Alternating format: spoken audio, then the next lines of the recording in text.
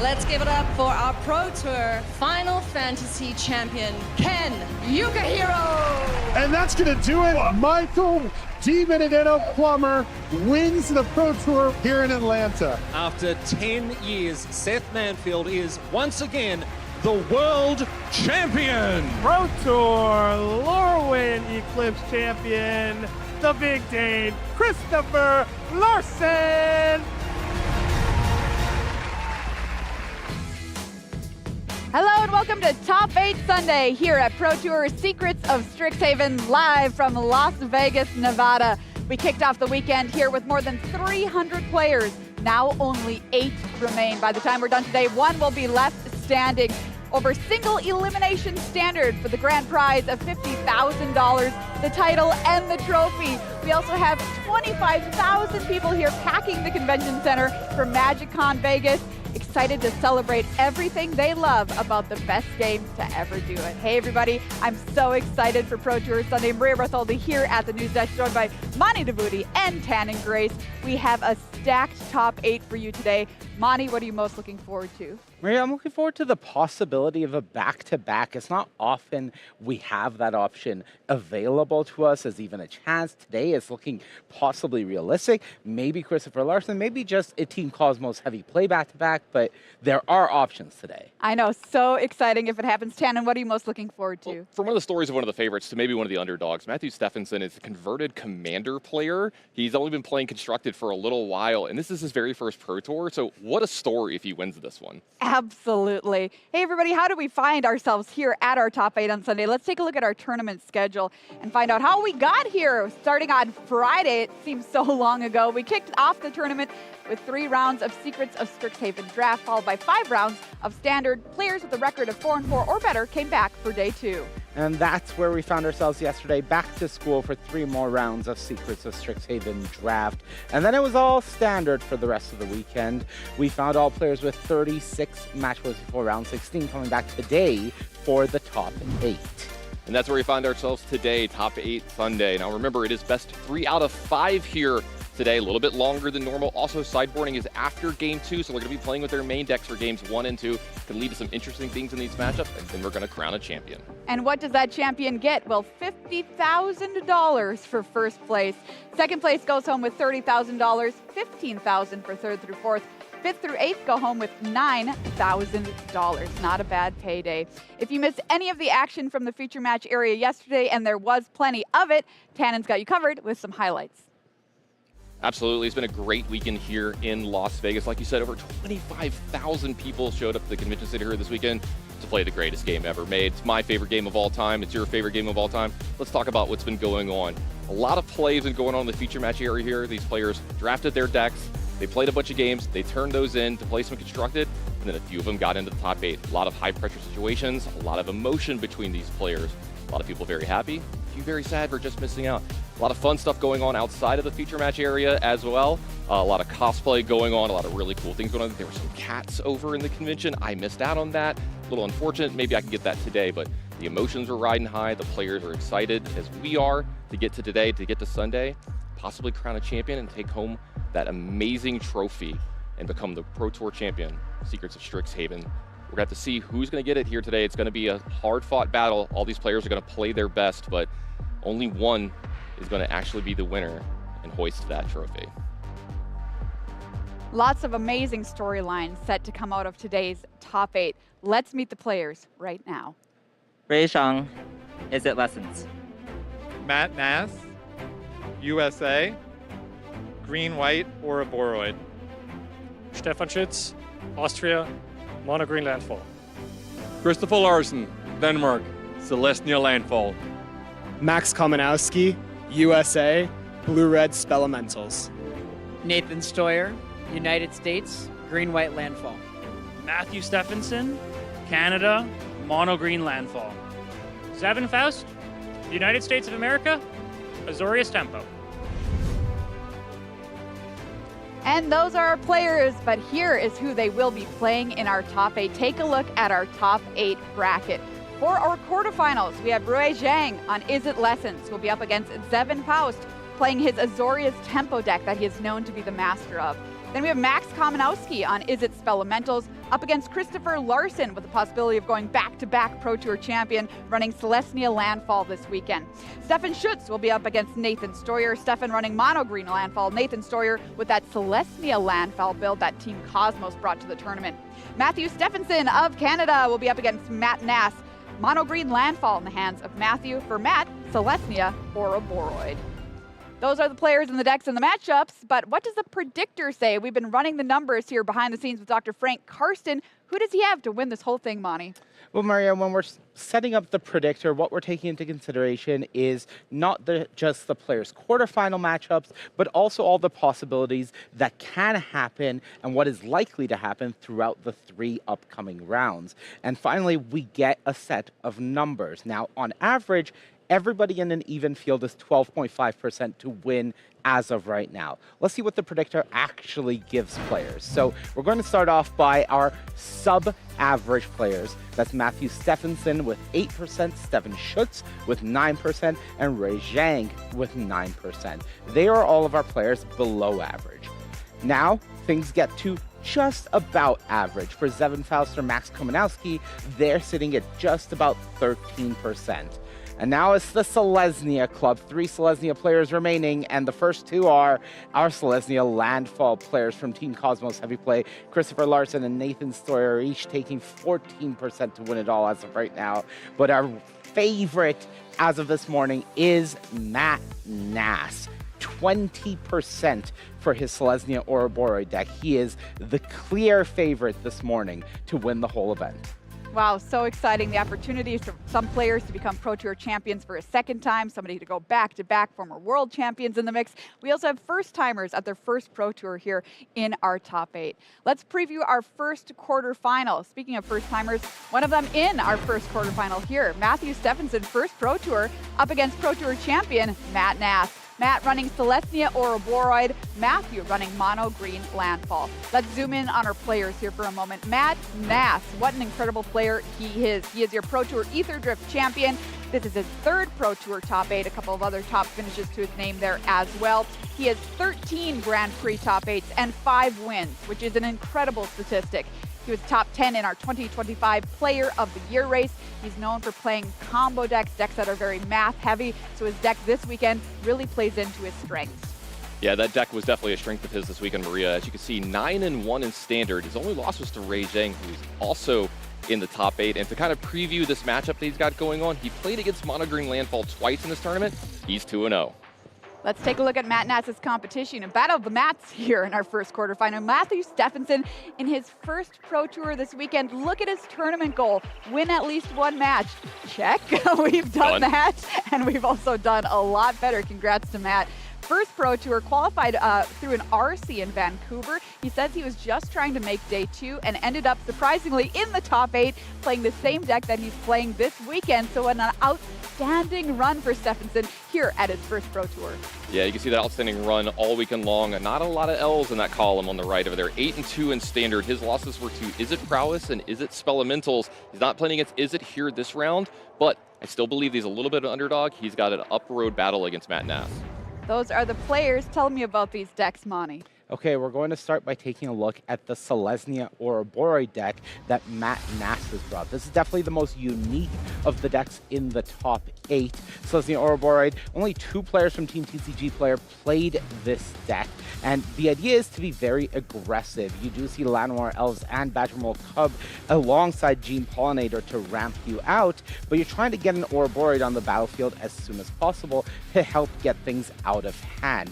Bright Glass Gearhulk also does heavy lifting in this deck, as it provides you with a toolbox package able to go get cards like Meltstrider's Resolve or Seam Rip for interaction. Big thing for Matt Nass is his sideboard. That's where I'm going to draw our attention, because he actually has a Nature's Rhythm Craterhoof Behemoth package in his sideboard. Having access to this for the post-board games makes him a heavy favorite against all the landfall strategies. On the other side, for Matthew Stephenson, Mono Green Landfall. Landfall strategies definitely being the overperformers of the tournament. Once again, we see that early ramp package in Llanowar Elves and Badgermole Cub, but the idea of this deck is to actually take advantage of the interaction between Earthbending and fetch lands like Escape Tunnel or Fabled Passage. So that's where Earthbender Ascension, Icicle Explorer, and Micron Harmonizer can really push things out of hand. Matthew Stephenson in the sideboard, unfortunately, I don't think he's going to be getting that much help. This is the biggest issue. You see 1 copy of Meltstrider's Resolve to add to the 3 in the main deck, but I don't think Matthew Stephenson really came prepared for a Selesnya Ouroboros into a Nature's Rhythm deck package. So we like Matt Nass in this matchup. What does Matthew Stephenson have to do to win? I think step 1 is winning games 1 and 2, because those are both pre-board games. If he can pick those up, then his chances of stealing one of the post-board games is high. But each post-board game he has to win makes it significantly harder for him. Well, let's find out how the players were feeling ahead of this big match. Tannen talked to them just moments ago. Found Matthew Stephenson here before his quarterfinal match. Matthew, how are you preparing for this? How are you feeling about your matchup? Yeah, well, I think game 1 and 2 are pretty good because he doesn't have the full Ouroboros Craterhoof combo in. But game 3 and 4 and 5 are very, very scary. Not a great matchup, but I'm here for a good time, not for a long time. We'll take the good cards, put the good cards in and take the bad cards out. Love the attitude, Matt. Good luck. Thank you. Hey, I found Matt Nass right before his quarterfinal. Matt, look, you're playing against Landfall round 1. If you win this match, you're going to be playing against Landfall again in your second round here in the top 8. How are you feeling about that matchup? So I'm 3-0 against Landfall in the Swiss, so not too nervous about the matchup, but The white version can be a little trickier with the erode stance or Ouroboros, and I think game 1 is worse for me. And instead of a third game 1s, it's now 2/5 game 1s. So that could make it a little trickier, but I'm still feeling confident that I can get maybe one of the pre-board games, and then I'm a big favorite in the post-board ones. Matt Nash trying to become a 2-time Pro Tour champion. Good luck. Thank you. It's the battle of the mats here in quarterfinal number 1. I'm going to pass it on over to Marshall and Paul with the call.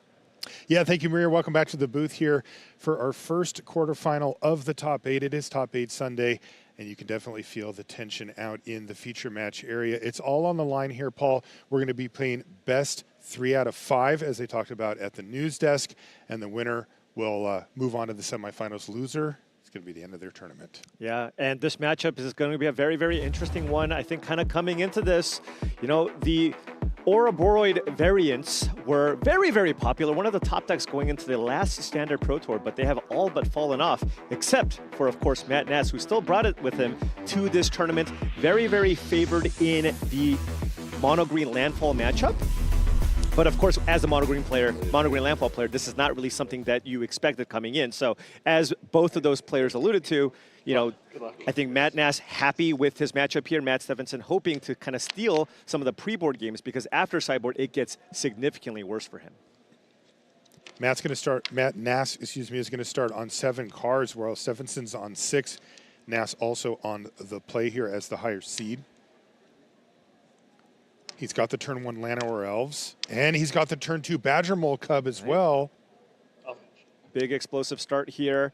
Has access to tons of mana and a Seam Rip as well in hand, along with the Ouroboros. So just, you know, being on the play, of course, huge, and being able to be the first person to get down that Badger Mole Cub, also very, very big. It's perfect for Nass, right? Absolutely. And I mean, doing this even despite the fact that you drew that Abandoned Air Temple with no basic land, so actually had to put that into play tapped. Let's see if Stephenson can try to keep pace mana-wise. Nass will have, what, 6 mana available next turn? Yeah, this is going to be tough. You know, I mean, Matt Nass already has the Ouroboros. He can just slam that this turn and has the mana to play Seam Rip. So you just go kill your Badger Mole Cub and slam Ouroboros here on turn number 3. Well, Stephenson said he's not here for a long time. He's here for a good time, and I don't think he's going to be having a good time at all. Yeah, and you saw kind of the eyebrow raised there. This is going to be tough here, and I don't think Matt has a way to get that Ouroboros off the battlefield. I think this is going to be a quick game 1 potentially for Matt Nass. Yeah, this is one where you go back to your friends and you say, well, he had the nut draw. Yeah, I mean, on the play. This is just the best possible start imaginable for what's already a somewhat favored matchup here for the Selesnya Ouroboros deck, and you just kind of shrug it off. And catching back up, not really in the game plan here for Mono Green. Yeah, I mean, especially if you can't. The thing is, I mean, Llanowar Elf is just such an important card in these decks. If the first person to play it has a big advantage, if the other person doesn't play one, they're at a huge disadvantage. Paul, it's Llanowar Elves. Excuse me, I just saw the one. I know, but they're like a party of elves. I guess that's what it is. I guess, you know what, get together and make fair mana. I don't actually know the lore there. Stephenson. I mean, I see one elf. You know, you are right, Paul. There is only one elf. Yeah, really just an absolute explosion here for Nass in game 1. Stephenson desperately trying to figure out if he can even survive a turn. The problem, of course, is that Ouroboros, with no mana spent at this point, you know, from this point on, is going to completely dominate this board. Yeah, and it doesn't get better; it gets much, much worse. Yeah, I mean, there's just not even much Matt can do here. What is this, a keen-eyed curator to kind of just keep something back on defense? But it's simply not big enough here. Everything is going to get 2 +1/+1 counters, potentially 3 if Matt Nass decides to pump mana into the Abandoned Air Temple first to pump up the Ouroboros. But another Seam Rip here for Matt Nass. You can go Seam Rip into Sage of the Skies if you want to. This is so over. Unbelievable start here for Matt Nass.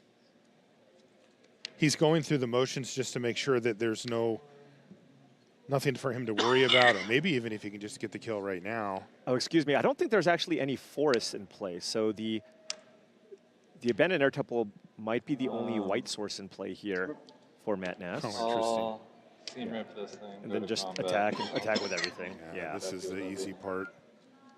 It's 20 together, right? I think it's 17. 4, 8, 12, 17. So a lethal attack, so Matt Stephens is forced to block, and he knows it's over. What a beating. Turn 4 win for Matt Nass on the play with just perfect mix of acceleration, threats, and interruption or removal. And he easily wins game 1 against Matthew Stephenson. Both players on 7, and Stephenson's going to be on the play here. Good. Yeah, these pre-board games are extremely important here for Matthew Stephenson to win. Has the Llanowar Elf on the play. That's exactly how you want to start things off. The what? What was it? Llanowar Elves. And by the way, speaking of, one for each of you. Right. But Matt Nass does have the Saz's Chocobo times 2 plus into a fetch. Okay. So this is the type of aggressive hand that you need. The question is it going to be enough here? Because if you look at Matt Nass's hand, he's got access to a ton of mana next turn. He's got Badger Mole Cub and another Llanowar Elves to deploy this turn. Okay. You see that Bright Glass Gearhulk in hand as well for Nass. One of the ways that he can go over the top or even maybe make a little bit of a comeback if he were to fall behind like we see here. Yeah, that's the type of card that Matthew Stephenson doesn't have access to. Right, and the Gearhulk just gives you access to a bunch of interaction. You can just get that to get multiple copies of Seam Rip or Melt Shredder's Resolve to get those Chocobos off the battlefield. I'll play a Llanowar Elf and a... Oh, wow. Look at this. So tons of green mana available. The only thing here is Matt Nass might be gated by the amount of white mana he has available, given that he only has the Plains and the Badger Mole Cub only just gives you access to more green mana. Yeah, and if you take a look at Matt Nass's hand, he actually just can't cast the Gearhulk yet. So that is currently stuck in hand for him, but the real question is if Stephenson can continue this build out with the double Saz's Chocobo on turn 2 plus fetch land. Yeah, he's got another fetch land, so that means he can get in for 8 damage with the Chocobos. Probably going to be looking to do that. And then just kind of playing out your hand here. There's not, the hand doesn't really have anything else going for it. You're just going to run out the Curator and the Llanowar Elves. No blocks. So in come both of Saz's Chocobos. Escape Tunnel's going to get sacrificed. And down to 12 goes Matt Nass. Now, that's a good start. Yeah, and noting that Chocobos, very importantly, are at 5 toughness. They're 4/5. So Matt Nass can't simply just find a white source, play Bright Glass Gearhulk, and then just run out a bunch of Melt Shredder's Resolves because, of course, it is a fight effect. You want to get a bunch of Seam Rips, but Matt, if he finds a white source next turn, can't even deploy the Seam Rips next turn. And that's if he finds one, which he doesn't have. Keen-Eyed Curator follow-up play here for Stephenson. Ouroboros would, of course, be a fantastic draw here. That's what I keep thinking is that, you know, right now Stephenson does have a pretty nice board and a good start, but it feels like it wouldn't take much to topple it. And that is a forest. So all Matt Nass can do here is run out more Paw Patch Recruits, pay the Offspring cost here as well. So he'll get a pair of those. So there's 6 mana being tapped here and just making basically 4 copies of Paw Patch Recruit. Now, Matthew Stephenson's deck doesn't really have a ton of interaction, so the ability to kind of move around a bunch of +1/+1 counters won't be as relevant, but this does give you a wide board, gives you some chump blockers here for the Saz's Chocobo, which gives Matt Nass some time here to be able to find a white source for the Gearhulk or perhaps just top deck something like an Ouroboros. Yeah, that's the only thing that Stephenson is missing here is the ability to give Trample and really start pushing through the damage. You know, a doubling effect would be nice, but chump blocks for Matt Nass kind of mean he's going to have a lot of time. And we know the longer the game goes, the better for Matt Nass at this point. Definitely. So Matt Nass going to be sizing up some blocks here. Might go 2-1 and a 1-1 on a Keen-Eyed Curator just to get it off the battlefield, and then maybe put some tokens on the Saz's Chocobo. Potentially just take 5. Can also possibly afford to do that. Nass thinking about how much damage he's comfortable taking here. Yeah, this is a board that's really well suited for Ouroboros, for example. A second white source would be really good for the Gearhulk in hand as well. Yeah, so that's kind of why Matt Nass would want to keep more creatures in play if possible. with the potential for a top deck or a Boroid. And it's pretty clear Matthew Stephenson currently doesn't have a way to give trample because he played out that land. There wasn't an Earthbender Ascension, so Matt Nass goes down to 7. Still has to deal with these Saz's Chocobos, but still has a couple of turns here to find a white source. Let's see what he finds. That is a Pollinator delayed white source. Counts, sort of. Counts, sort of, but we'll probably have to throw a couple of creatures away just to stay alive here. Pollinator. And not interested in attacking here. I will pass to you. Yep, all right. So Nass. Big turn. What can Matt Stephenson find? Just another Keen-Eyed Curator. Yeah. Not the best in this matchup. Very, very decent against the various decks that care about their graveyard, but the Ouroboros deck, not so much. This one. So he can go ahead and block with the planes, which will just come back. Right, and then a chump block on the Recruit. Yeah, this makes sense. And, you know, the Gene Pollinator, if there's another white source here, could be pretty good. We could see Gear Hulk into Seam Rip this turn. Yeah, if you can find another white source here. Badger Mole Cub. Badger Mole Cub doesn't change things. Like, Matt Nass already has access to a ton of mana. I mean, he can still play it here. It's just a free card to play just because you have access to a bunch of mana here. And he does have the ability here to cast the Gear Hulk. Again, notably, won't be able to kill Chocobo with the Melstrider's Resolve. Yeah, and the Seam Rip can't be cast this turn. Yeah. You could get one of each and use a Melstrider's Resolve to kill the Keen-Eyed Curator that's currently in play, and then, or just recognize that, hey, look, I don't actually care about your 3/3. It's just really hard for that creature to turn into a 7/7 in this matchup. Very difficult. So if that's the case, then your Bright Glass Gear Hulk can just stay in front of it anyways. Go ahead.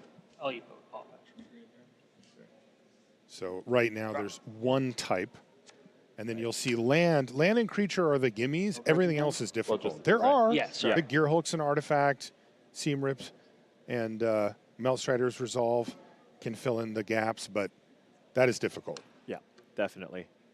So Matt Nass still hanging in there, pushing his game plan forward, but is yet to find that push you over the top card. Right.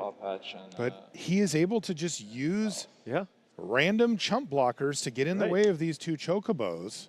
And that is a Sapling Nursery, it looks like. Okay, so that's a very, very strong draw here. None of these push through the damage. Right.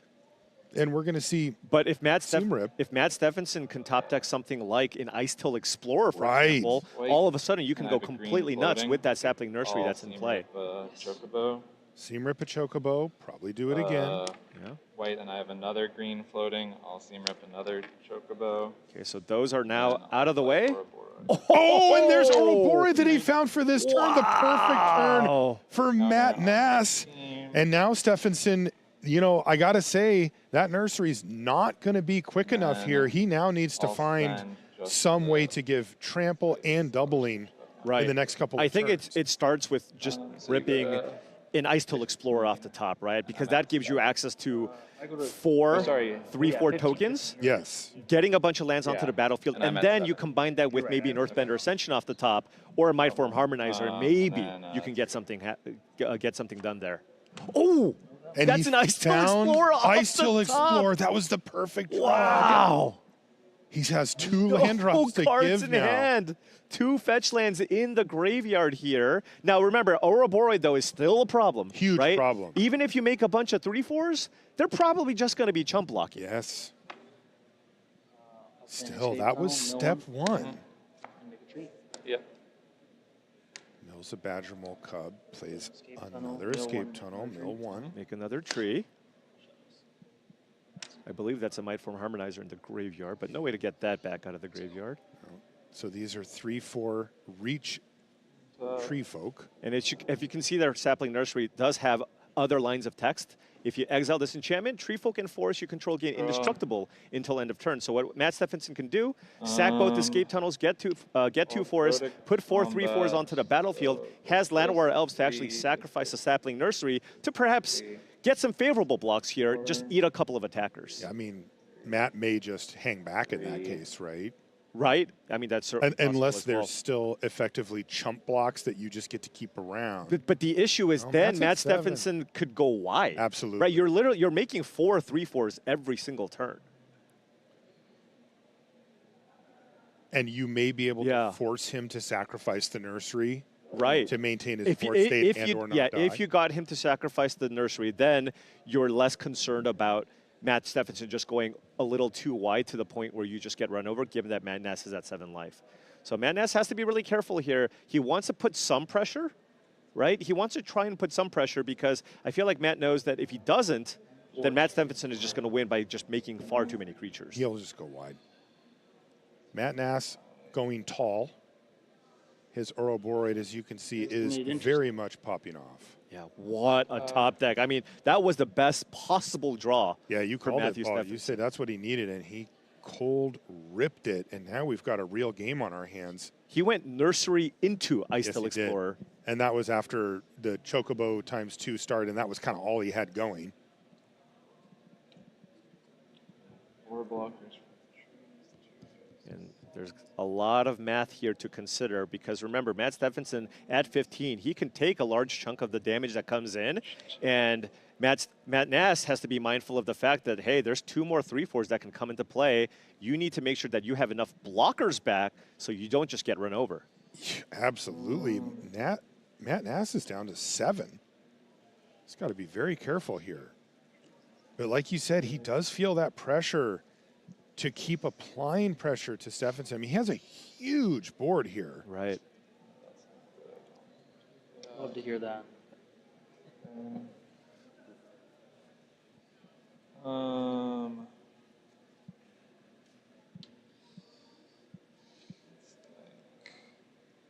Yeah, and the tough thing here too, if you're Matt Ness, you know, previously the different versions of the Ouroboros deck always had the Nature's Rhythm Craterhoof Behemoth combo to kind of close out board states like this.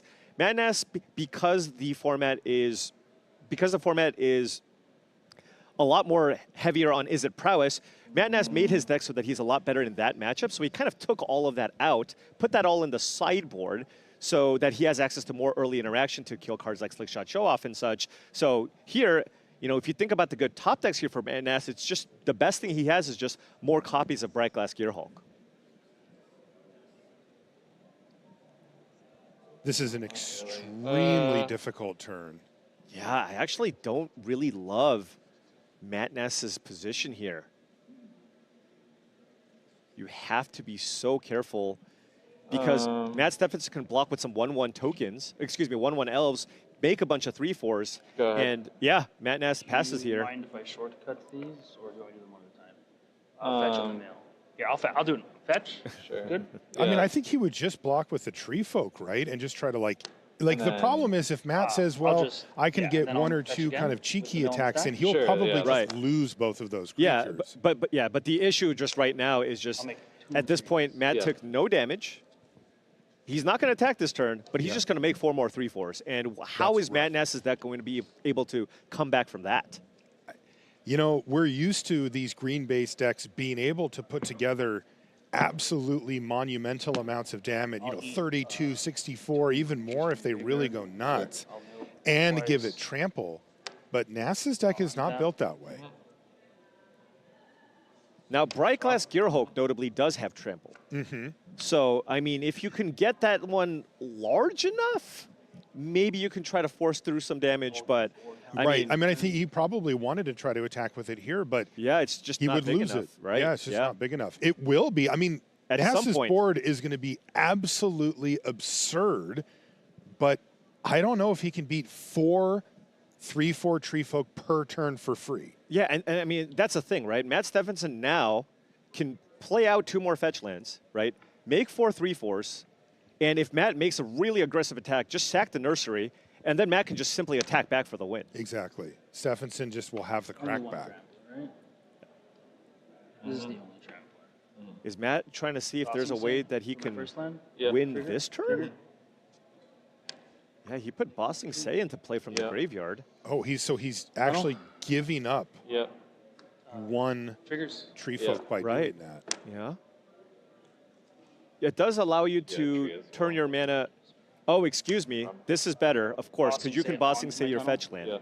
So it's basically so you actually a similar thing here. It's a similar, but you get sets Bossing you Say up in play. better for long term. Yeah. So he likely is just now content to build out this board. Yeah, I mean, he's got access to what? Yeah, he just passes the turn 6, back. 7, 8, 9, 12 creatures. And then if he sacks the Fabled Passage, they'll be able to make 2 more Tree Folk. Abandon Air Temple for Nass. I mean, that does turbocharge the Ouroboros even further, but it does. I don't know if that's solving the problem for him. Right. Can you even attack through? I mean, these creatures all have 7 counters on them at least. And then, now, they're not quite lethal yet here, but I mean, I feel like Matt Stephenson can probably I'll pass to you. set up a spot here where just you attack with everything here. Remember, Bossing Say also allows you to turn a land into play as a 2/2 haster effectively. Another trigger. Wow. Unbelievable sequence there from Stephenson going Ice Till. Yeah. So Matt and Nass, Nursery. so yeah, let's really just kind of add everything up here, right? You look at all the Tree Folk on the left. Matt Nass currently has 7 blockers. So 7 Tree Folk get blocked, right? Mm-hmm. If everything else attacks, 3, 4, 5, 6, 7, 8, 9, that's 11 damage coming in.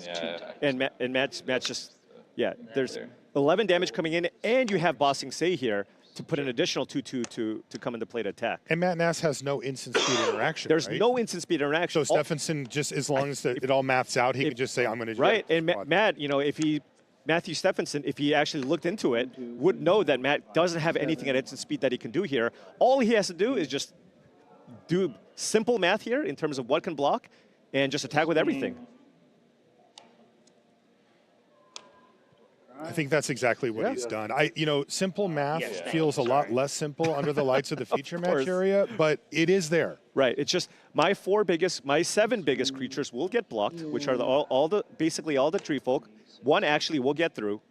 He knows. Well. Yeah. Stephenson is like, I have lethal. Is there a reason not to? Do you have a lifelink creature? Right. Exactly. These are the things that you start to think about. Are like, am I missing something? Yeah. Right. If I wait another turn and then I'm really, really, really sure, am I giving up any risk? Right. You know. Yeah, but I mean, at this point, it feels like he could just do whatever he wants, right, and win this game. Yeah, I mean, Matt Nass's deck just doesn't play any erodes in the main, right? If there was erode in the deck, this would be a lot more difficult here for Matthew Stephenson. Yeah, we are in game number 2 of our first quarterfinal. This is a pre-sideboarded game. Any games after this will involve sideboards. What an incredible sequence of draws, because it looked like once Matt Nass stabilized with the double seam rip, things looked grim for Matthew Stephenson, especially after that Ouroboros. Yeah. But being able to go Sapling Nursery into Ice Till Explorer completely stabilized the board here.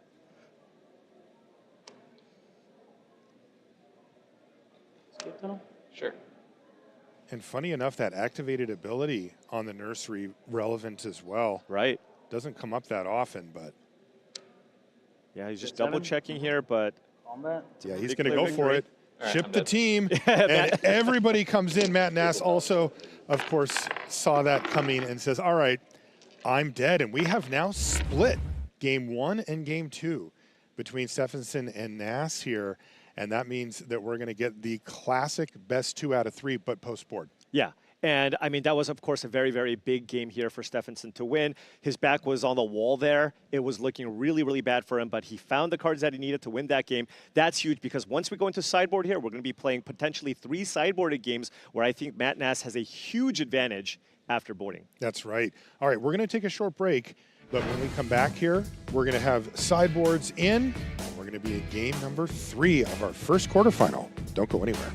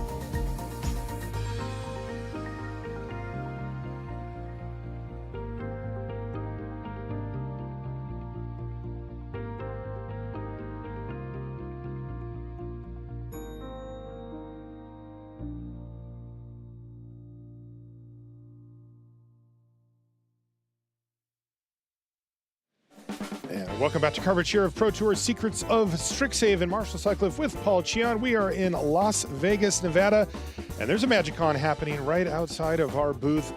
Tons of stuff going on here, but of course we are focused on that high-level competitive play that we all love, and that's the Pro Tour. We're in Sunday top 8. We're in our first quarterfinal match. If you're just joining us, you've only missed the first 2 games, and you've got a whole day of awesome top 8 action ahead of you, and we're really happy to have you along. We have Matt Nass playing breakout deck of the format. This is one that he said that him and Ma Noah put together and kind of chose almost last minute, like the day before. You and I had a chat with teammate and friend of Matt Nass, Sam Pardee, who said, I begged him not to play that deck. He was, sleeving it up the night before deck registration was due, and Matt Nass said, nah, I'm going for it. Yeah, Sam Pardee was basically telling me, he's like, look, we tried playing a similar deck at the last Pro Tour. That was one of Team TCG players' worst performances, and they were playing a rhythm deck that had Brightglass Gearhulk in it. But Matt Nass deciding, hey, I'm going to make a few tweaks, and I feel like running it back here. I feel pretty confident in just my sequencing and how to play this deck. Let's go with this, and you know what? Worked out for him. Matthew Stephenson from Canada on the other side of the table is playing the mono-green landfall version of this style of archetype. This was a big deck in the field, and not surprised to see it here in the top 8. Good start here for Matt Nass. He has a Badger Mole Cub, but so does Stephenson. So we've got an even fight thus far. Right, but Matt Nass does have a Seam Rip here in hand. Oh my goodness, found another Badger Mole Cub. So how much mana are we looking at here? Because if you have the Badger Mole Cub here, this gives you access to 4 mana still, and then you can just slam the Ouroboros. I mean, look at this board.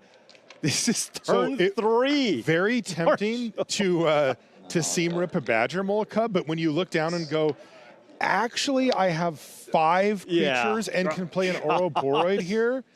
So what is he up to? 2, 4, 7, 10. I mean, look, 12 power. There's a reason why this was considered the best deck in Standard a few months ago, right? And the metagame, of course, has shifted. All these Is It variants are very good against the Badger Mole Cub decks. But if there's one deck that the Ouroboros deck is very, very good against, it's against the mono-green landfall deck. I mean, this kind of start, you could convince me this is a modern start. Well, yeah. Right? Absolutely. I mean, that is ludicrous. And Matthew Stephenson, after sideboard, has a 4th Meltstrider's Resolve. That's all he has. That's all he has. And by the way, all of Nass's stuff is effectively out of range anyway. Right. And it's not like Matthew Stephenson had a bad draw. He also a sweet draw. Right. He's also going second Badger Mole Cub into Earthbender Ascension. But I mean, we're close to a lethal attack here. I bet you it is. I mean, he's got Seam Rip to kill a blocker. Close, too. right? Yeah. Yeah, you just Seam Rip a blocker and just pump everything. 10. Nass is doing the math to see if he can actually just get through for lethal if there's -1 of the Badger Mole Cubs. Yeah, everything gets 10 counters total, right? Because of Ouroboros at 2 power. Yep. I can remove a blocker. Remove a blocker. Yep. Yeah, count it up if I'm dead. Yeah, so this is a 5. Stephenson says you do. And then 5. Math is for attackers, I guess, in this case. Yeah. Do you want to just put the dice on and make it easier for me to count? Sure. Yeah, Matt Nass has already kind of mapped this out, and this 2, is a turn 4 4 kill against So another 4, 8, solid 12 start. From the 3 4s, and then 5 from this is 17. Yep, and Matthew Stephenson is at 17, and that is a turn 4 convincing kill here from Matt Nass. Holy smokes. Okay. All right, Matt Nass, we see you. All right. And that's also primary game plan stuff. Yeah. Right. That's not the Nass Nature's Rhythm does board package. into the Nature's Rhythm and some more removal. We didn't see any of that. Right. It was just the stuff that he plays in the main. And by the way, there's your Nature's Rhythm. Ooh, that's a rough opener, though. That is a tough hand. Matthew Stephenson kept a 6-card hand, has no 1 or 2 mana play. And Matt Nass has a Llanowar Elves. Well, he's got Llanowar Elves, so that's good. Yeah. Okay. Great draw. Oh, wow. That was the perfect draw, And into Resolve. Wow. Because he had the Resolve in hand, but didn't have a 1-mana play. That's going to set back Matt Nass a lot. Right, because Matt Nass doesn't have a 2-drop to play here. Next turn, he can just Seam Rip? Yeah, he does have a Seam Rip. Okay, so that does something. But next turn, probably could cast Nature's Rhythm to go get a Llanowar Elf. Oh, perfect, though, for Stephenson. Yeah, Stephenson's hand was fine once you get to the turn number 3. It was just a lack of anything to do until then. But of course, finding that land elf was huge. This is a big sequence here for Matthew Stephenson, getting Earthbender Ascension going right now, especially if Nass says land go. Yeah, I mean, Matt Nass just kind of has nothing. He has 5 lands in hand and a Nature's Rhythm. Yeah, he just needs to make sure that he can cast whatever the best possible outs for him are at this point. Yeah, and that just means picking which land you play correctly and then saying your move. Right. Tap Temple Garden, go. Oh, it looks like so he's not even going to go for Nature's Rhythm for 1 here. His plan is to probably just go Nature's Rhythm for 2, maybe get Badgermole Cub down and get a lot more mana going, and hope that Matthew Stephenson doesn't have an explosive hand here to just try to close things out. Surok. Okay. He does have Might Form Harmonizer in his hand. Yeah. But he's going to save Plays it. the land. Gets in for 2. Okay, just 2 damage coming in. There is a Might Form Harmonizer in hand, but Matthew Stephenson doesn't have an additional land drop here to play. Was that a just gear hook off the top there, or maybe a Gene Pollinator? Yeah, it was a Pollinator. He wishes it was a gear hook off the top. Yeah, I mean, it feels like you want to be efficient with your mana here. Just go Nature's Rhythm for 2, get Badgermole Cub online. Next turn, you're going to have access to 7 mana. All Rhythm for Cub. Do a forest. Nice. Here you go after that. Rhythm for Cub, target forest. All right, if Matthew Stephenson can find a fetch land here, I mean, that could be extremely close to lethal here, right? Because you have the Surok. You play the Might Form Harmonizer fetch land. That's 16 damage coming in from the Surok, but does not. Instead, he finds Llanowar Elves. And does have a Might Form Harmonizer that he can just run out here. He's just going to play it. So this is a very, very scary board. Any land for Matthew Stephenson here can mean just potentially a lethal attack next turn. That would have been cool. Matt Nass, however, has access to a lot of mana. Mostly lands in hand. What can he find here? Yeah, this is he delayed Nature's Rhythm by 1 turn so that he could get to this point. Oh, good draw. Although remember Surok is out there. Right, because Surok is out there, if you want to fire off the Erode, you probably need to do it on the Might Form Harmonizer and also on your turn. Main phase, yeah, right now. No extra land drop, or excuse me, landfall triggers. I suppose you can do it on. I suppose you can do it on the draw step or something as well.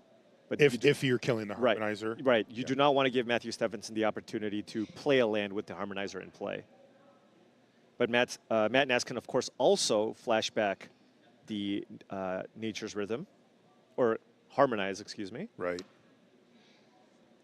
And given that Matthew Stephenson's at 20, I don't think we have enough here to get something really big. Now, can you get? Maybe you can go get a Gear Hulk. If you get a Gear Hulk here, you would need 7 mana to do that. Yeah, I mean the Badgermole Cub reduces the cost by 2. Probably just doesn't have enough here. That Erode though was a big draw, because it probably means that it gives Matt Nass 1 more turn here. I wonder if Matt is thinking, what if Stephenson doesn't draw land? Like, let's say the top of his library is like another Llanowar Elves or something. It's just tough because the deck plays 26 lands, so you're almost 50% to just draw a land off the top here. But he does just have enough mana to harmonize for a Gear Hulk if he'd like, right? And it's like that or Erode. Right. I guess you get Gene Pollinator with Erode. But that's such a big difference. Right, unless you get something smaller here. 2, 4, 6, 8. So we can do this for 4. And that's a Gear Hulk. But it means he doesn't get to a road. Right. So is this just Gear Hulk here? So is he... Okay. So this is Matt just saying, don't draw lands? Yeah, I mean, even if he draws a land, right? Like if he just draws a non-fetch land, if he draws a non-fetch land, he can still just... block one of the 4 power creatures, or Matthew Stephenson might only be able to attack with one of them, right? Right. Now, of course, if Matt Stephenson just draws a fetch land, the game is over, right? Because you just target the Surok and then you target it twice, and then that's going to be a 16 power trampler. Well, wait, no, but excuse wait, me. No, there's it's first strike right. on No, the no, no. other It's got the side first too, strike. right? Right. Yeah. No, but if you get the fetch land going, you can also you have the Earthbender Ascension. Excuse me. So which would you need then to get that which would then give a +1/+1 counter to the Mightform Harmonizer. Also give it trample, and then that would be 20 damage coming in. Okay. So fetch land is really what Matthew Stephenson wants here. Of course, something like a Melt Shredder's Resolve would also work, right? If he does have a removal spell, he can just use that to get the Bright Glass Gearhulk off the battlefield. What is Matt Stephenson's hand? He has, I think, a Llanowar Elf? Yeah, I think that's what it was. All right, Escape Tunnel off the top. Yes, if I get lucky. Oh, he says I need to get lucky. Can he hit a fetch land to take this game right now? He's had some good draws before. I don't think it was. It was a Bushwhack is a land, but not. Bushwhack is a land or a way to kill the Bright Glass Gearhulk. Oh, that's interesting. You would fight and lose one of your creatures, and you don't have a land drop to make. And Matt Nass went and fetched a Melt Shredder's Resolve and an Insidious Fungus here. Wow, interesting. Would have been really exciting if he hit a fetch, but this is like, this is more interesting. Right, absolutely. I'm gonna bossing say onto this. Oh, and then cast 12, Bushwhack. right? And then Bushwhack. Oh, I think this is it. I'm gonna boss Right, say turn onto this into a 4/4. Okay. Tap the forest, Bushwhack. You get the Bushwhack forest back, right here. kill the Gearhulk, and that gives you a Mightform Harmonizer trigger. So that did work. It just took a little bit of time to see the line. Because it's a fight and it dies. Right, You because actually it's a needed fight it and to it die. dies, and then you get it for exactly 12 points of damage. That is incredible. Wow. Wow. I don't think Stephenson saw that right away. He said time to get lucky, drew the Bushwhack, and then put the pieces together. And he didn't see it instantly, right? He drew it, and he was did like, not. he was thinking of Fabled Passage and Escape Tunnel. Wow. So he actually did top deck the win, but it was because it's a fight. We're good to start. All right, game number 5 between Matthew Stephenson and Matt Nass. And Nass starts off with Llanowar Elves, and Stephenson does too. Wow, what a sequence of draws there again for Matthew Stephenson to come out on top in that one. Kept kind of a Okay, here's Badger Mole Cup. Does he have a seam rip? No. Matt Nass also has a fantastic hand in his own right here. Chocobo. Chocobo's Matt Nass, I don't think cares about that. No, not at all. He has Ouroboros in hand for next turn. Right. Now, Matthew Stephenson does have a Melt Strider's Resolve, but Matt Nass has up Erode here. Okay. And does Stephenson fire off the Resolve here? To maybe go after the Llanowar Elves. Yeah.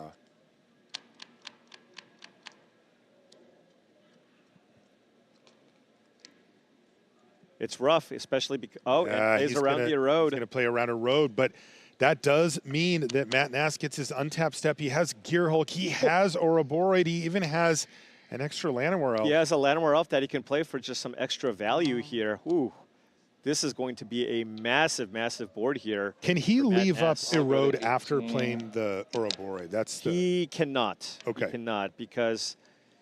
I'll play Ouroboros. Oh, no, he can. Excuse me.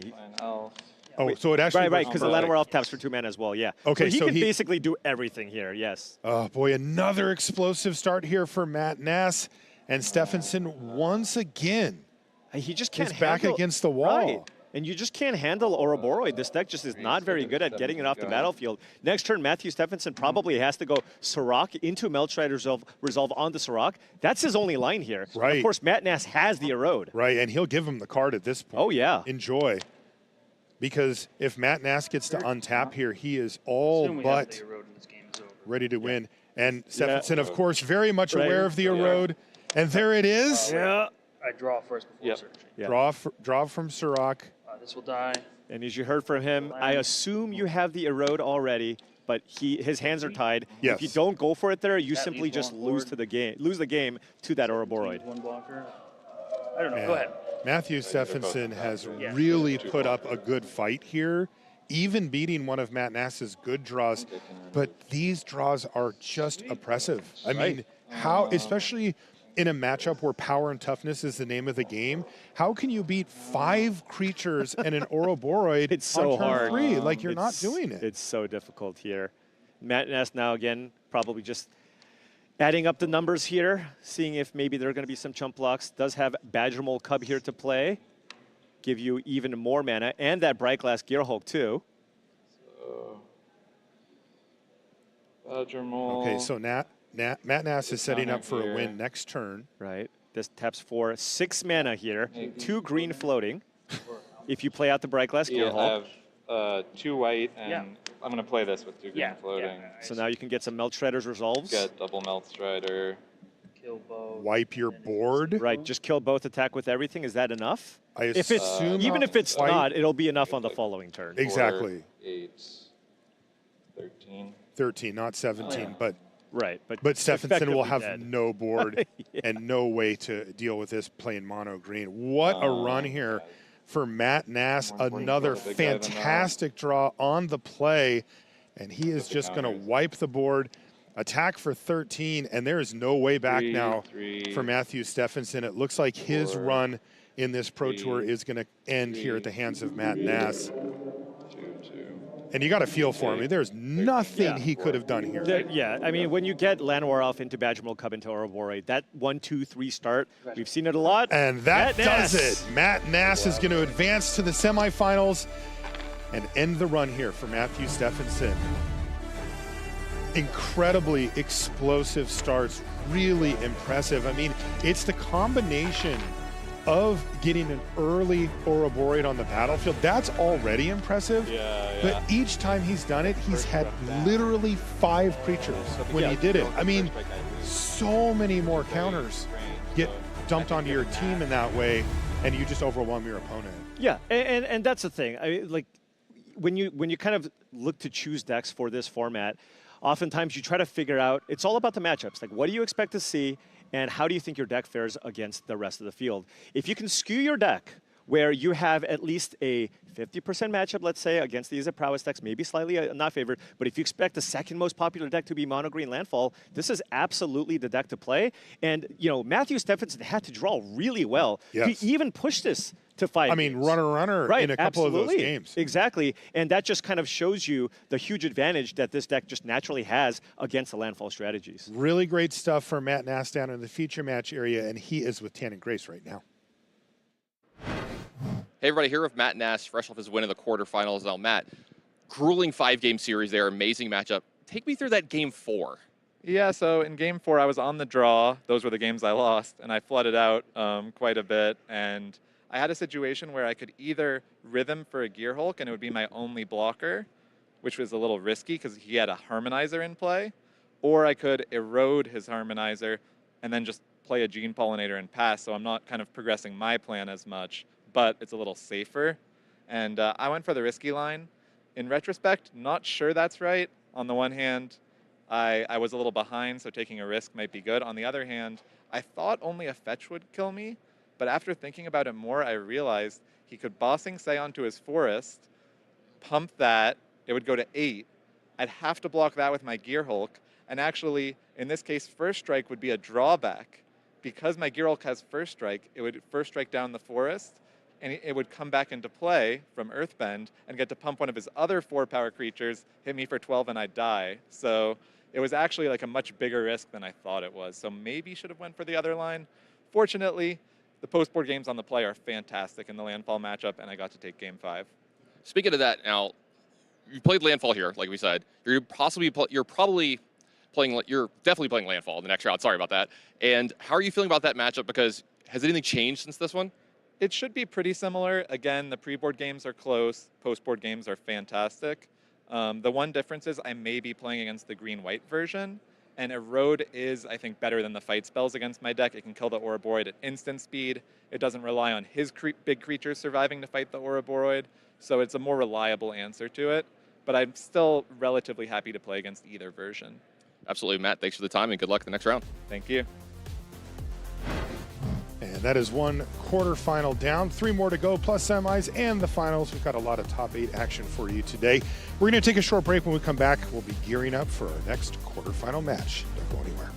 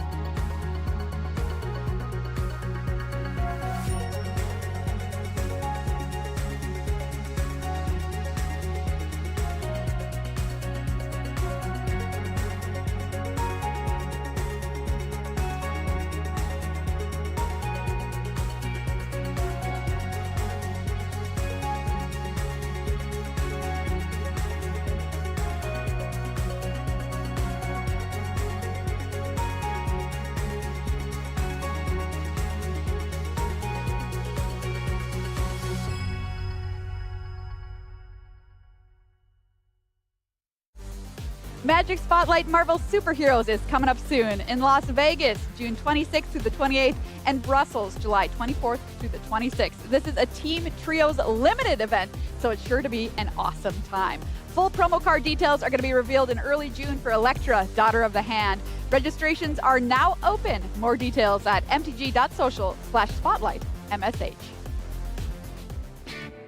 We're in the quarterfinal rounds here of the top 8 of Pro Tour Secrets of Strixhaven, happening live in Las Vegas, Nevada. From 300 players on day 1, we are now down to just 7 here in the Pro Tour area on Top 8 Sunday. Welcome along to the news desk. Maria Bertholdi, Mani Devuti, and Tannen Grace with you here. And of course, one of the stories of the Pro Tour is the teams and how they test together, who is on each team, the trades they do every year, and how they perform at the end of the Swiss portion of the tournament. Let's find out about our top 4 teams right now. Who did it best, starting with number 4, TCG Player. Yeah, Team TCG Player coming off of one of their worst events in recent memory. They were looking quite good. They were the 4th most winning team, have Matt Nass now officially into the top 4, with Nam Dang and Edgar Magalhaes being very live going into the very last round of the tournament. Yeah, if we take a look at the 3rd place team, that is Team Rampant Growth, a team with a lot of great players on it. Let's see how their weekend actually panned out for them here. You can see very average good on the left-hand side. A lot of 10 and 5s, a lot of 10 and 6s, down to the 9 and 7s. Very good all-around performance from this team. No humongous standouts other than Ben Stark with his top 32, but a lot of players making day 2 and making some deepish runs into this tournament. No big standouts, but only a few didn't make day 2 here as well. Pretty good overall for that team. Let's take a look at the 2nd best performing team, Team Handshake Moxfield. Let's see how they did. Well, they're feeling really great indeed because they have 3 players into our top 8 today. Congratulations to them. But then, of course, things really fall off. We only had 2 other players making it back here with a 10-win threshold, which is really disappointing. So top end heavy for Handshake Moxfield. Yeah, we move into Team Cosmos Heavy Play. By far the best performing team this weekend. Largest team on the Pro Tour here this weekend as well. Definitely highlighted by those 2 players in the top 8, Christopher Larson and Nathan Stoyer. A lot of players went 12 and 4s, also multiple players. Javier Dominguez behind that as well. Want to highlight Eli Cassis with him. Both those players, they're still alive in our Survivor, but not only did they put those 2 players in the top 8, Maria, they put a ton of players into contention all weekend long, and only 3 players missing day 2 on a team this size. That has got to feel like a win inside that. I'm sorry, those houses for this team this weekend. Yeah, they had 3 houses. They had so many players on their team. Let's take a look at the overall team scoreboard here. Cosmos Heavy Play, our number 1 team. You can see their win percentage, 59.2%. Very impressive for such a large team. So congratulations to them. As we get ready for our next quarterfinal, let's take a look at our bracket and find out what's happened so far in our top 8 today. There you can see what just happened on screen. Matt Nass with Celestia Ouroboros besting Matthew Stevenson with Mono Green Landfall. So Matt Nass with that Ouroboros deck will move on. But we've got 3 more quarterfinals to get through first. So who's up next? We have Ray Zhang on Is It Lessons up against Zevin Faust on Azorius Tempo. Let's get to meet our players. Ray Zhang, no stranger to the Pro Tour, known as a heavy hitter for putting up consistently good results Pro Tour after Pro Tour after Pro Tour, has top 8s at almost every level and type of tournament, from Magic Online to the ROC to the Pro Tour, of course, to the Spotlight Series, longtime member of Team Sanctum of All. Yeah, I think the real story of the tournament for Ray Zhang here is domination. You know, 1 loss the entire tournament, first player into the top 8, went 6-1 in Constructed here this weekend. They have not played this matchup that we're about to see yet this weekend, but you got to believe in the power behind Ray Zhang. Great tournament overall so far. That's a look at Ray Zhang. Let's take a look at the competition here. Zevin Faust, we have the tournament goal achieved, advancing to the top 8. Great job, Zevin. This is his 2nd Pro Tour top 8. The last was Pro Tour Ether Drift last year. Top 20 in the Player of the Year race last year as well. Known for mastering unique decks, is in fact 17-3 with this deck across the last 2 Pro Tours, which is astounding. Yeah, let's break that down just a little bit. 9-1 last one, 8-2 this one. A lot of great play out of Zevin Faust with this deck. He hasn't played this matchup either this round, so we're going to see a first-time matchup between these 2 here in this top 8. But this is one of the matchups this deck was built for. It was built with this kind of stuff in mind. He has played the Is It matchup a ton. It's just a little different this time. All right, let's get a closer look at these two decks, Monty. Okay, we are going to start by taking a look at Roy Zhang's Is It Lessons. Now, this build of lessons that they have brought is pretty sweet. We do see a lot of the tools that make lessons function. The grand artist talent and monument to endurance package is the lifeblood of how this deck closes out games. Putting all of them together gets you over the line, but it's the lessons that accumulate wisdom that give you the cards to continue going off time and time again. And one thing that Roy is doing unique to them is 3 copies of Consult the Star Charts, giving you even more consistency and ability to find those monument to endurances that are so important in the matchup. Taking a look at their sideboard as well, one thing that we always see with lessons is the ability to diversify their threats a bit post-sideboard. So you do see 2 copies of Storm Chaser's Talent, Quantum Riddler, and Ralph Crackling Wit in the sideboard as potential win conditions for Roy post-sideboard. On the other side, we have Zevin's Azorius Tempo deck. Now, this is Zevin's pet deck. He played it at the last Pro Tour to a 9-1 finish in Standard, 8-2 this weekend, and this deck is all about locking your opponent out of the game. You're trying to land one of these 2-mana spells that limit your opponent's options, like High Noon or Voice of Victory, and then just start leaving mana up, representing anything from Floodpit's Drowner to Aven Interrupter to Aang Swift Savior to Skycoach Conductor. All of these cards are trying to fight on a instant speed axis and make it harder for your opponent to participate in the game. Going to the sideboard, one thing that I want to point out from Zevin, not much graveyard hate. 2 copies of Ghost Vacuum, but no copies of Rest in Peace means that Zevin is not going to have the usual tools that are really powerful at stopping Is It Lessons from setting up their graveyard, and that may be a bit of an issue. All right, so there you have it. Those are the players and the decks. It's time for our next quarterfinal, and in fact, Ailey and Corey are going to take us through, before we do, we've got 2 player interviews with the players to find out how they're feeling ahead of this matchup. Hey, I'm here with Zevin Falson. Zevin, you've been playing your deck for quite a while. You know its ins and outs. You probably know all of your matchups. How are you prepared for this, and how do you feel about your matchup in this top 8? Well, I'm playing Is It Lessons in the first round of the top 8. Historically, that's been a very good matchup for the High Noon deck. I beat it twice at the last Pro Tour, but, you know, CFT Sox Lifts is pretty innovative. You never know what can happen. They're an amazing player. Absolutely. Thanks for the best. Thanks for the talk, and best of luck in the top 8. Thank you. Hey, I found Ray Jane getting ready for their quarterfinal match. Ray, how did you prepare for the match after last night leading to today?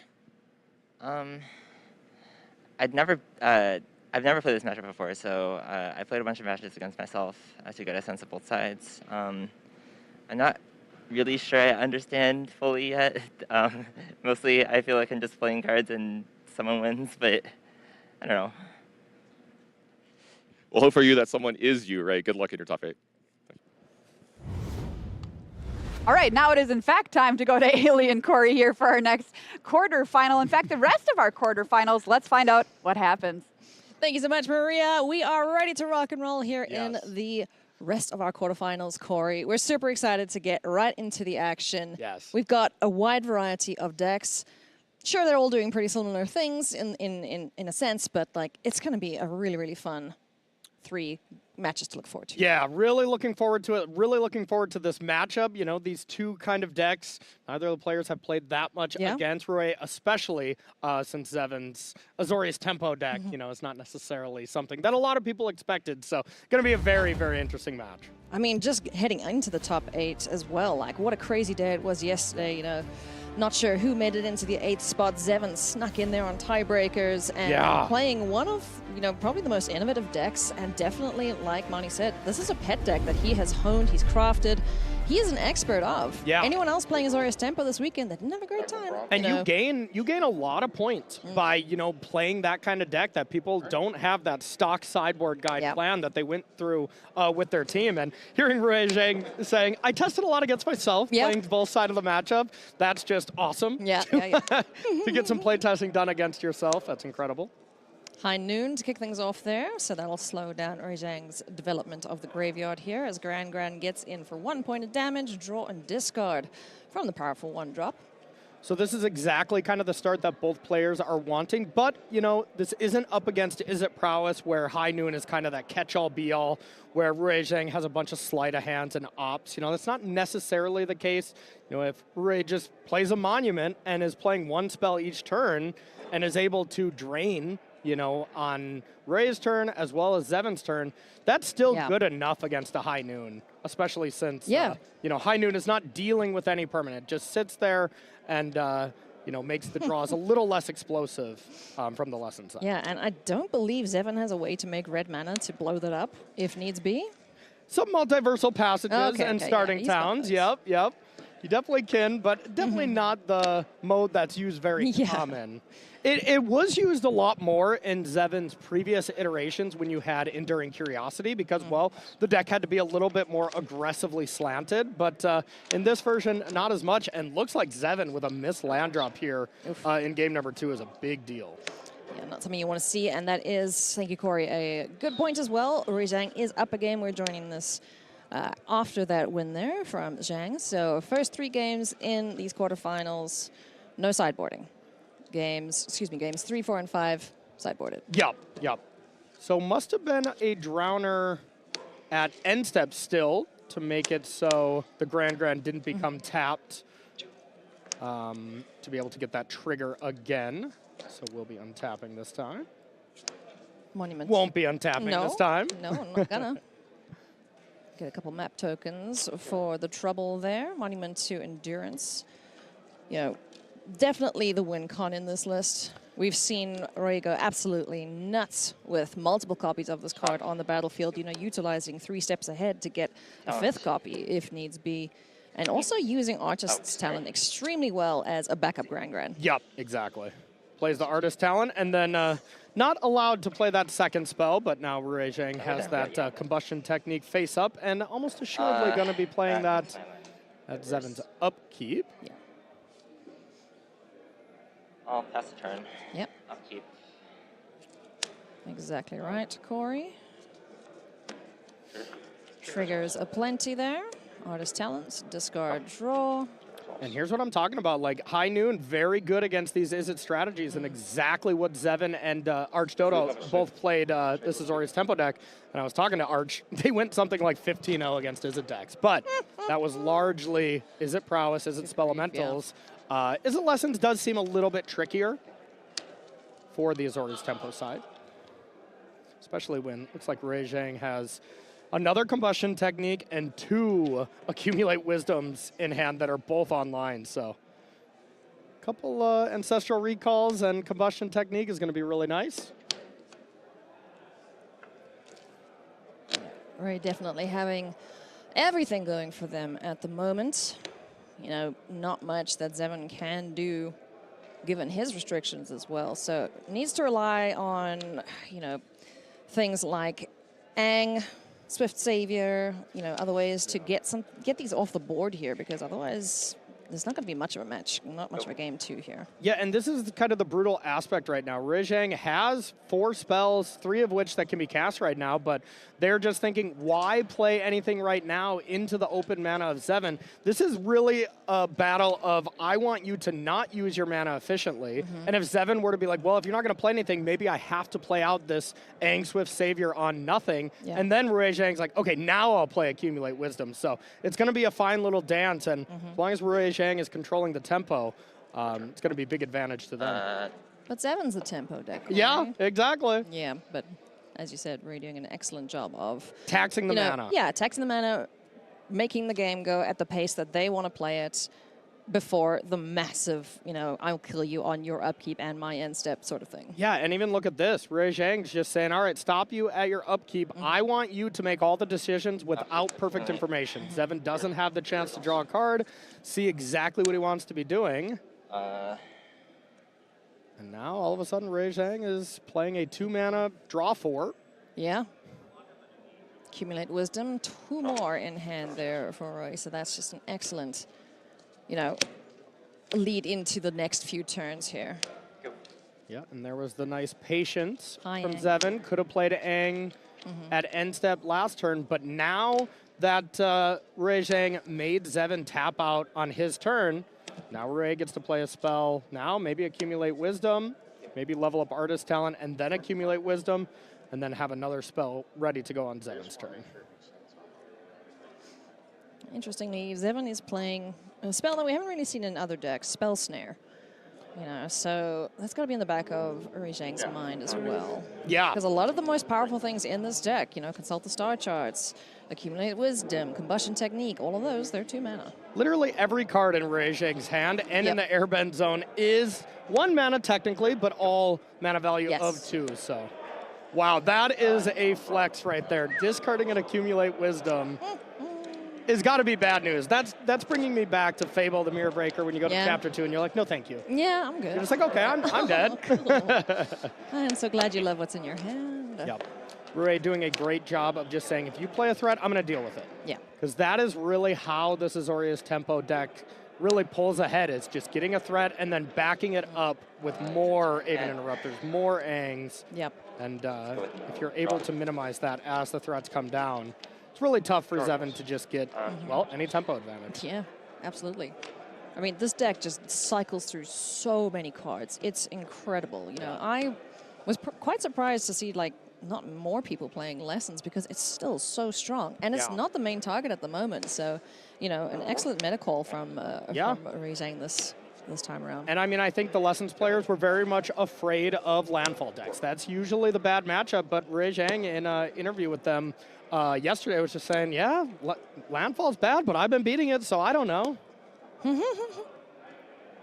And then Uri Zhang's definitely been having a time against all the other Izzet strategies. Oh, yeah. 19. You know, the first person to make it into the top 8 yesterday.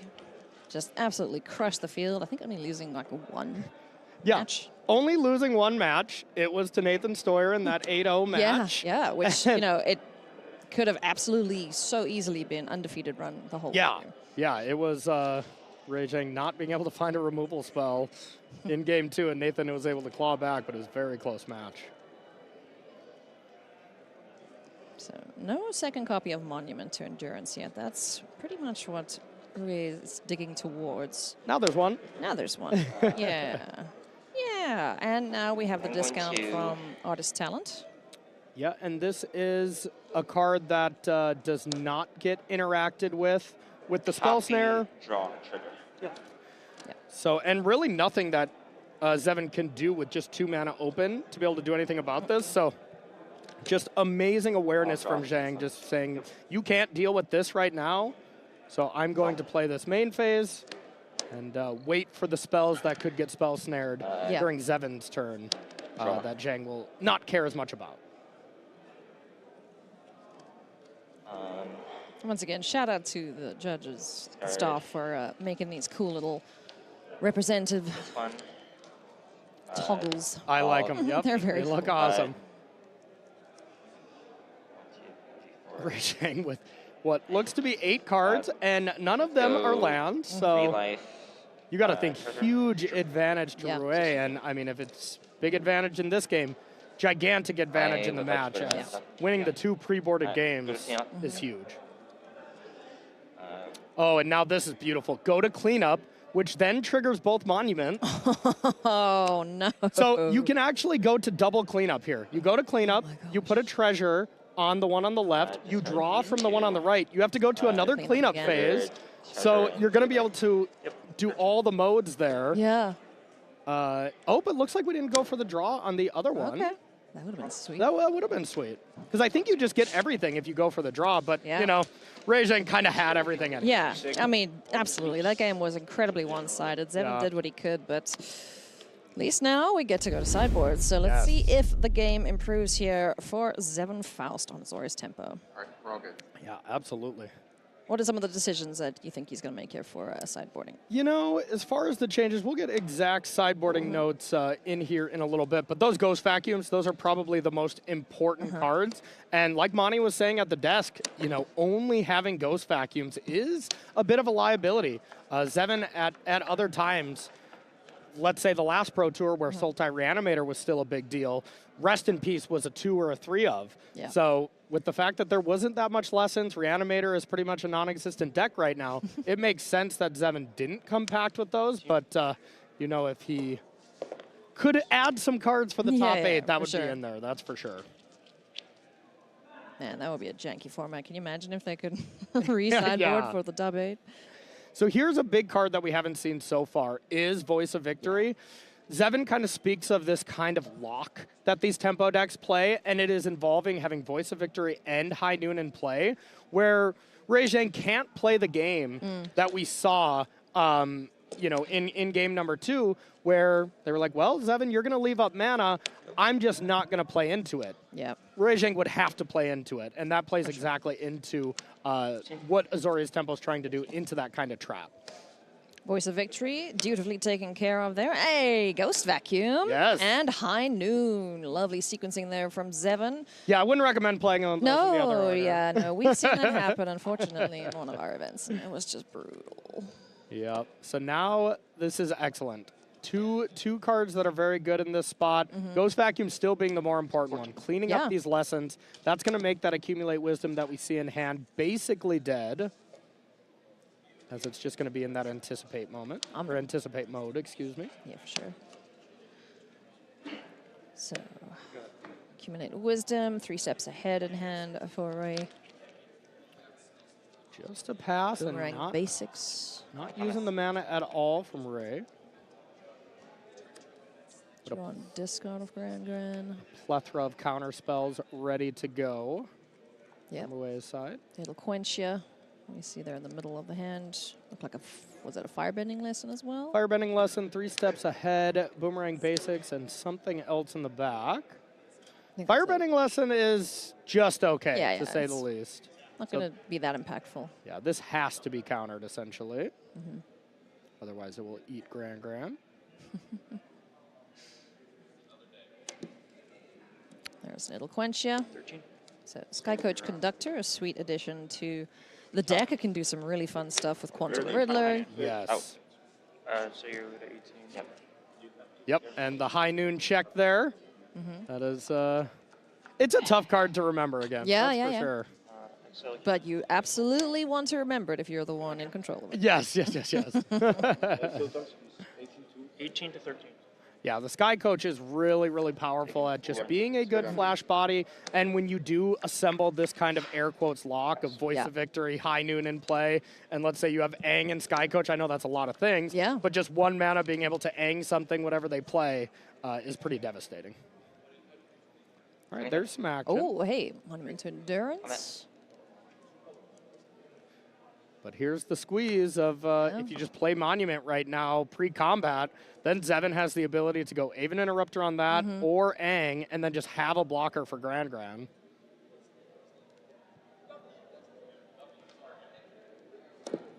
And look at all those poor Accumulate Wisdoms.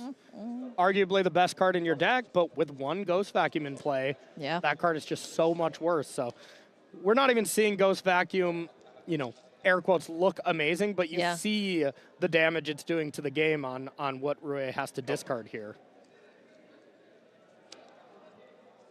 Keep control of all of those lessons, like you mentioned, Corey. Sky Coach Conductor, 3 steps ahead, says no thank you. I don't want to deal with that bird. Yep, and Ray did kind of flash that Quantum Riddler last turn, so Zevin knew you had a play, but you chose not to do it, so of course you're going to have something. Fun little to and fro here between the players. Yeah. You know, I can only play 1 spell a turn, and I know you want to play on my turn, so. Yeah. Such a difficult deck to play. Honestly, both of these decks are some of the harder decks for sure, but man, Azorius Tempo is a lot harder than it looks. It's a deck that if you don't, you know, control the battlefield, things snowball out of control really quickly, and you can't really catch up because High Noon really limits, you know, of course, both players. Yeah, you know, there are a couple ways to deal with it from Roy's side of things, but, you know, you have to combine it with, you know, Boomerang basics and then having a counter spell that cannot be paid for, basically. Exactly. It's ways to, air quotes, deal with it, but it's all bounce and then have something else. You know, there's no just get lost style of effect. Unless you can somehow convince your opponent to get lost their own enchant. There you go. Yes, yes. At this level, I don't think we'll see that, but you never know. How many cards? 3. 3 cards in hand for Zevin. 6 in hand here for Rui Zhang. Arrow's demonstration not doing all that much in this matchup. Yeah, and it's a thing where you definitely want to keep some removal spells because Voice of Victory is so scary against you, but too many red cards is also not ideal up against the deck that's flashing in threats, especially sorcery speed ones. Yeah, we are getting into kicked firebending lesson territory. Yep. So now Ray decides, screw it, Quantum Riddler, let's draw some cards. Let's try and close this match out. Yep, and just try to find some lands. And was unable to find it. But now, for the first time, Zevin gets to untap with a creature. And that's exactly what a tempo deck really wants. Because now Zevin can just play the game of defend, defend. And with this being a vigilance creature, Grand is now neutralized as well. Yep. And having all aboard available at instant speed if something else joins the battlefield here. Yep. And another big aspect is now with 5 mana, the Abandoned Air Temple. So no matter what, Zevin always has the opportunity to use his mana and put a counter on all his creatures. I love this. Now it's impossible to do the whole bounce counter thing because there's double of them. So yeah. Good gravy. Smell snare. Spell snare. Getting rid of that high noon number 2. Otherwise, that's just a complete lock on the game. Oh, yeah. So now that Iroh's demonstration actually looks pretty good. So that's how all these decisions, you know, really, really mattered. Standard is, you know, really, really tough. It's all about just inches here. Yeah. Every game has so many decisions. Even the mono green landfall mirrors, which probably has the least amount of decisions still. Very difficult. Ray passes the turn. How many cards have we exiled of that now? 5? 1, 2, 3, 4, 5, yeah. Yeah, looks like 5 and all lessons, so. I'm curious if we'll ever see that that popped, but I doubt it. Yeah, probably not. That is definitely just wanting to stay around forever.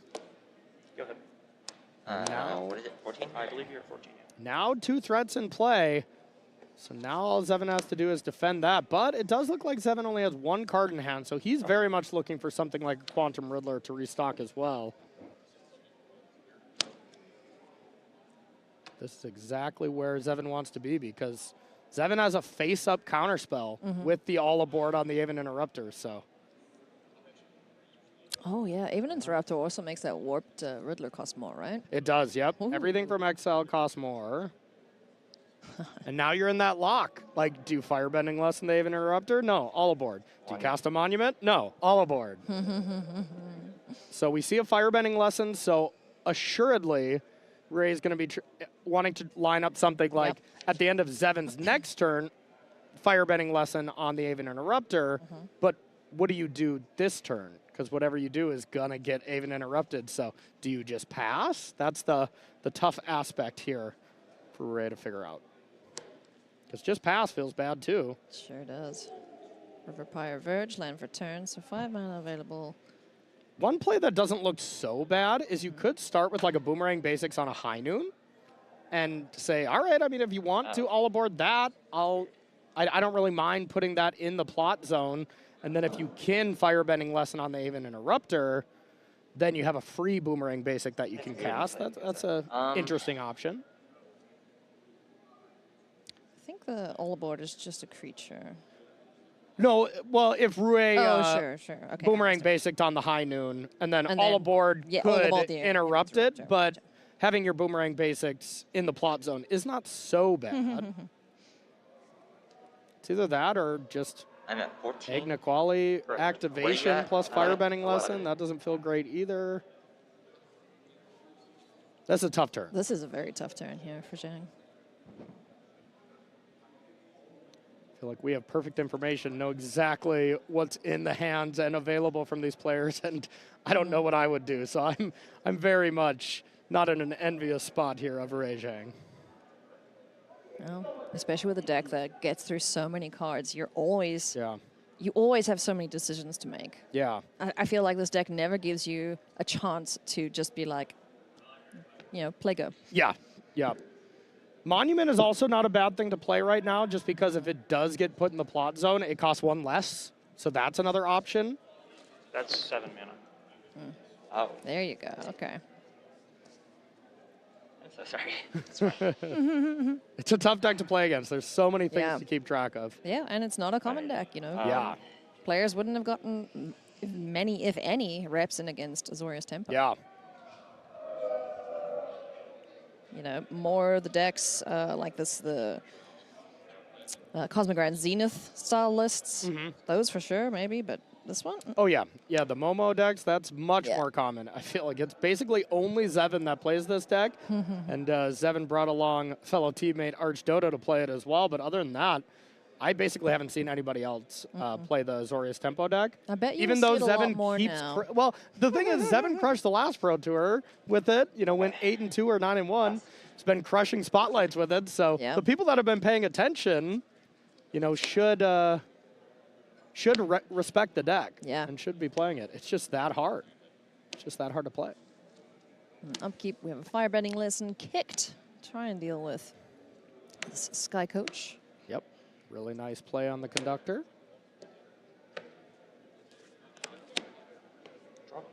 There we see the All Aboard. Now that is plotted away.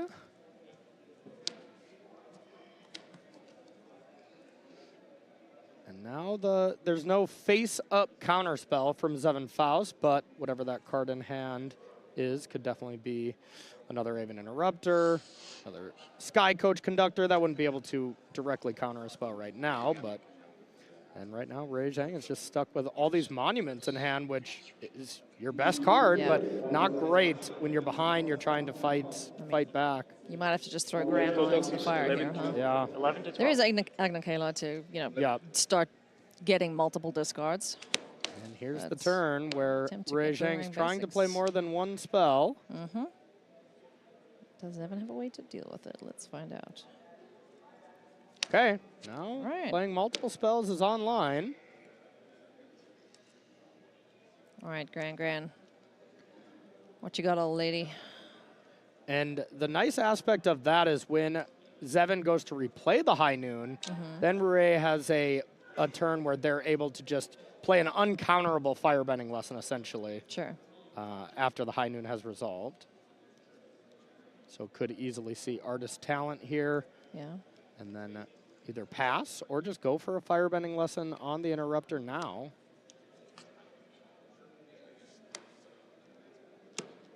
Ooh. That's huge. Yes. Target 8 Very nice. So that fizzles the Firebending Lesson. Makes that airbend. Sometimes bouncing the High Noon also helps Zevin. Now that does mean the Consult the Star Charts is free right now, as it is plotted. So that feels like something you want to start with.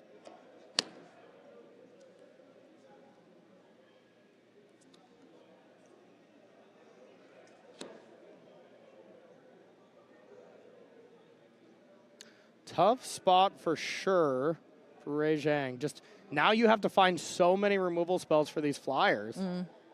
Zevin is at 11, so, getting monuments down, starting to aggressively go for the Lewis 3 life mode is possible. With the amount of flyers that Zevin plays, I'm wondering if he tried Momo in this deck. Momo, yeah. Yeah. Definitely a possibility.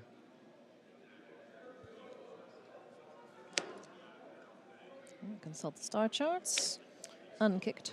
I think we really want to find red cards here. Combustion technique or Iroh's demonstration. Okay. Looks like that is a combustion technique.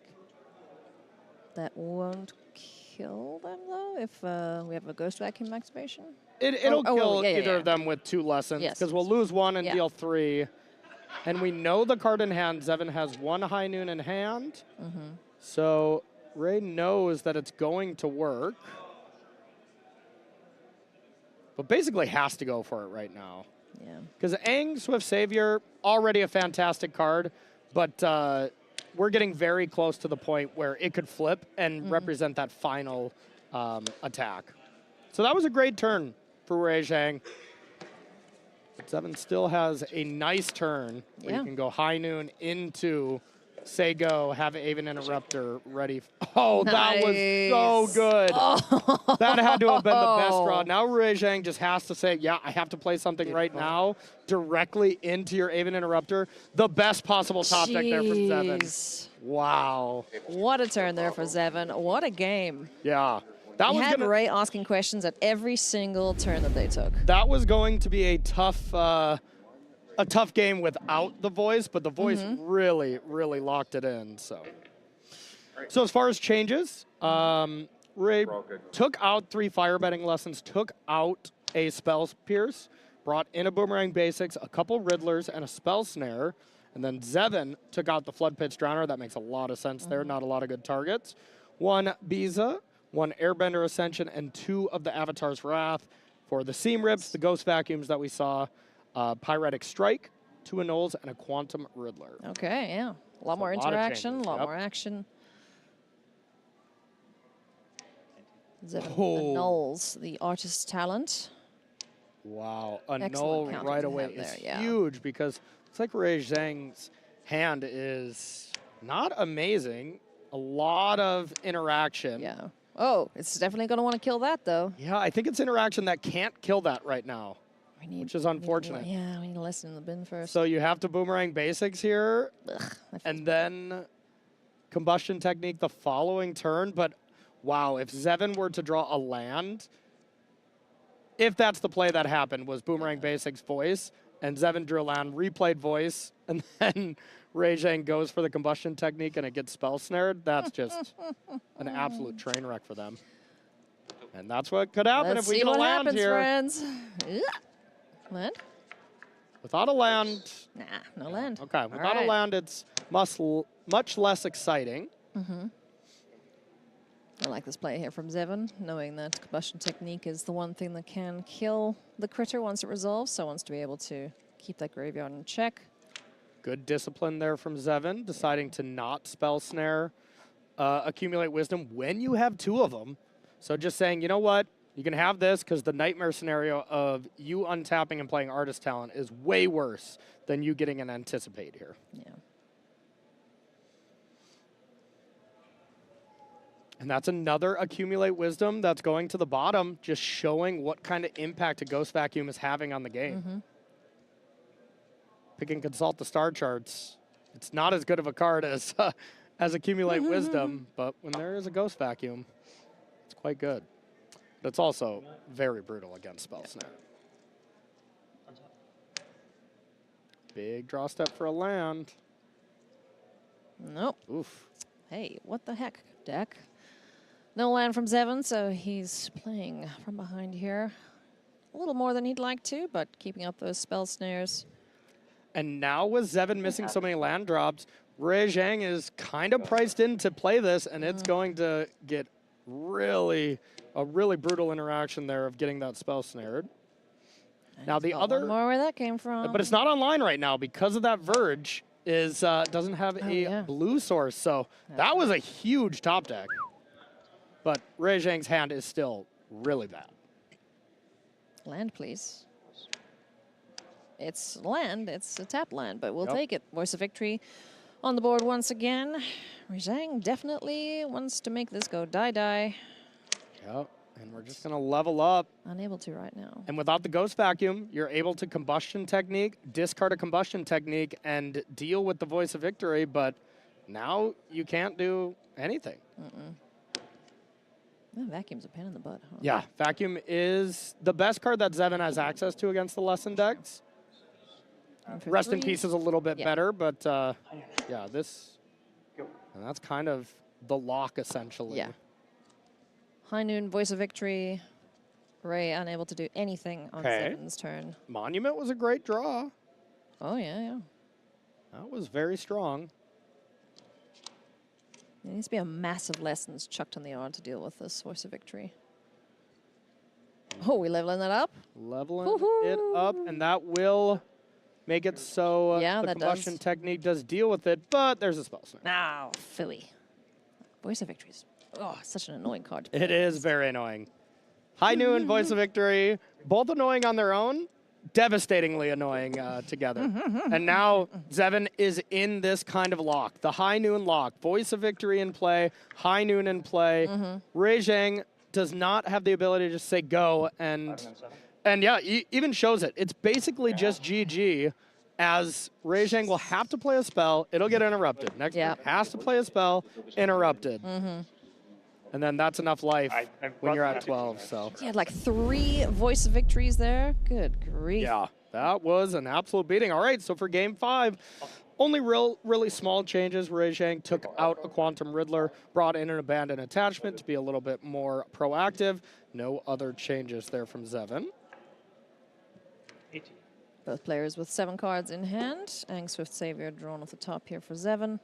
Has a Spell Snare, 2 Sky Coach Conductors, and a bunch of lands, which is much better than his start last game, but doesn't matter ultimately. Yeah, I mean, the start was great for Zevin, just a land a little earlier would have closed the game a little bit faster, but yeah, now let's see. Yeah, and it's like you really want to jam Artist Talent, but you're like, I know Zevin plays Spell Snare and Annul, but I mean, I think I was going to say at the end of the day, we're probably going to say Rui Zhang, go for it, but how's the discipline? And step, accumulate wisdom. No problem with that, says Zevin. So what can we find here to help protect Rui Zhang's game plan?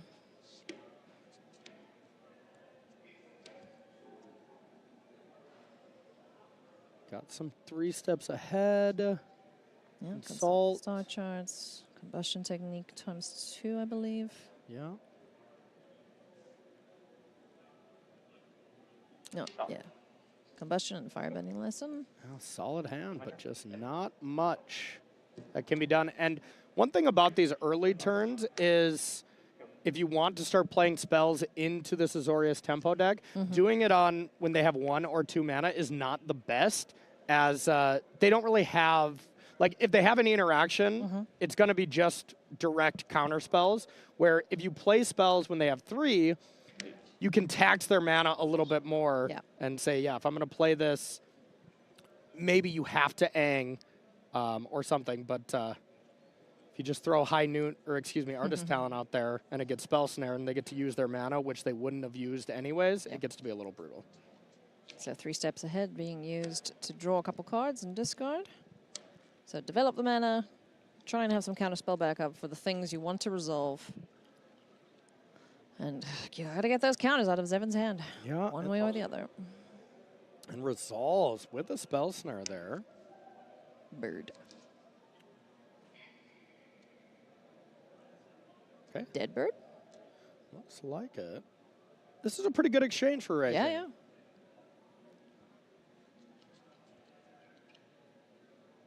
And Ray set that up beautifully. Yeah. Where it was going to be Artist Talent. I think they kind of expected for it to get Spell Snared. I kind of did as well. And then you drop the second one and just hope there's not a second Annul or Spell Snare. So but the first one resolved. Was that in response to the Artist Talent being cast? I think we went to end step. Yeah, yeah, and then flashed in. So I believe we're on Zhang discarding or not gotcha. discarding here off the Artist Talent. Gotcha. No matter what, it's going to kill the Sky Coach, and we're going to be set with the 3 lessons in the yard. But now this is the game where Zhang does not have a bunch of accumulate wisdoms. Yeah. Of course, when the graveyard is freed up. That's usually how it works when you're playing lessons. Murphy's Law, huh? yeah, yeah. Man, big thank you for Ray. What? Yep. I think it's, do I discard the second monument? But if my opponent goes get lost, or the second talent, excuse me, but if my opponent goes get lost on the talent, which it is in Zevin's hand, I'll feel bad by not keeping the other ones. Yeah. So. We shall see. Yeah, it's a risky take here. Land for turn. There's a Plains, there's a High Noon, and the turn passes back. Get Lost available on Ray's turn to get rid of this talent if Zevin so chooses. Yep, but looks like a monument off the top, and as far as I can see, that's going to resolve if Ray goes for it, but it's one of those cards that if it gets countered, you know, now I'm doing nothing on Zevin's turn, so it's a high risk, but it looks like the best play with perfect knowledge that we have. Yeah. Ray hasn't played a land yet, right? Not yet. Yeah. And if you just this go is such for a this- rough spot because you'd love to like double spell, like, oh cool, accumulate wisdom, final land, play. Nope, High Noon says no thanks. Yeah, yeah. No double spelling allowed for the rest of this match, I imagine. Yeah. And this is almost assuredly getting spell snared. Trigger. You don't talent. spell snare the anticipate side, but when you can spell snare a ancestral recall, you usually want to do so. Yeah. Because, yeah, that's what it is right now, right? Yep. It is in the mode. Because of that trigger has resolved first. There's 3 lessons in the yard. Zevin's priced into getting rid of that. And now, things that we can play is nothing. They're from Ray Zhang. So, if they would have known that that was going to work like that, then maybe you want to level 2 the talent, but then that runs the risk because if you go to level 2 and response, Zevin can get lost it, and then you can't play the spells. So many tough choices from these players in this matchup. But the draw-go aspect that we're in right now favors Zevin. Absolutely, yeah. Especially with 2 flash creatures in hand and a piece of removal. Yeah. It's just one of the decks is designed to play underneath the restrictions of High Noon, and the other one struggles. Not so much. Yeah. Sorry, I still 4. Yeah, and I bet the testing that Ray had, especially since they tested kind of building both decks, playing both sides to see how it looks. It looks a lot different when you play against Zevin. Like, I've seen this deck piloted by a lot of people, and it looks like a completely different deck when Zevin plays it. Yeah. Oh, it does, you know. Like, he is a master with the deck. Exactly. He had a 63% win rate with it or something ridiculous like that, so. I mean, in the last 2 Pro Tours, 8-2 and 9-1. Yeah. And then all the spotlights in the RCs that he plays it at, Yeah. where he just dominates as well. So it's been really fun to watch. Yeah.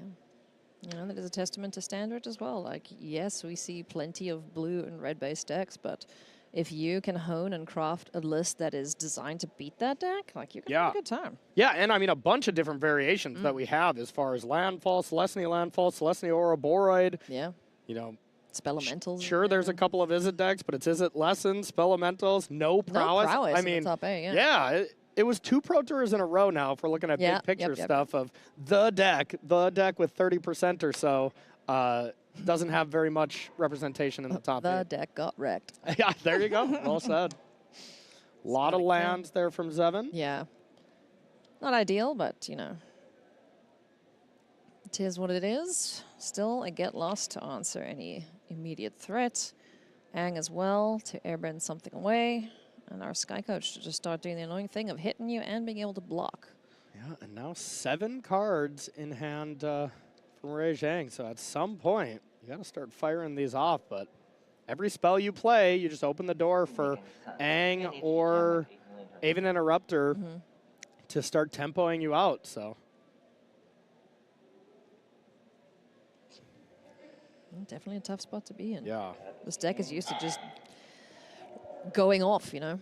Yeah, exactly. And being able to do as many things as possible, have as many discounts as possible. But yeah, definitely this High Noon card. And Ray Zhang, they are an absolute master. Yeah. We usually see them play extremely fast, knows their deck inside and out. But in this matchup, you see them pausing more than I think we've ever seen. It's just, it's such a difficult deck to play against. And just a reminder for anyone wondering, top 8 is not timed.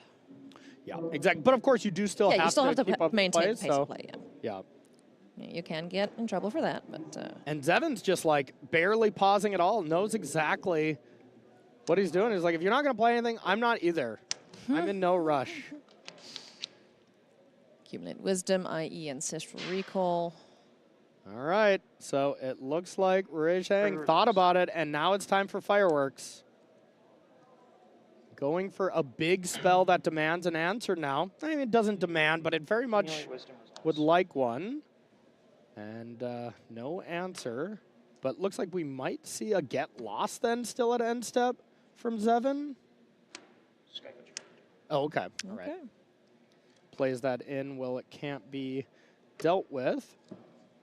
Yep. Can also do the looting from the land for freezies. Conductor on board, Artist's Talent, High Noon. Causing many headaches here for Uri Zhang. And the High Noon aspect is online, so you can just think Uri Zhang is at 13. Yeah.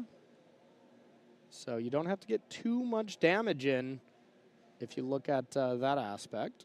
And there's no real way to counter the ability or anything from this version of Lessons. If you get down to 5 and Zevin taps 5 mana, it is a lava axe upstairs and it's GG. I love me a good lava axe. Yeah, who doesn't?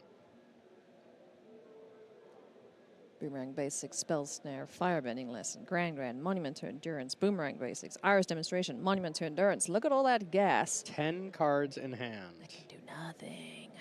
And that's the thing. Even if you start with Boomerang Basics on the High Noon to try to do a lot of spells, well, that's going to be the one that gets anged. Yep. Ang is just waiting.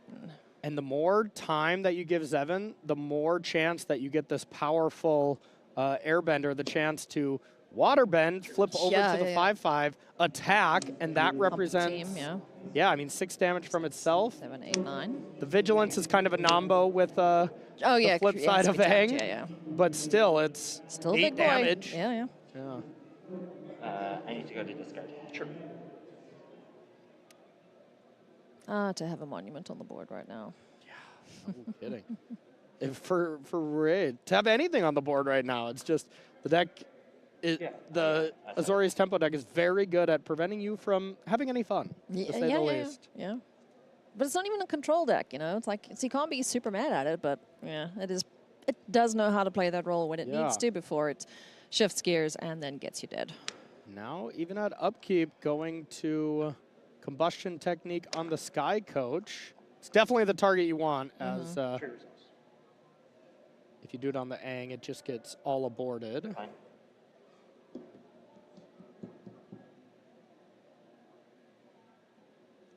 What you counting there, buddy? It's a ton of damage. Got 8 mana available to him. Yeah, so looking if maybe Zevin wants to transform Ang. What, to play the other Ang? I'll airbend the Sky Coach. Yeah. Airbend's out the Sky Coach. No matter what you target, one of them's getting airbend. You're going to get to replay the other.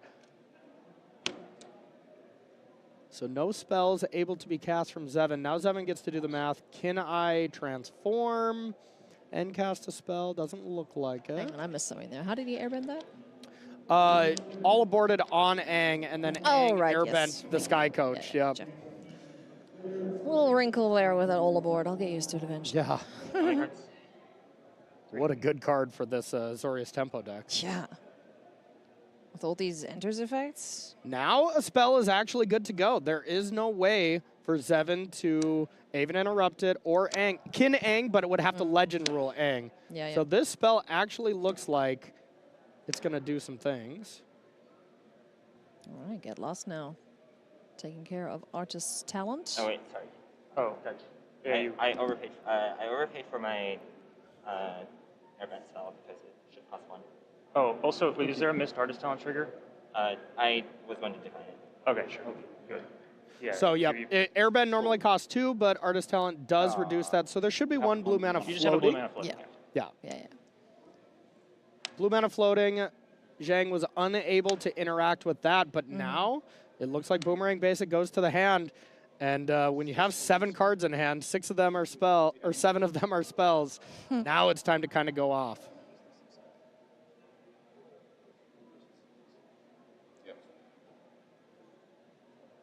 And I think maybe the judge is discussing. Well, I guess we'll listen. Because if you're given the option to pay 2 for the airbend, or you can pay 1, then you tap 2, you paid for it. But I don't think it is an option, so I think you just have a blue mana floating. Yeah, just 1 floating, yeah. So now you can play the Conductor and All Aboard on Aang. So that is online again for Zevin. So Zevin right now has available Sky Coach, All Aboard on Aang, and Get Lost some other thing. Still plenty of things for Zevin to do now that the High Noon is out of the equation. Yep. But the hand from Rijang is unlocked, but no discounts, which is... Yeah, this would have been a wild turn if that Artist Talent on 2 was still around.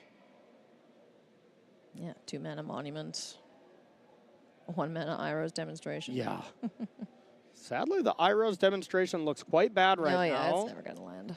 It would look great to be able to Iroh's Demonstration on Aang, and then if you do All Aboard, then in response you have like a combustion technique or something. That would be great. Yeah. Can we kick a Firebending Lesson? It does not look like it.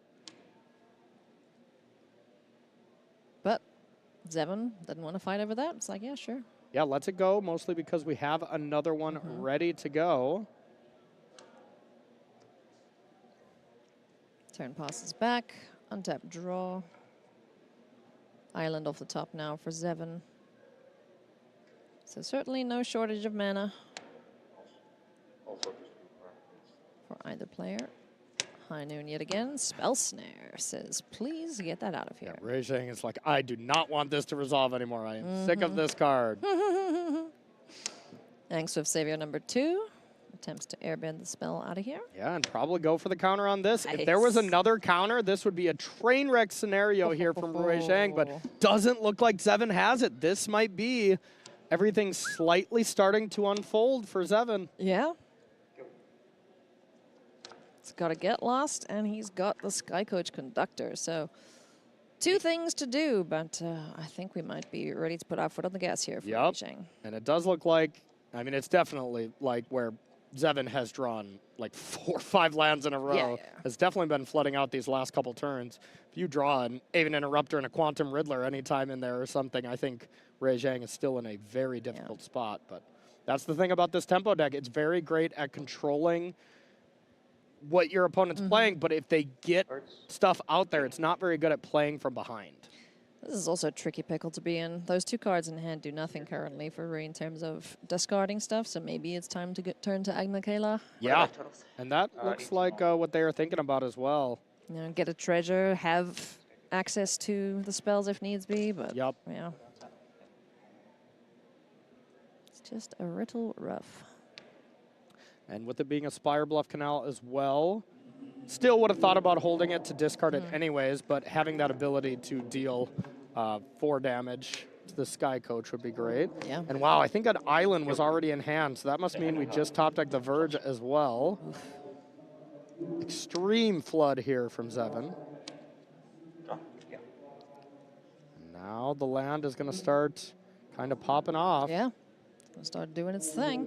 Card draw online, more mana online, and damage, which is the ultimate game ender here for Rijang. Consult star charts, one of the, you know, the only players to play this many copies main deck, and it has been serving them incredibly well. Grand now on the battlefield too, so I think it's ready to start our engines, buddy. Yep, the senior discount is online as well.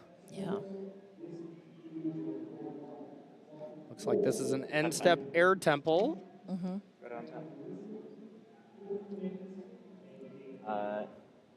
You may untap.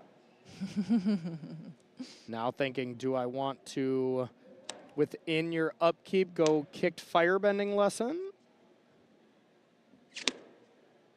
That would be the ideal before you untap. situation. Okay. Now consult as well, and with just spells resolving left and right here, Rijang's got to be feeling like, okay, it is time to start trying to close this out. Like Zevin has done his best to just choke anything that Rijang's trying to do in terms of mana generation, spells, you know, getting this Monument to Endurance down, being able to get High Noon out of the equation. It's now Rijang's game to lose at this point, you gotta think. Definitely.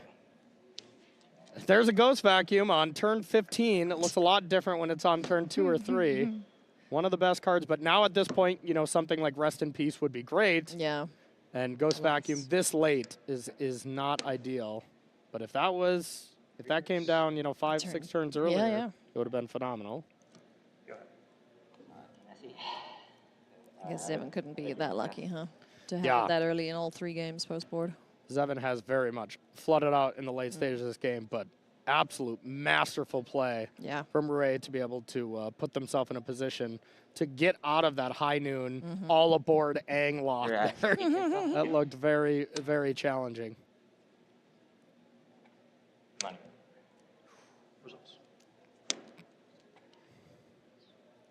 Now with second Monument, Grand gets to get busy and activate Monument twice. The Agnikala being able to do some looting as well. Grand gonna get lost. Yeah, not much we can do about that. She forgot to take her maps with her. I guess so, yep. So that'll resolve. 2 more map tokens for Rijang. And, at the flip side, not much going on from Ray Zhang. So if Zevin can find like a Quantum Riddler here, we could easily be right back in it. That's got to be the best draw for Zevin. For sure. Any time in the late game, that's almost always the best draw for any deck that's playing the Riddler. I think this Agnikala might just end the game. Yeah. TBH. We did just top deck and accumulate wisdom off that, so we can discard, get some treasures. Yeah. Try to cast that if we want. Just draw more cards. Right now, all Ray Zhang is looking for is like, can I find a way to get a 3 steps ahead, something like that? Yeah. Copy these monuments. Now, the one other mode for Ghost Vacuum that I think is better than trying to clean up Ray Zhang's graveyard is Ghost Vacuum start eating Zevin's creatures. Yeah. And all of, the so we might 2/3 activate. Now we are, and we see that right here. This is when the spell aspect is already out of control. Ghost Vacuum putting in a lot of, air quote, kind of tricky, annoying style 1/1 creatures. They can be really impactful. Yeah. It's not the way you want to win, but hey, this is all Zevin's got going for him right now. A null in hand. And Rijang just with so many cards. Look at that. Iris Demonstration, Grand, Combustion Technique, Boomerang Basics. Yep, and now... Goodness me. Grand to get down, and with 2 of the lands, now you can say go. Yep. See if Zevin has anything going on, and then just activate the lands twice. Take 6, take 6. Deal 6. And then Grand will deal 6 more. Unbelievable stuff here. This deck is incredible. Rijang has piloted it beautifully the whole weekend. Yeah. Likewise, Zevin has as well, but it is going to be Rijang making it into the semifinals here, picking up a hard-fought victory against an excellent player with an excellent deck. Yeah, absolutely. That was a phenomenal match. That Game 5 was incredible. That early stages of the game was really, really awesome. Huge congratulations to Rijang. Condolences to Zevin on drawing most of the land in that was his a deck rough there one. for sure.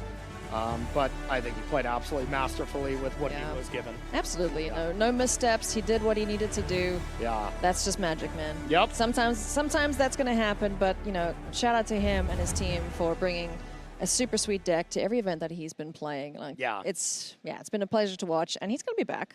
Top 8, he's locked for however many events now? Yeah, exactly. Always plays some spice. Even his first top 8, played that Up the Beanstalk Golgari deck where Matt Nass won. Always has some really cool decks going on for sure. Awesome sauce. Well, Tannen got to chat to Ray after their victory, so let's go and see what they had to say. I am joined by Ray Zhang after winning their quarterfinal match. Ray, very interesting match between you here. You told me right before this that you felt like you didn't play your best in that round. Walk me through that. I don't know if I didn't play my best, but I definitely didn't play very well.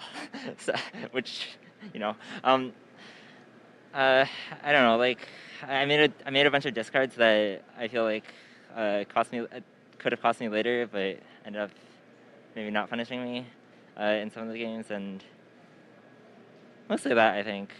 But definitely this matchup was like super weird and complicated, but definitely, I don't know. All right, speaking about a weird and complicated game, walk me through Game 5 a little bit. You know, they got a High Noon into play. That's a very problematic card for your deck. How does your deck handle that kind of situation? Well, the thing is that the card High Noon by itself is not a very strong card. My deck can easily play one spell on my turn, one spell on my opponent's turn. So naturally, the card High Noon isn't very problematic. But Seven's deck is like extremely good at using the High Noon because his plan is like he's just going to like every time I cast a spell, he's going to like make it not happen for another turn, and then Voice of Victory like double time walks and stuff like that. So mostly it's about like after the High Noon gets into play, answering all the creatures one by one and going from there. And then I guess in the last game, because my hand was like counter magic, my plan was like to not do anything for a while, but I'm not even sure that was a right line to take, because eventually what ended up happening was like I had to get through everything anyway, just one by one after the fact. So I don't know. Great, thanks for the time and good luck in the rest of the top 8. Thank you. More quarterfinal magic for you after this short break, friends. It's going to be Chris Larson up against Max Kamenowski.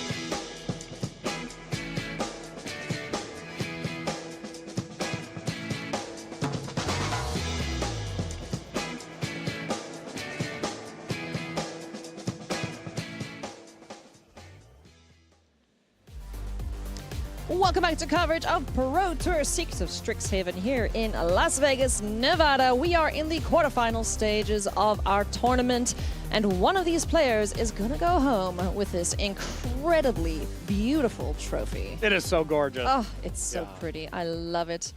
I remember they did asking, a great job on that one, for sure. When Chris Larson won the last Pro Tour, I remember asking him, he's like, hey, this is real pretty, right? He's like, my wife's going to hate it. Why? It doesn't match anything in the house. Well, that doesn't matter. He's trying to get a second one which will match. Yeah, there you go, that will right? even it out. Then I think she'll be a little happier. Yeah, maybe stick a lamp in there. I don't know. Don't do that. Anyway, friends, welcome back. Corey Baumeister alongside myself, Ailey Loney. This is how things have shaken out thus far. We are in the quarterfinals. We've just seen Rizhang pick up a victory against Zevon Faust. Earlier today, we saw Matt Nass pick up a victory up against Matthew Stephenson, so they're waiting for their opponents. Max Kamenowski, Christopher Larson, Stefan Schutz, and Nathan Stoyer are still our players ready to face or waiting to do battle. Christopher Larson and Max Kamenowski up next. We've got Selesnya Landfall up against Izzet Spelementals.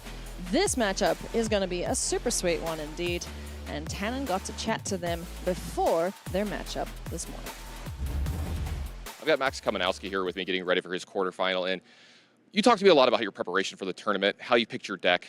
Now we're going into the top 8, and you told me your teammates really took care of that for you last night. Well, you got a lot of sleep. How's this matchup looking for y'all?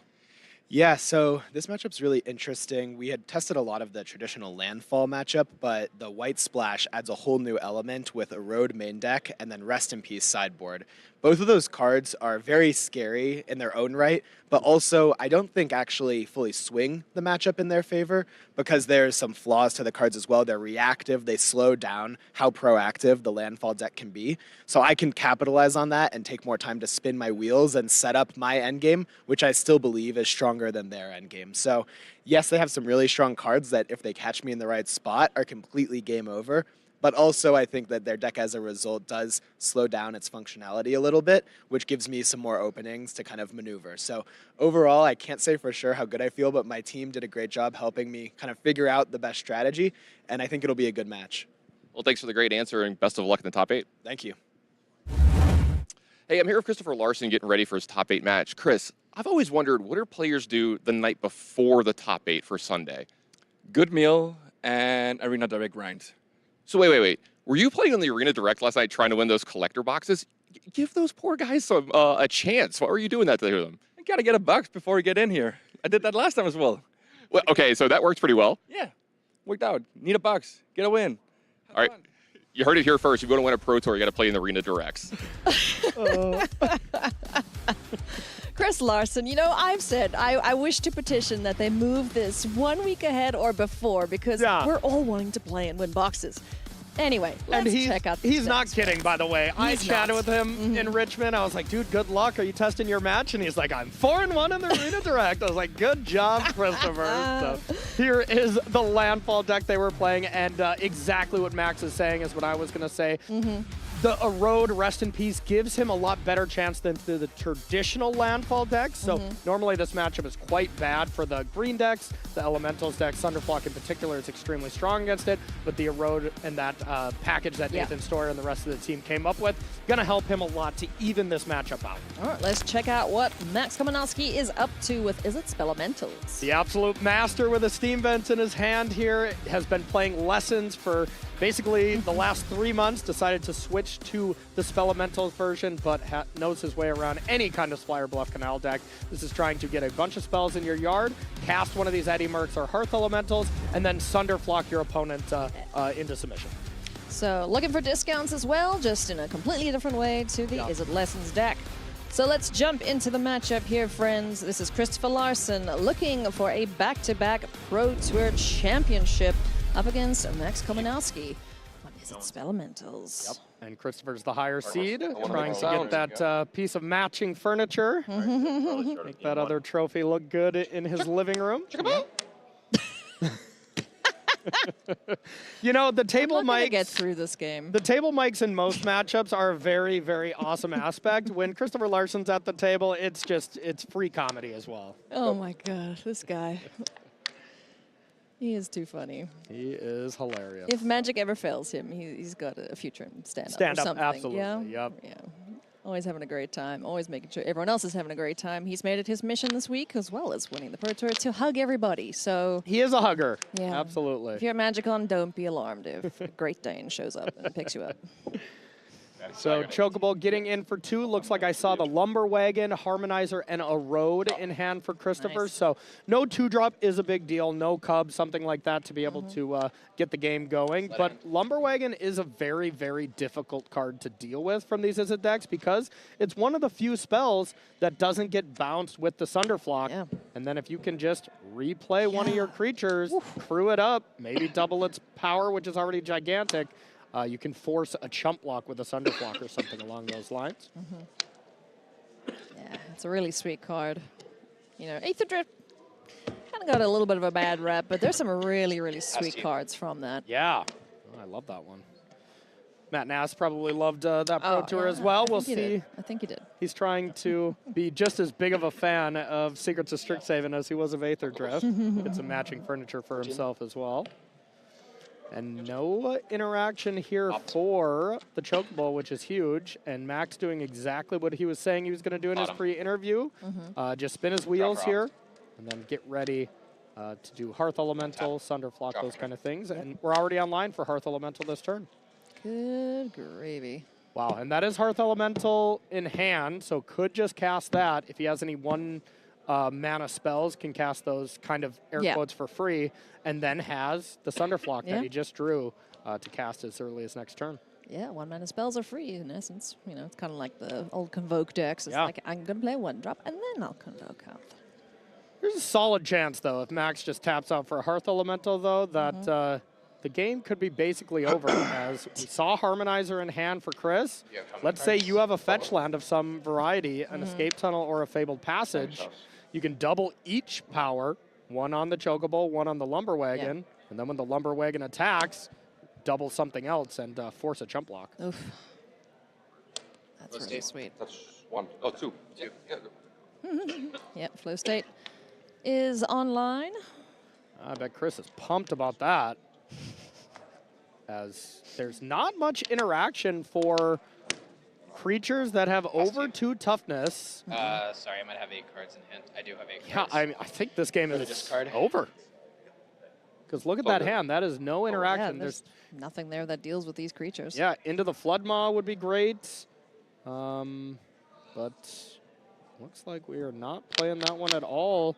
So, yeah, Christopher should know there is no interaction for what he's about to do. As long as Chris has a land to go with this Harmonizer, I don't even think it has to be a Fabled Passage or an Escape Tunnel. I think we'll be heading to game 2 already.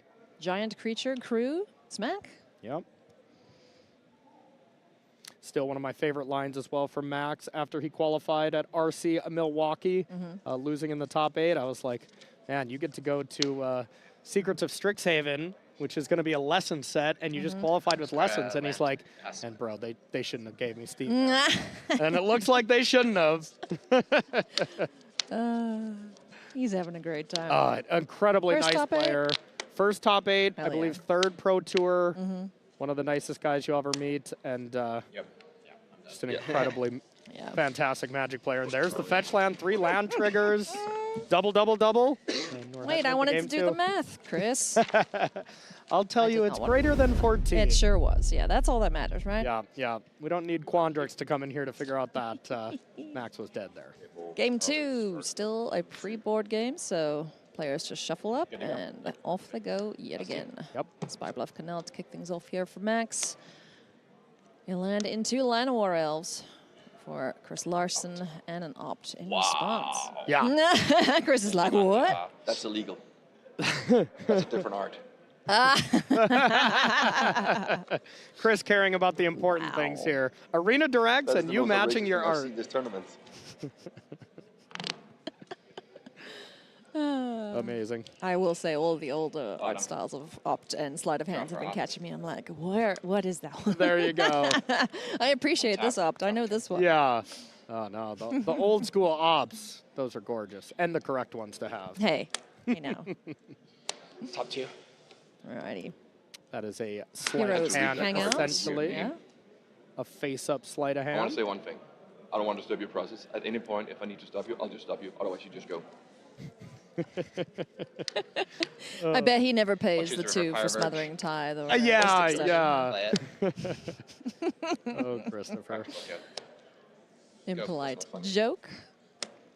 And I will say that Max feels like, I feel like Max really needs to win this game. Yeah. As Chris is really making this tough to do our jobs, huh? But Max really has to win this game because the post-board games, we get 3 Rest in Peace. And that is, kind of the GG card. So I think things do improve for Christopher post-board. That's a very satisfying shuffle he has. Satisfying Chocobo sound as well. Chocobo.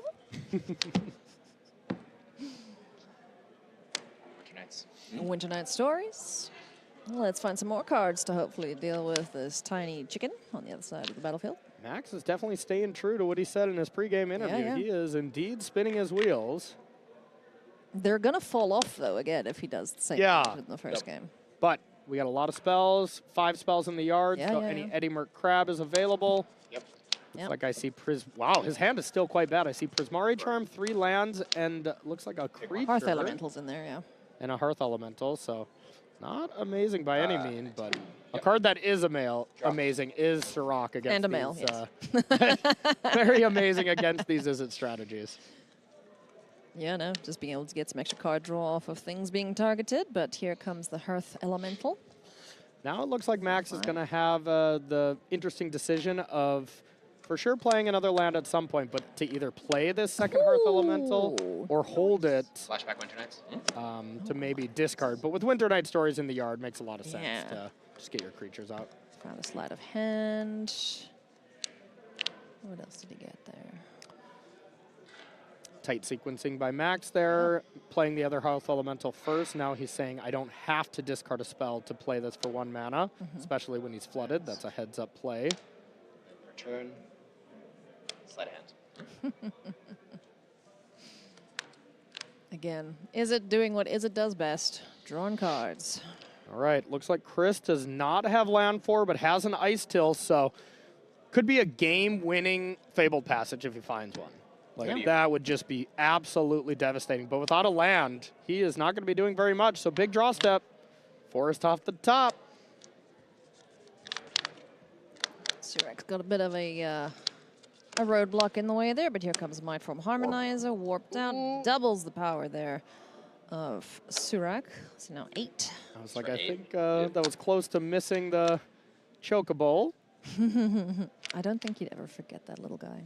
I mean, technically this rock was in combat, so maybe Chris being a little bit of a loose goose play there. It's a Chocobo. Sorry, excuse me. You're right. You're right. Yeah, what do you think here? Max gonna take it? Yeah, 8 damage makes sense to me, and Chris just pushing through as much damage as possible, saying, you know what, Ice Till, Explorer, just casting it and getting no immediate value, not great, so Chris playing very aggressive, but I like it. Oh, Thunderflock. Huge advantage to Max now. This is exactly where he wants to be. Yeah. Now we know why he did not block, because 8 damage. Do you have another Thunderflock in hand? He's like, you win if you do. That's the language Chris was saying. I have some good cards, yeah. I don't think I'm winning it regardless, but... Chris just getting that free information there. That's how he gets that Unless you cost in duress, you don't get to know.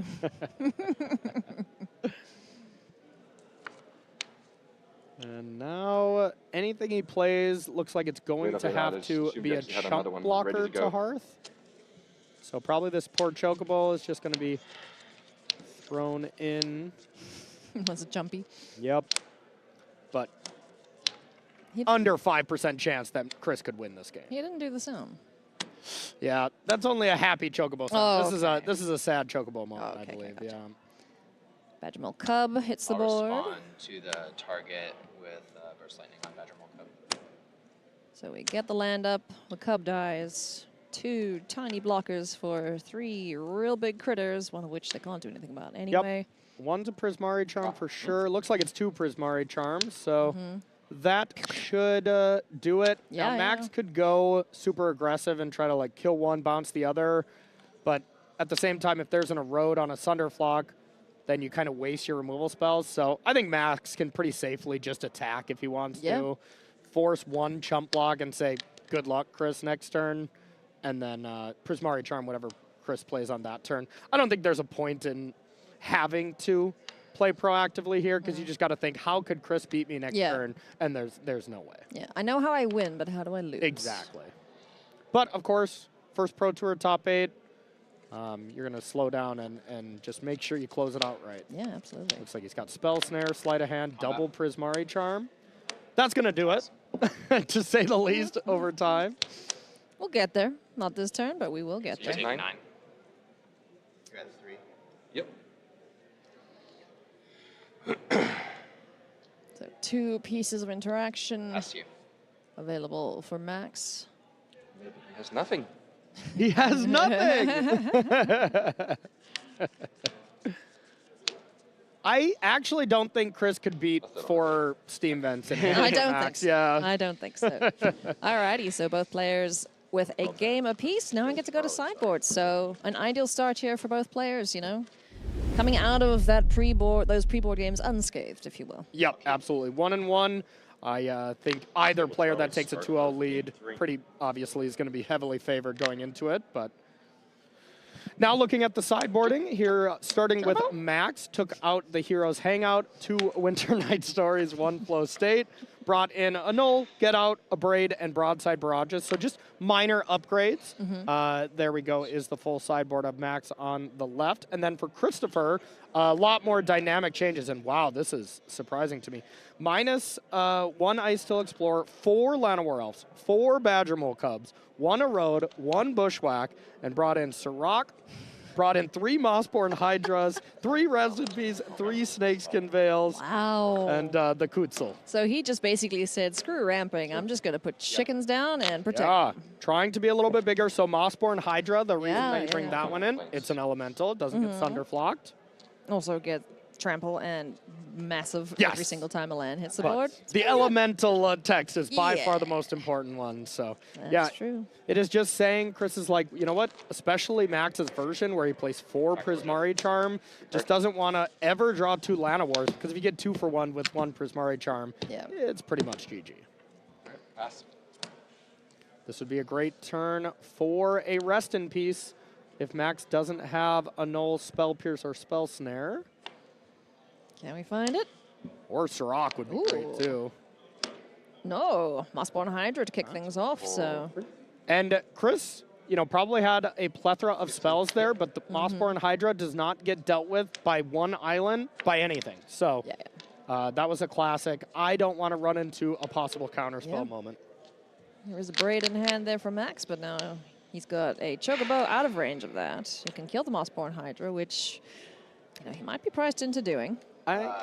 There's a lot of times where Mossborn Hydra doesn't get killed immediately, and the opponent gets killed on the following turn. Yes, so I'm thinking we're going to see a piece of removal aimed towards the Hydra. I would think so. And I think I do see a Spell Snare. Nice. So another reason probably to take out Badger Mole Cubs, just...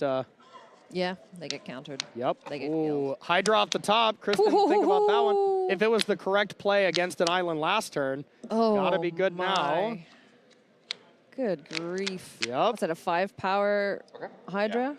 5-power Chocobo and a 4-power Hydra. It can never be 5-power. Okay, fine.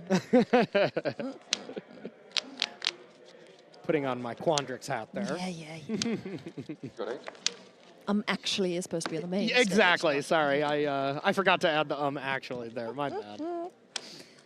I'll do a lot of damage in Max's direction. And that's goes a down lot to of blue 8. cards. Sleight of hand. Needs to find a way to make these guys go away. Looks like a lot of blue cards in hand. I think I saw like a Null, a Spell Snare, maybe even a Spell Pierce. Spell Pierce would be an odd one, so maybe that wasn't it. Yeah, Spell Snare. Ouch. Man, you don't want to be hitting yourself. Could just be a sad Hearth Elemental. It's and a real sad Hearth Elemental. This could be GG. I don't know what that card is, but Chris is showing I'm about to win. And I can show it off having it all. Okay, there you go. I'm not sure what that... It looked like probably some alternate art Rest in Peace. Okay, thank you. Remember when I judged Thank you to our card spotter there, Josh. Thanks, Josh. He's got our back. Yeah, I like that Chris just showed a good sideboard card against him. You're like, yeah, you're probably dead. Oh, Chris, there you go. Okay, looks like a mulligan. Oh, hey. Chris's hand. Llanowar Elves to start, followed up by a little raccoon buddy. Yep, mulligan from both players. Yep. And must win from Max here. Yep, if he wants to keep his Pro Tour Championship dreams alive. Yep. He's got to win this year, but Christopher Larson has an excellent start here so far. A good start, but the awkwardness of their particular version that Nathan and Christus and the rest of the team decided to play, there is a Keen-Eyed Curator and a Plane. So if the Llanowar dies, we might see land go unless Chris top decks an untapped green source. Doesn't look like it. So it's just going to be escape tunnel pass, go find that green. Yep. And 2 planes in your deck is not free. You know, it's pretty close to a free splash, but this kind of moment right now is a big deal. Getting a Keen-Eyed down before Max can untap and have the possibility to spell snare it is a huge game. And I think the spell snare is there, so. Has to. Yikes. So now I think Chris does have a Hydra as well, so we'll see if he wants to go for that, but also has a Sirach. When your opponent has a pretty clear plethora of counter spells you can have. Play the one that can't get hit by it. for?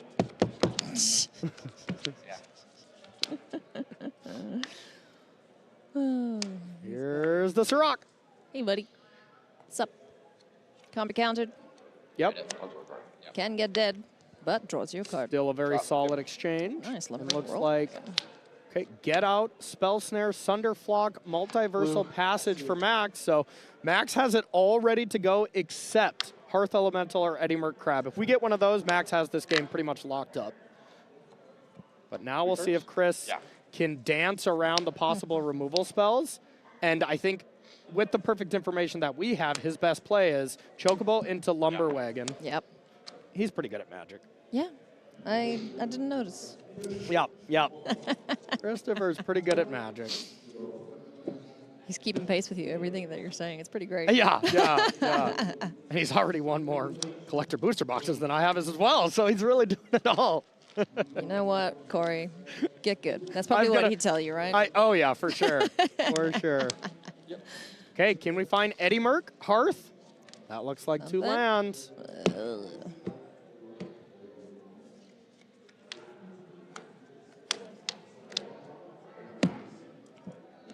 Top or bottom?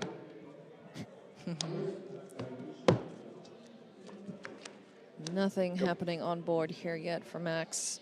Yeah, and now even if you find Eddie Merc or Hearth Elemental, which we're starting to run out of time anyways, then that play I was kind of talking about before, Lumberwagon being able to just get restocked and attack into it is big game. Keynote Curator gets spell snared. So that at least protects the graveyard for Max, but what about your face, friend? Kutzel, Malamet Flanker on the stack. Get out says no thank you. Yep, and now big draw step. Max really needs one of those creatures. A land, Sunderflock cannot be cast. And Max has nothing to do but land go. Oh man, and 2 Snakeskin Veils as well as a Mossborn Hydra. The awkward thing is he can't actually crew the Lumberwagon unless he Snakeskin Veils. But the fact that he has a second one is pretty nice because you can play one proactively and then go to crew if it works. If it doesn't work, you Snakeskin Veil again. With one card in hand, I mean, if Chris doesn't do this, he doesn't have a lot of pressure. So he's going to think for a while, but I bet he goes for a Snakeskin Veil on the Saz's Chocobo. It's going to work, and then you can crew the Lumberwagon and get a big old hit in. Crew 4 is tough. Yeah, no, for sure. You know, something that big, something that impactful on the board with an archetype like that. It's I'm at 16. Huge advantage to Max for that play. Yeah. But Max picks up another land. He is now 1 land away from hard casting Sunderflock, which you don't see very often. 2 away. Never mind. I don't think we're going to get to that point in this matchup, honestly. I don't know if Chris is going to play this. This was a very conservative play on his point. Yeah. And if Chris had perfect information, he would have slammed that Snakeskin. Go. Didn't even play the land. He would rather have some bluff equity. Another Chocobo. The worst possible top deck. Yeah, but you know what? It's still a creature. It's fine. Now Chris could try to Snakeskin Veil the 0-1 Chocobo as if it gets killed. You know, it's just a whatever moment, but another very conservative play could end up biting him.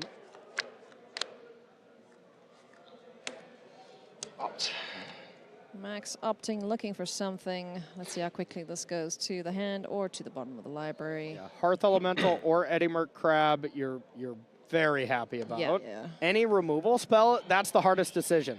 Like a Prismari Charm and a Braid. Yeah. Burst Lightning. All of those are like, Well, Braid deals with a wagon, at least. Yeah, that's true. Yep. Yeah, how many does he have access to? The 2 Snakeskin Veils can protect anything but, and it was Okay, he has the one braid in the board. It was Hearth Elemental on top.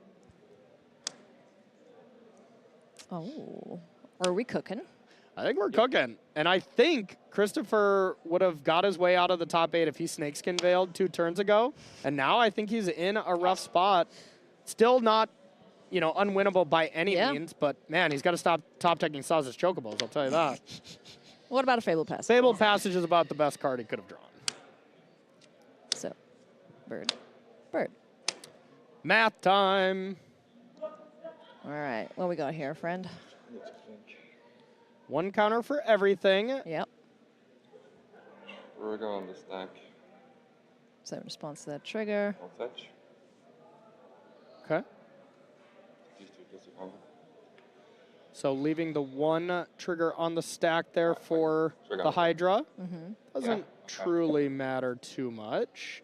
It matters where if Max had a removal spell, the Snakeskin Veil would come on, and then the double adds additionals. So it's playing around a removal spell a little bit more, but the fact that Max doesn't have it, it's going to work out the same. It's going to be a 4/4 creature, and then the wagon. It's going to be... Wagon's going to be quite large, huh? 1, Yeah. 2, 3, 4, 5, 6, 7. And here's the thing. The block with the Hearth Elemental looks pretty nice. Yeah. But a Snakeskin Veil to protect it is going to be a bit of a blowout. Yeah. So now the Saz's Chocobo can crew the World Wagon. The Hydra and the Wagon both get to get in there. Wow. Nice. Okay. All right. I think this is a finish the game moment. Chris ran the numbers, and now we're going to get double, so it's going to go 4 to 8. And then to 16. 2. But he could also cast the other Snakeskin Veil right now because it's already protected. 16. Yeah. So instead it could be 3. Yeah, he's going to do it. 12, 24. The Hydra's going to be attacking for 24. And the World Wagon is going to be attacking for 7. Oh, my. That has trample. Yep.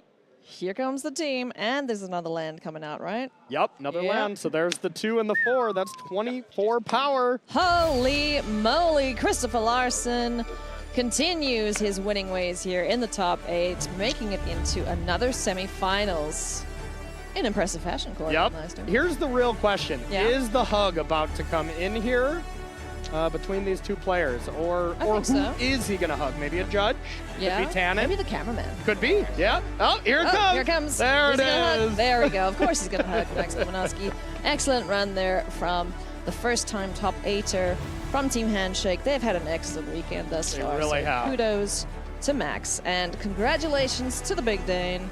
Christopher Larson seems very, very chill about it, huh? Very, you know, he is definitely in his chill mode here at the last couple Pro Tours, and he's just 2 matches away from doing something we have very rarely seen, if really ever, winning back-to-back Pro Tours. Really impressive stuff.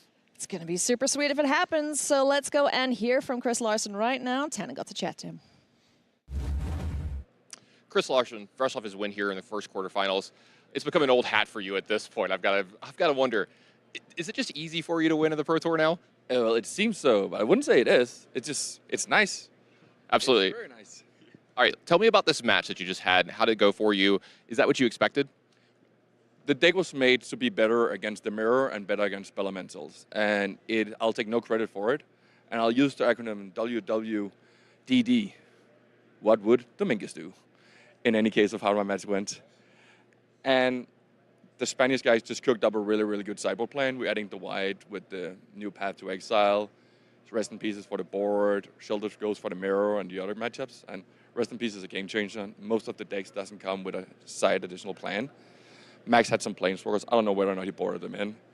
Just played out. The Hydra is an elemental. Thank you for Watsy for making that happen. I do appreciate that right now. Look, the white's been overperforming all weekend long. I think that's been the biggest story out of your deck. How are you feeling about your chances moving forward? I actually don't know who I'm playing in the semis. If I'm playing not Madness, I'm feeling great about it. If I'm playing Madness, I feel a little less about it, but it's probably still fine. Yep, it's been fine all weekend long, and hopefully fine a couple more rounds for you. Good luck, Chris. Congratulations, Chris Larson. 1 more quarterfinals to decide. Stefan Schütz up against Nathan Stoyer coming up next.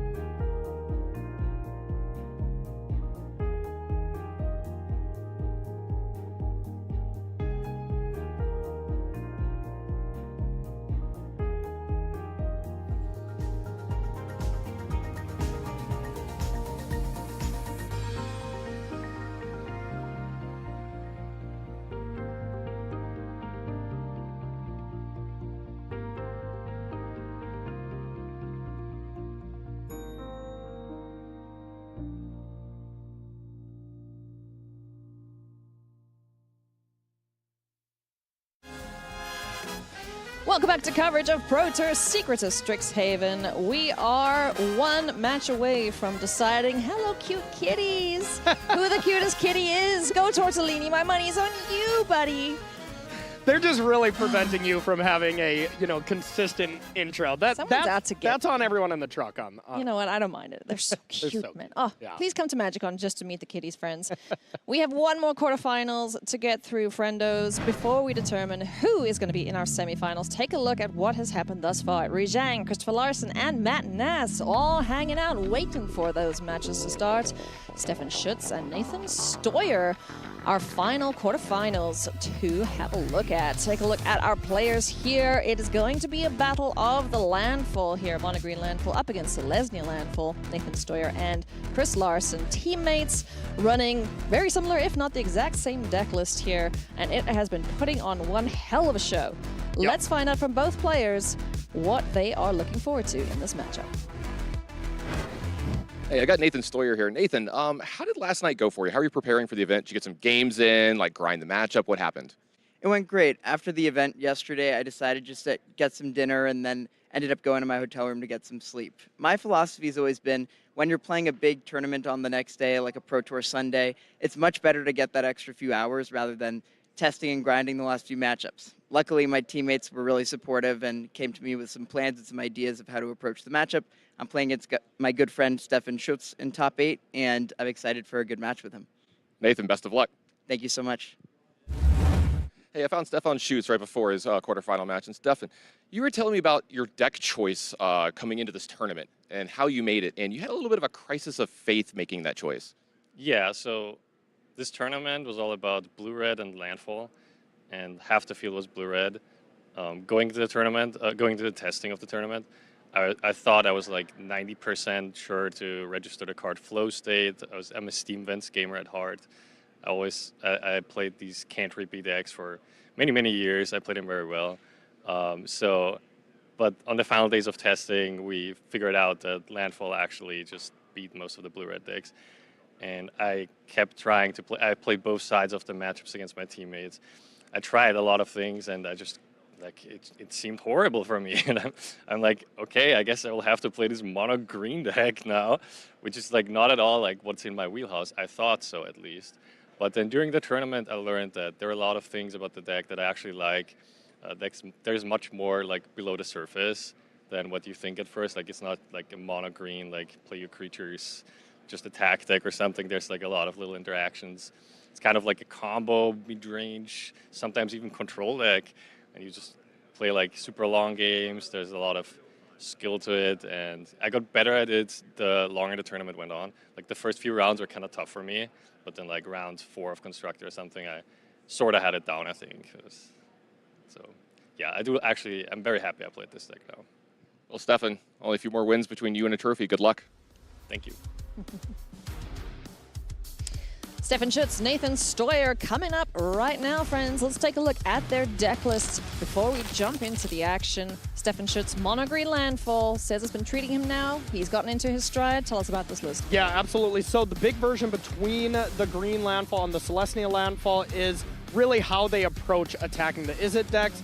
Attacking the Prowess deck specifically, Edge Rover is kind of the team handshake tech, where that is a nice card that can block and trade with Slick Shot Show Off. We see that plus the Sniper, as well as the main deck fight spells, which should come in handy here for the first couple of games here in this Landfall-esque mirror.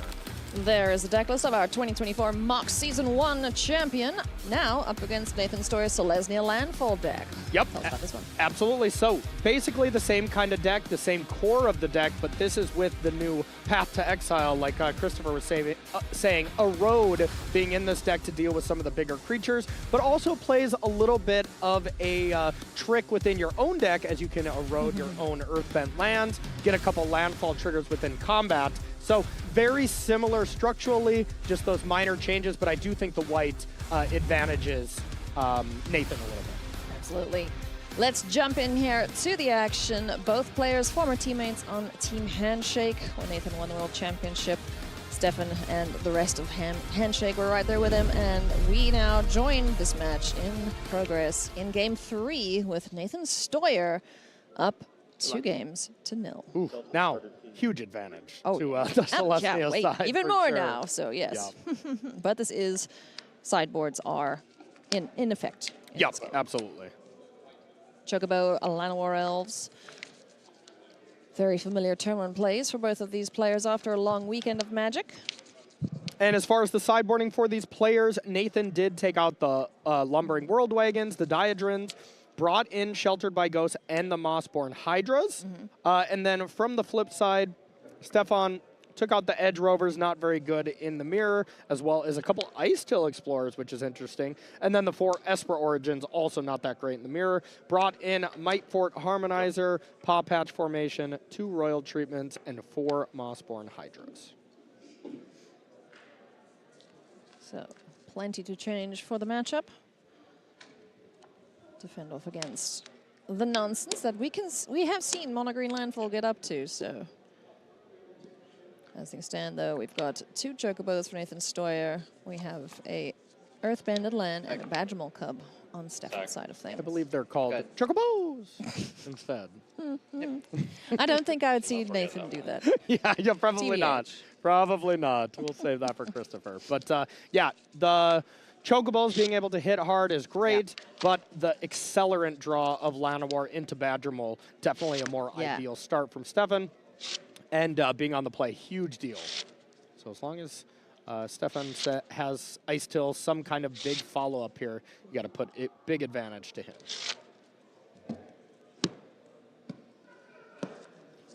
And both of these players so absolutely excited to be able to get a Pro Tour top 8 and lock up a bunch of qualifications in a row. So absolutely, going to be seeing both of them a ton here on the Pro Tour, and that just feels nice. You know, both of these players, we've seen a lot of them, but maybe kind of running out of qualifications. And now, well, they're going to be playing a lot of Magic here at the professional level. And yeah, Schutz's hand is amazing here. Ice Till, Hydra, as well as Earthbender Ascension and a land. So very, very strong.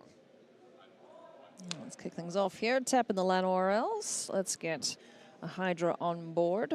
Try and get it out of Meld's Strider Resolve range, perhaps. Yeah, and now... Explorer first and foremost. Nice. Wait, sorry. Can I take that back? Yeah, it's fine. I should play this one first. Sure. Mill trigger in response to the mill out fetch, so two mills. Sounds good. There we go. Okay. So I have one land. Besides making the top 8, it's such a relief to just know that, okay, cool, I know for the next however many events, I am occupied. Yes, exactly. I'd be like, no matter what, now you have the ability to make sure you lock in, you know, your team. I mean, we've seen Stefan be on Team Handshake since the very beginning. Nathan actually as well, up until this last Pro Tour, but, you know, you can definitely still see, based on their interview, still great friends, even though they went to different teams here. No more lands for this turn. No more lands, a couple mill triggers on the stack. I'm going to end up fetching, so I'm just going to shortcut. Yep, both of them kind of understanding what they're doing. Probably going to see a Earthbender Ascension here. Oh, Hydra to start anyways. And now just a game-breaking battlefield here from Stefan's side. So Nathan's going to have some interaction here. Doesn't really have the luxury of trying to push through damage to try to win this game at this particular spot. Has to be something like Shelter by Ghost or a Road to be able to interact with what Stefan's doing. Yeah, that Hydra is certainly the most terrifying thing on the board. With 2 land drops, we see the Fabled Passage in the graveyard, so yeah, just gets exponentially bigger from here on out. Yeah, that's 4 doubles, easy. You know, so no matter what, that Hydra is going to be gigantic. No one took blood. Yeah, just already going to be up to 16 power next turn with just what's on the battlefield. And with that Earthbender Ascension as well, you'll just have a lethal Hydra ready to go next turn if Nathan doesn't have anything. But I do see, looks to be some white cards. That might be second planes. I think that's, he's no, got that's a road. double a Double a road. Double a road attack for 6. Good So that's the first, so that I don't get a mill. Exactly. Comes tap. Yeah, a little shortcut, but both these players understand. 6 to me, so I'm at 14. I get 2 forests. You almost always want to deal with the ice till, just so you wouldn't be able to accidentally flip over a Esper Origins, which something like we that. do know that they were sided out anyways. Sending for you. What a good friend. Yeah. Once a teammate, always a teammate. Hell yeah. What a bud. I got you. Helping shuffle, too. Top. Okay, so Hydra and Earthbender Ascension is the 2 cards in hand for Stefan. So we'll see if we can find some other piece of gas, because just those 2 cards alone, they're good, but not amazing. Yep. Looks like a royal treatment Yeah, for the hate quick to see glance. But not amazing. Not amazing by any means. And I'm kind of shocked that we did take out some Ice Tills. I mean, that would have been Stefan's by far best draw right now. But he, of course, knows his deck a lot better than I, and all of Team Handshake also working on helping sideboarding as well. Yeah. I will not question that. So, pretty good battlefield going for both players Yeah, here. I'll attack with the Battle Cub. 18. Little Cub getting in for 2 points of damage. Now something like Land and Ice Till Explorer for Nathan would represent 3 land drops and an attack for 12 with these Chocobos. So I saw Mossborn Hydra. See what the rest of the hand contains from Nathan. You don't like when your landfall opponent's doing this, I'll tell you that, because that could mean Harmonizer as well. Now Harmonizer is just okay right now because it doesn't give trample to trample anything, here. but The biggest threat on the board, again, still that Mossborn Hydra. Unless Nathan can somehow force a block here. and both of these players definitely got their start from the Magic Online Champion Showcase. Yeah, Nathan's a 2-time champion? Yeah, I believe 2-time champion. Stefan for sure won once. Yep. So they both know their way around Vintage Cube as well as the plethora of formats that they play over there. Nathan, of course, a former world champion. And he got qualified for that one via that MOX and then translated into just one of the greatest seasons It was a crazy run. we've ever seen. Nathan went from winning the world championship to losing in the top 8 to Reed Duke Who in the eventually Pro won it. Tour, who won that one. Then winning March of the Machine to then another top 8 after that, I believe. So just an incredible run that we've only seen from, a couple other players. Kai, Luis, that's pretty much the list. Yeah, I mean, Simon Nielsen also had a ridiculous Yeah, and Simon run. Nielsen, of course, too, yeah. That's really the 4 players to... Chris Larson seems to be on the start of a crazy run, so... he still has so much work to do to get caught up to those runs, and he is having an incredible start so far, yeah. Might form Harmonizer. It's great, but right now it is just 4 mana for a 4/4 creature and pass the turn with no Ice Till, no bossing say style of shenanigans going on. So playing a creature and passing is not that great in this mirror match, that's for sure. Stefan having to slow down here way more than he'd like to. 2 incredibly powerful threats on that side, and now Nathan doing math. I mean, if we were doing the math Ooh, last wait, turn... hang on. Can you do something cool here with Escape Tunnel where he makes the Hydra unblockable and then starts doubling it? He sure can, but if we have a Harmonizer, it doesn't... Nathan's not going to care if you can block it because it already has trample. And when you're doing this kind of math, I would put it at about 100% that Nathan has a Harmonizer in hand. And if you have that, plus, let's say, Fabled Passage, it's double 6 times from 2, and that... I don't think that's going to be possible. And that's the thing with this mono green deck on the other side is when you're playing the Celestia Mirror, your opponent could have an Erode and completely blow you out, which is what we saw for Christopher Larson's winning in against Nathan. Oh, yeah. Nathan went for it. okay. Chris Sorry had an about Erode, won the game on the crackback. There's chuckling happening. That's the I'm in danger chuckle. I Yeah. Sorry, guys. Math. I mean, hey, we've seen this time and time again. Yeah. Math in the biggest moments. Even someone who's as amazing at math as, let's say, Matt Nass, when he, was about to close out his pro tour, you're like, all right, I know I just did the math 6 times, but I'm going to do it a 7th just in he's case. got a degree in mathematics, doesn't he? Exactly.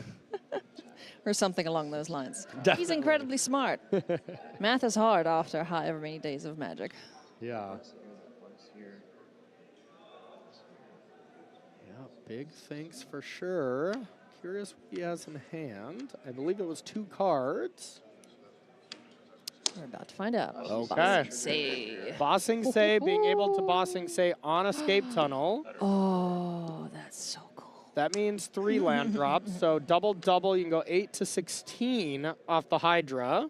So that means one of the 4 power creature has to block there, and then the other 2 can be chumped, so it doesn't look like Nathan has it right now, but he's kind of saying, all right, if I attack with everything, can I make you block in such a weird way that it's brutal? Yeah.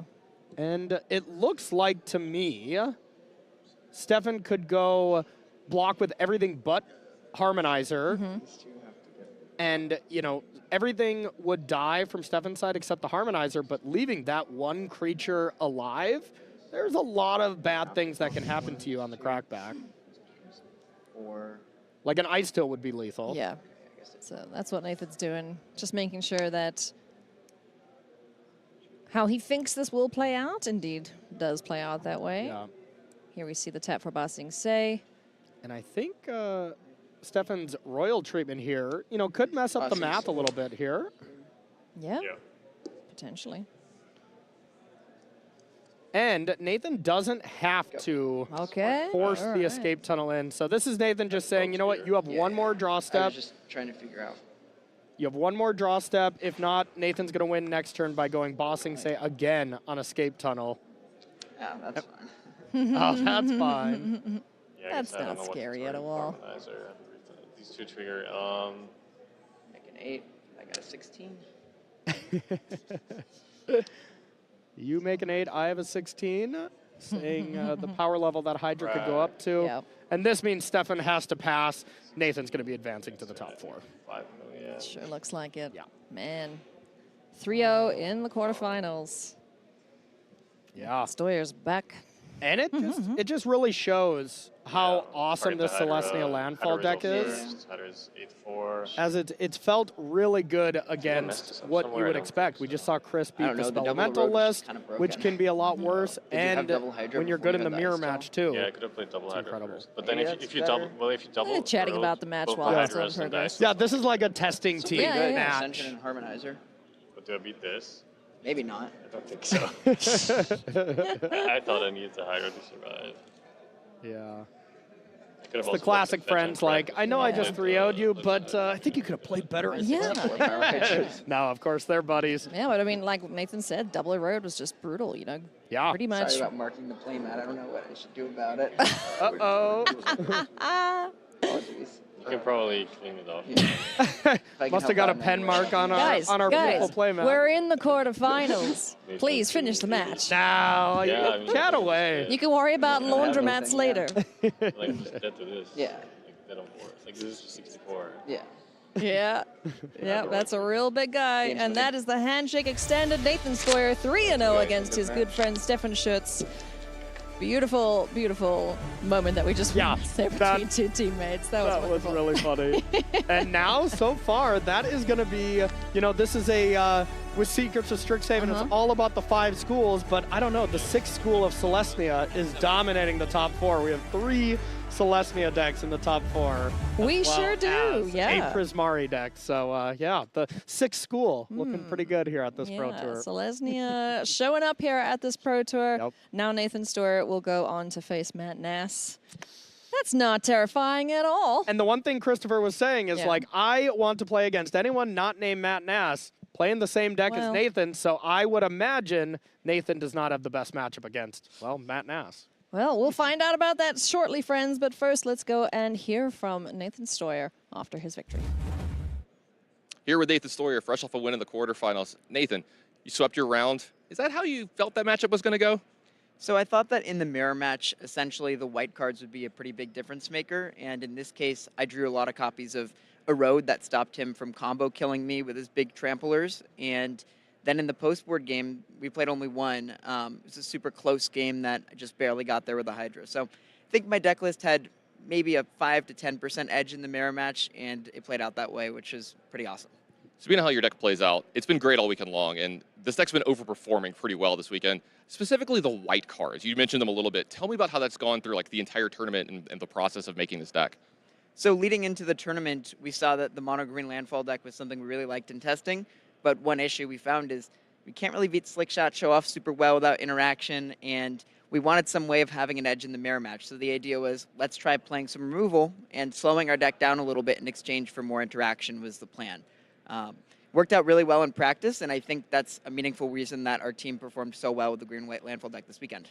Yeah, the deck's been great. You've been great. Good luck in the next round. Thanks so much, Shannon. It's semifinals time after this very short break, friends, so don't go anywhere.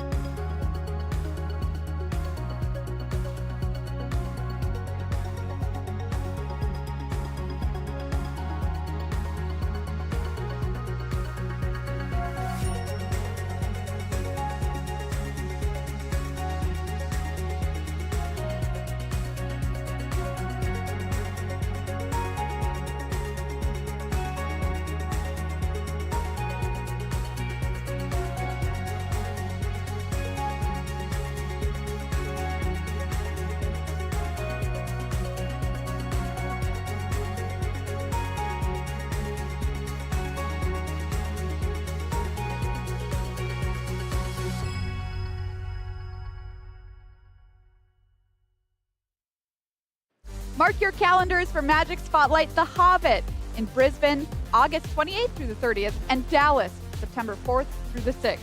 The promo card is Riddles in the Dark.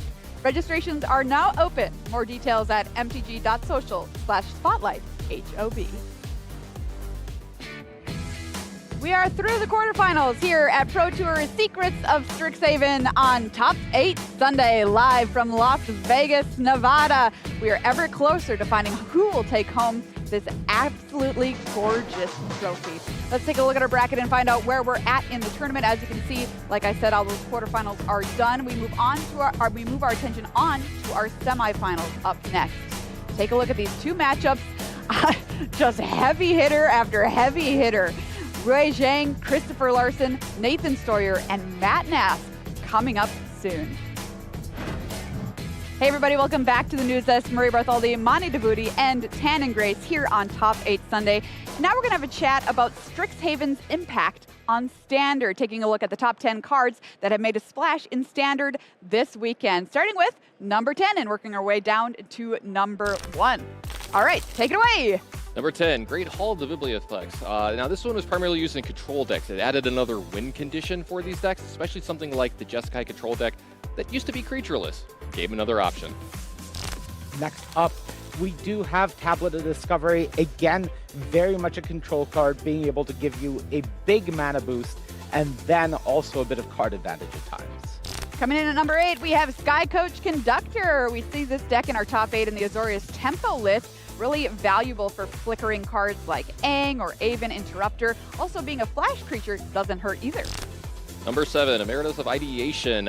Big threat. A lot on the sideboard of some of the combo decks, and who doesn't love an Ancestral Recall? Coming in at number 6 is Traumatic Critique. Being a removal spell, but also more importantly, a discard outlet and a card advantage spell at times. Very good for control decks, and more importantly, the Izzet Spelementals builds. At number 5, we have Impractical Joke. 1 mana is the name of the game with this card. Just super cheap and efficient removal. Number 4, Prismari Charm. We saw a lot of the Izzet decks kind of adopt this weekend. Gave him a nice piece with a couple of options at instant speed. At number 3, welcome back Path to Exile, doing massive work here, especially for our Selesnya players in the top 8. Erode is doing a great work in Standard.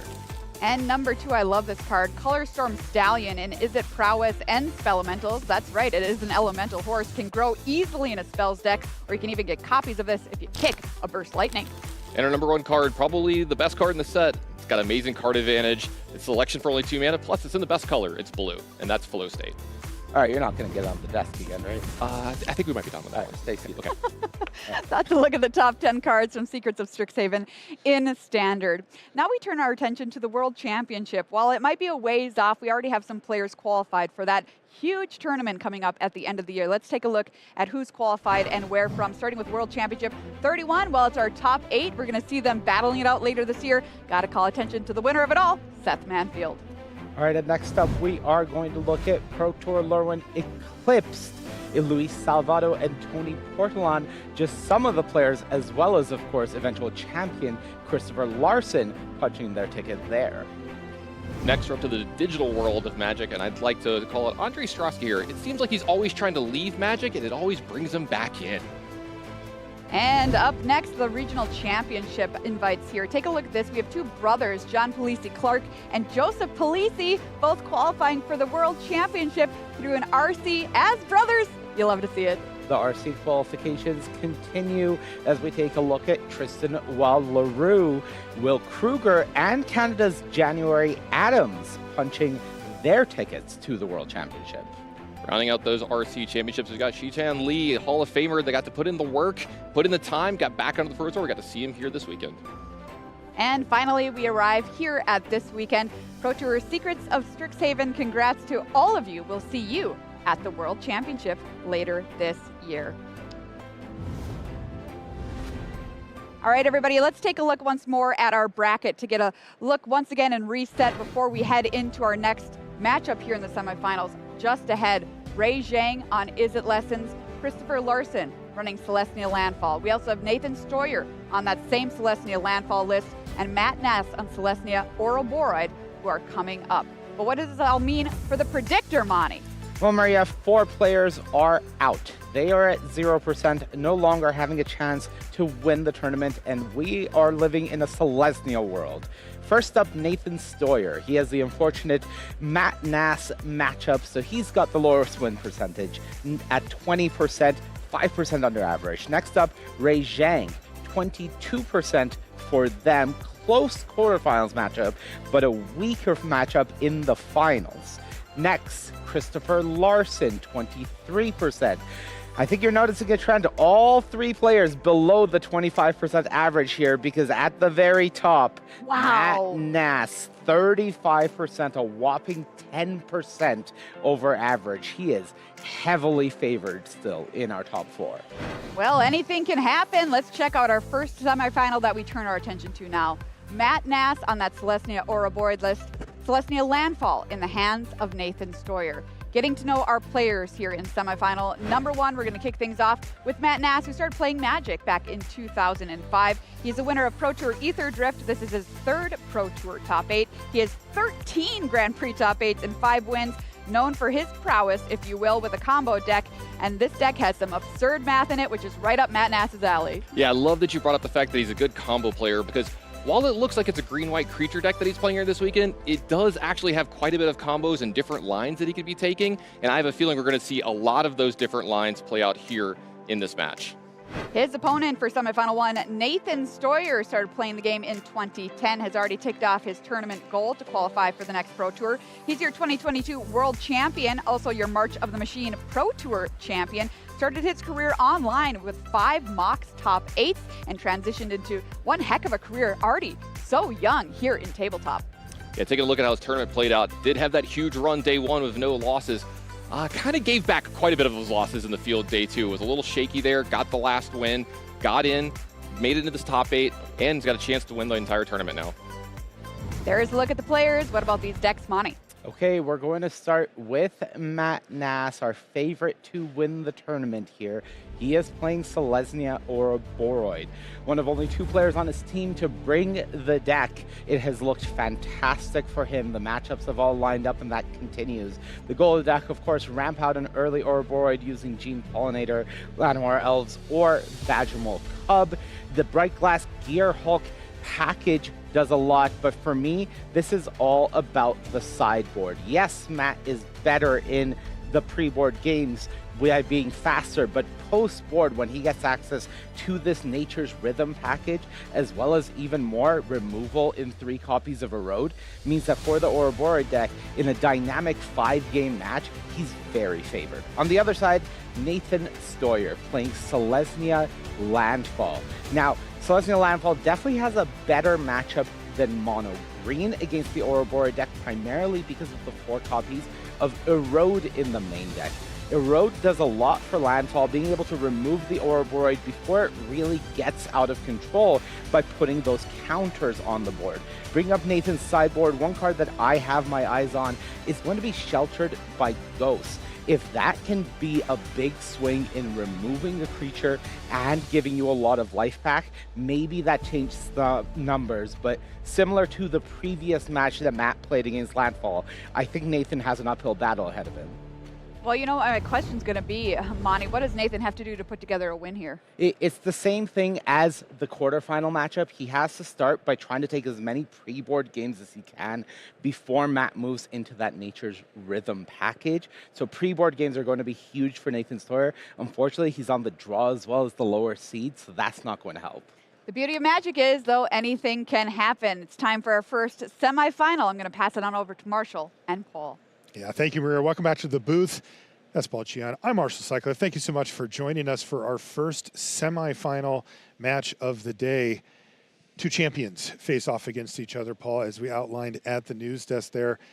Nathan Stoyer versus Matt Nass. And it looks like a classic case of similar build, but mine's a little bit slower than yours, and that's a good thing. Yeah, and so the Mono Green Landfall deck, or excuse me, the Selesnya Landfall deck, one of those decks that is much better equipped to go long against a lot of the other decks in the field, but in the specific head-to-head, it's all about speed, and Matt Nass has the edge in that matchup. You see Matt running out into the feature match area here as he gets ready to take his seat against Nathan Stoyer. Both of these players have won Pro Tours, including Stoyer picking up a World Championship in 2022. He hadn't been on the Pro Tour in a little while and made his triumphant return, and he did not waste it. He's all the way Table out, we'll start a game to the semifinals. Right. Looks like he is, however, on 6 cards and on the draw here against Matt Nass in our opening game. That is rough here with Matt Nass starting things off here with a turn 1 Llanowar Elves. There. Always happy to start with that. No Badgermole Cub this time, though. You see Saz's Chocobo here for Stoyer. Yeah.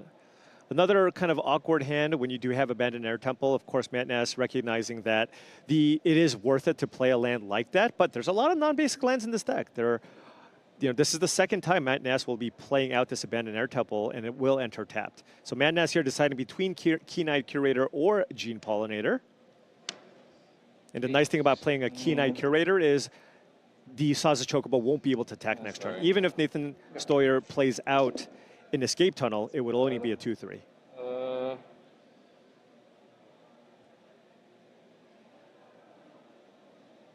Matt seemingly had made his mind up on the Curator, but maybe is going to decide on the Gene Pollinator, and he does.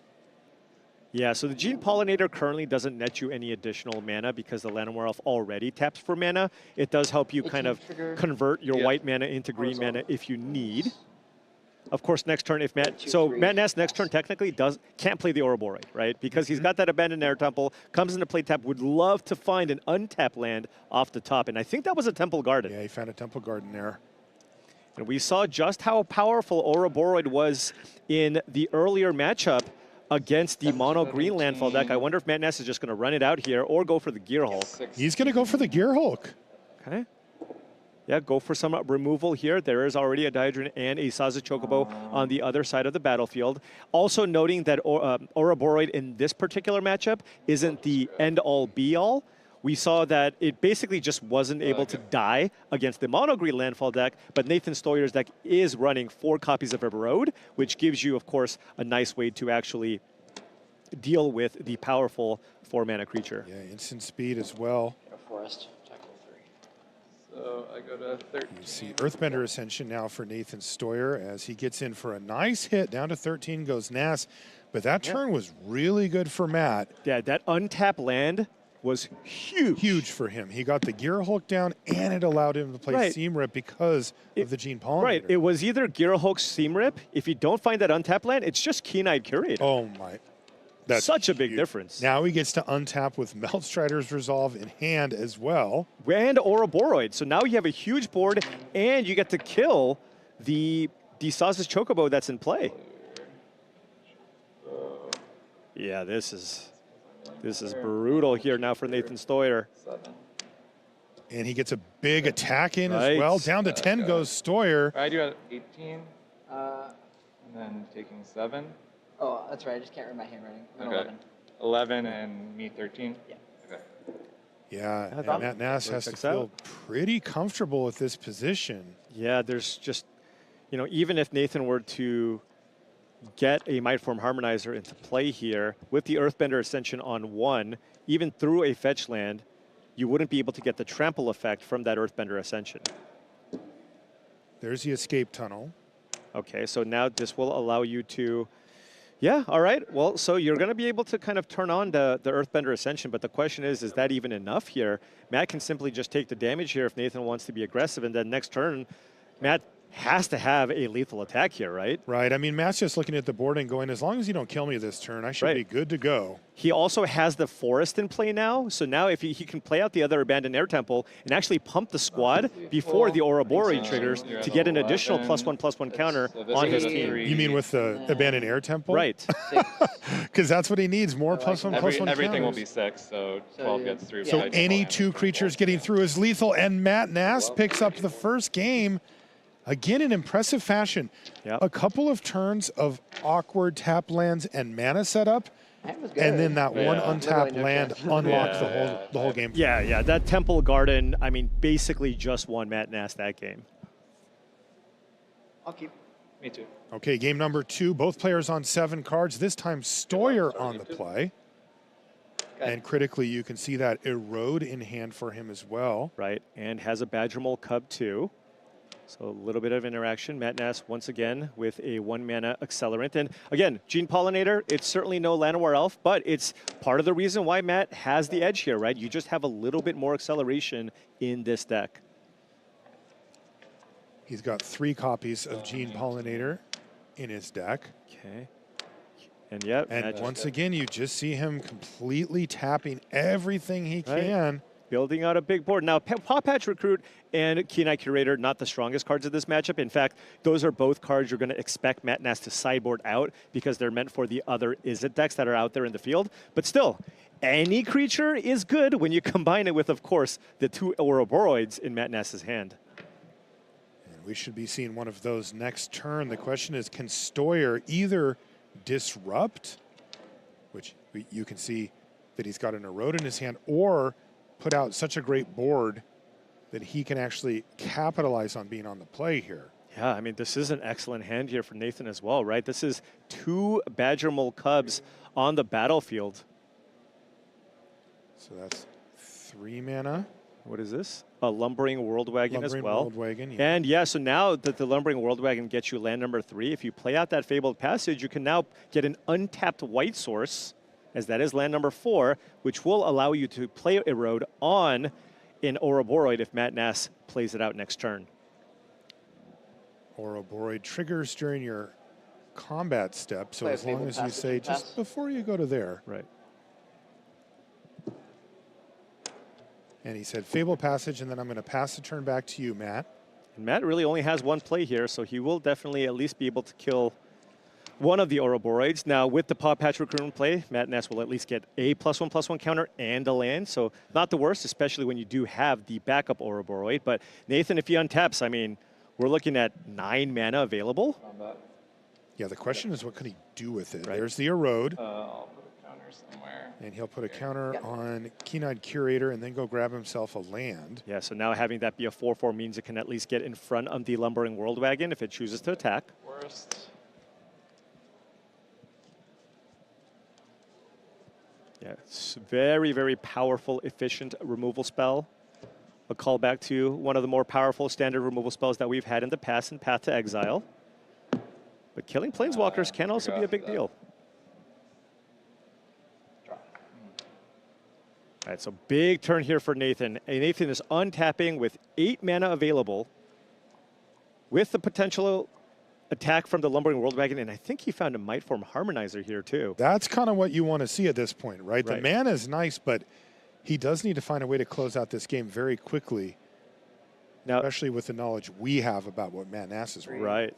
Now, noting he doesn't have a fetch land here, but you can at least get 1 land off of the Lumbering World Wagon. And then, of course, we saw this in a previous game where there's Diadrine. You can remove counters from your lands. That's a lot of landfall triggers. Yeah, I was going to say the only thing you need is mana. Right. He's got that.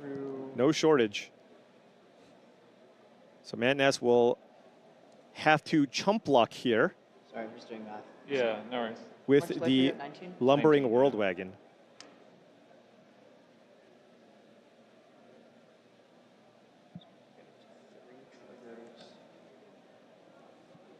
But it's not like the Keen-Eyed Curator was doing a whole lot anyways. Just having it be a 4/4 to block is pretty nice. And he can't get trample somehow here, right? I don't believe so. Okay. Did he play the Diadrine this turn? Right, he did, yeah. He did. Yeah. Attack with these 3 triggers, remove 2 counters here. These both come so back. These 2 triggers happen. This is on the, this ability has to resolve first. Yeah.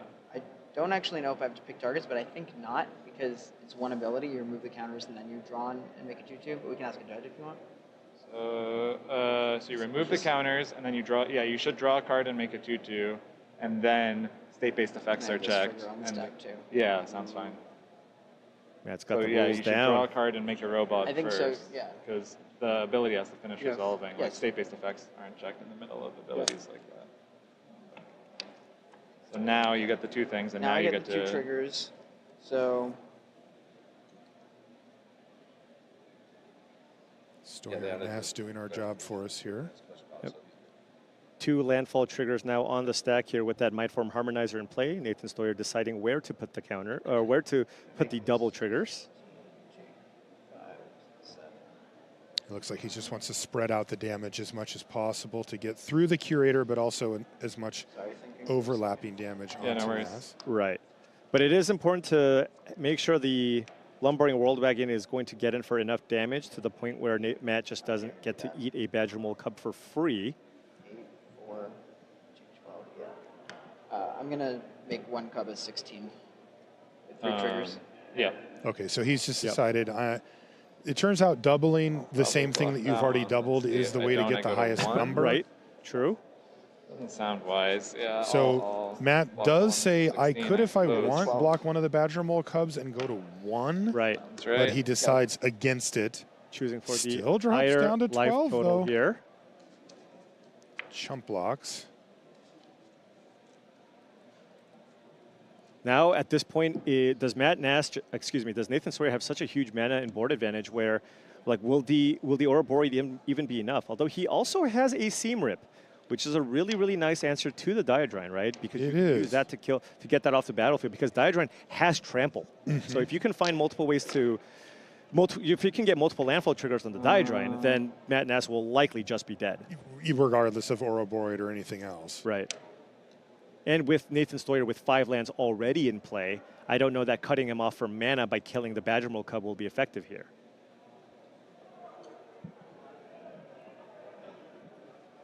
Yeah, Stoyer's only got 2 cards left. Yeah.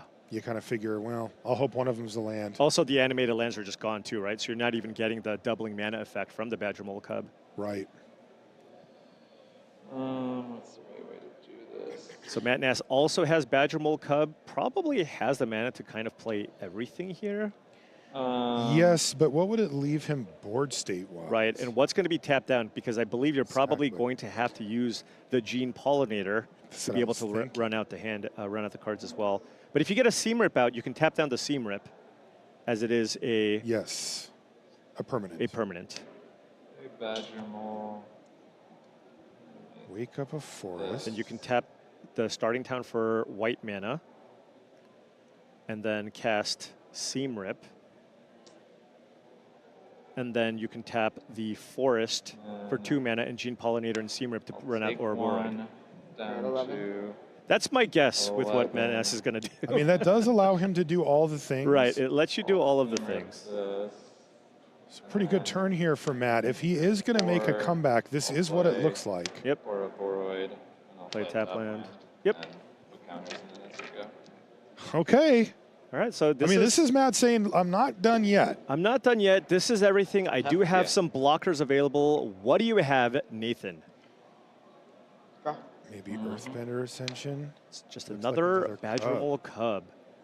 This means that Matt's not dying this turn, right? Yeah, I mean, the Lumbering World Wagon can certainly get in for a good chunk of damage to the point where Matt Nass will have to probably chump with one of his creatures in play. But it doesn't just end the game right now. And it doesn't have trample. Right. It also has 4 toughness. Could he? Yeah, I mean, you'd have to double block. Yeah, you'd have to double block to get it off the battlefield. I imagine the most likely thing Matt will do is probably just block with the Paw Patch Recruit and then just grow his team again next turn and hope to find another creature to play. Yeah, and his team's bigger. You know, Yeah, you next see turn. the forest and the pollinator, or I should say, there's more of them, you know, for blocking. Yeah, Stoyer really wanted to find some way. It keeps the land in hand and the Badger Mole Cub. Wow, Llanowar Elves Go was the play there from Stoyer. Matt Nass must be thrilled with this. Okay, and then he found a Nurturing Pixie. Is there anything great to pick up here? The only thing that you can pick up to get value is if you pick up the Paw Patch Recruit, then you can make an Offspring, right? And then that gives you an extra creature in play to put more counters on the Ouroboros. Yeah, and I mean, plus the Pixie. Yeah. And the Pixie gets a counter. Oh, excuse me, of course. Badger Mole Cub works as well. Either way. Right. But this gives you access to a little more mana as well. I'll go to combat. So these two are summoning 6. Now. Uh-oh, combat. So this gets Let's get some counters. Is there going to be combat? I'm curious if Matt sees any window here. The thing is, the World Wagon can also block. But he's got. Yeah, but everything is gigantic. Matt just does need to be a little bit careful here, right? You are sitting at 11 life. There is a Might Form Harmonizer on the other side of the table. The Paw Patch Recruit looks like it can be a pretty good attack. Even if you block with the World Wagon, you can trample through. Ouroboros probably stays back. Yeah. Matt has 7 creatures, all untapped, so. You know, barring trample happening on Stoyer's side, Matt isn't going to take any damage if he doesn't want to. Yeah, and Stoyer has 5 creatures, or excuse me, 4 creatures and a vehicle. Looks like lighting it up. Anything with 4 power can, of course, attack.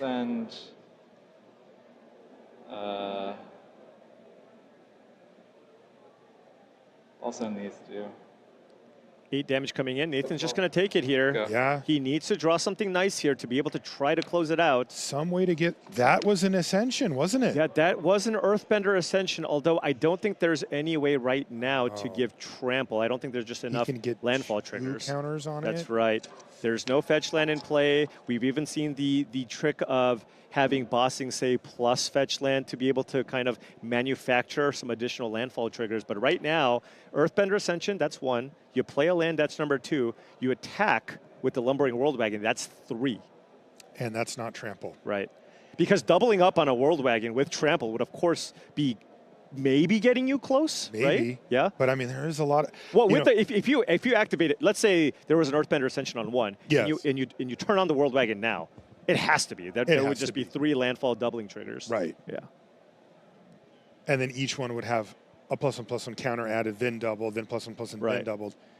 But that's not what's going to happen here. And I really have to wonder, like, can Stoyer survive next turn? Right, but remember, Paw Patch Recruit also has Trample, and Nurturing Pixie flies. And everything's getting 4 more +1/+1 counters on it, at least. If 2 creatures go through, that's the game. You got there first. So 1, 2, 3, 4, 5 blockers for Stoyer? 5 blockers, and we have 7 attackers. So that's 2. Yeah. Now, Nathan can tap one of the lands and play Badger Mole Cub and animate a land, and that should give him 6 blockers. Okay, but are we at the situation where Nathan loses his board? I guess he only needs 1 threat left over to try to steal the game back. Also, if you block with the lands, it comes back, and that ticks up the Earthbender Ascension as well. Okay, so this has become a good close one. What does Nas find? Keen-Eyed Curator. I mean, the Paw Patch Recruit also tramples, though, and every creature has to get blocked, right? So I guess you let the Paw Patch Recruit through. No, but then you just... Well, 1 creature can get through. Right. The Flyer will definitely get through. I mean, this is just so much damage coming in. How many blockers do you have? Or this doesn't really count. 1, 2, 3, 4, 5, 6. Yeah, 6. And I have 7. But the Recruit tramples. If the Recruit, if it gets blocked, it needs to get blocked by the biggest creature, which is a 4 toughness creature, right? So if it's a 4 toughness creature, Paw Patch Recruit currently has 9 power, so 5 damage still tramples through. Nurturing Pixie gets in for 8. That should be lethal between those 2 creatures. Oh. And everything else has to get chump blocked. Unless there's something that has reach that I don't know about. No, the 2/2 token doesn't have reach. Pixie is 8, so that puts Nathan down to 4. Every other creature needs to be blocked. And he's looking at the Recruit. Oh, but he could maybe double block the Paw Patch Recruit, right? Because the Flyer can't even be blocked. No, but there's 6 creatures attacking and 6 blockers. So he double blocks that, and then the other 5 all get chumped? I think this is going to be lethal here. Well, worst case for Nas, it would leave Stoyer with an absolutely decimated board. Right, but like he may have everything gets an elf. Right, and Matt still has a blocker here.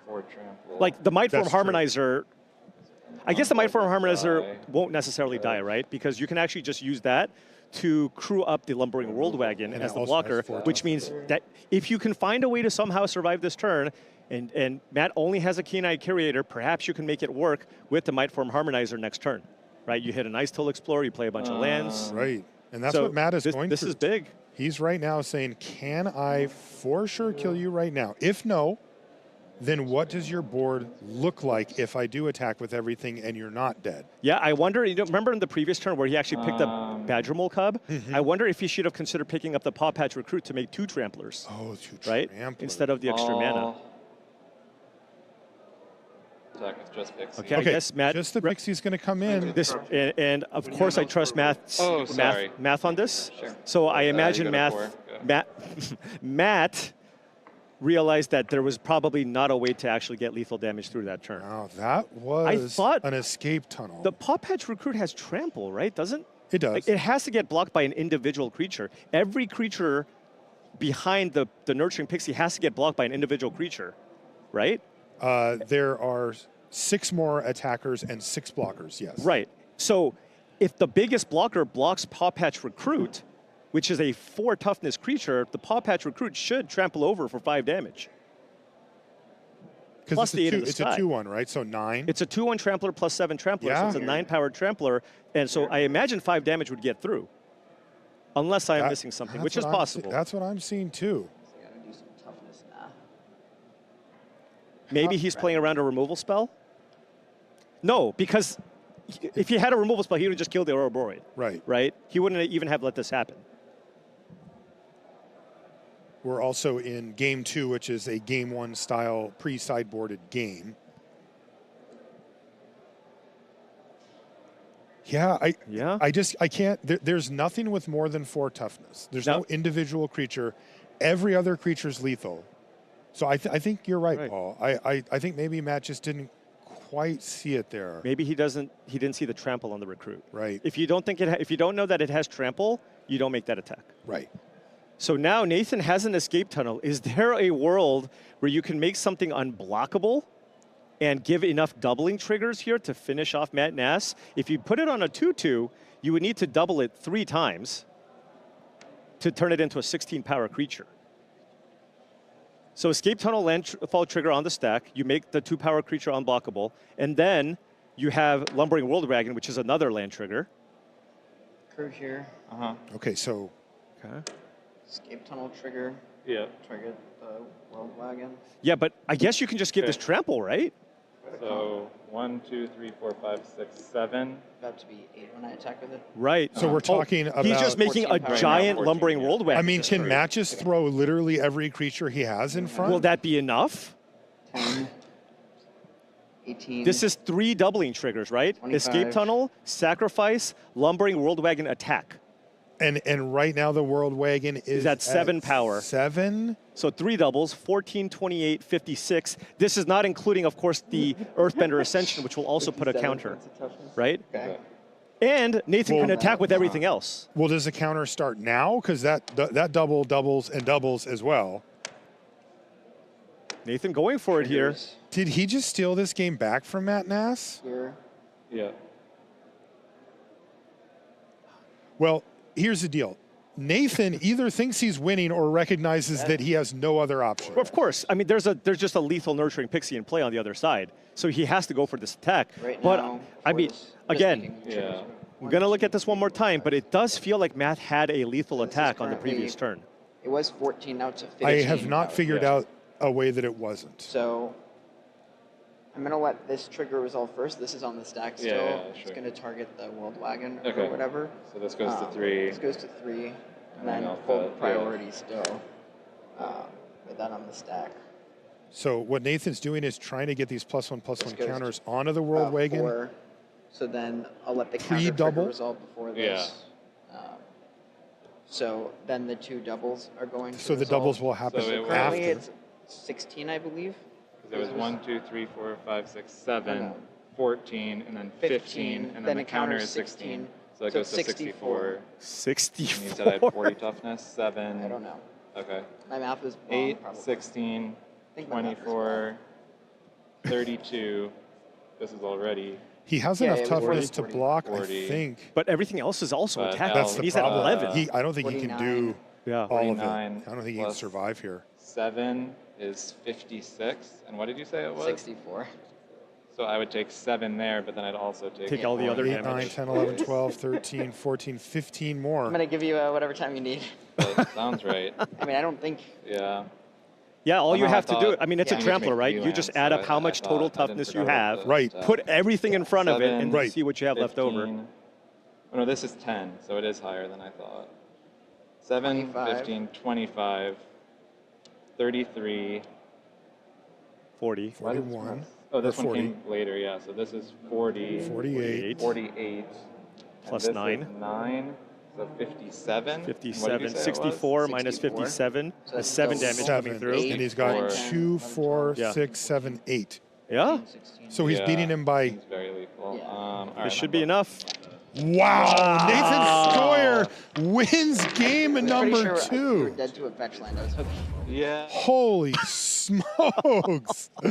You know, when we think about a well-developed standard format like this, we do not think about putting 64 power plus a bunch of creatures and all that power and well, I've got 56. Right. Is that enough to block? No. Yeah, I mean, No. that is just absolutely ridiculous. I mean, Nathan was close. If he had that Earthbender Ascension already on the battlefield, it would have been kind of a similar situation because, of course, the most important part was the trample that the Earthbender Ascension gives, and he was one landfall trigger away from getting it done on the previous turn. So, right. yeah, big attack, and yeah, I don't even know how much it was lethal for, but it was just enough. It was by, I mean, if he blocked everything on it, he went to -1.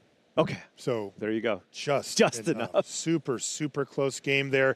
They've split the first 2 games. We're going to take a short break, but when we come back, we're going to be into game number 3 of Matt Nass versus Nathan Stoyer. Don't go anywhere.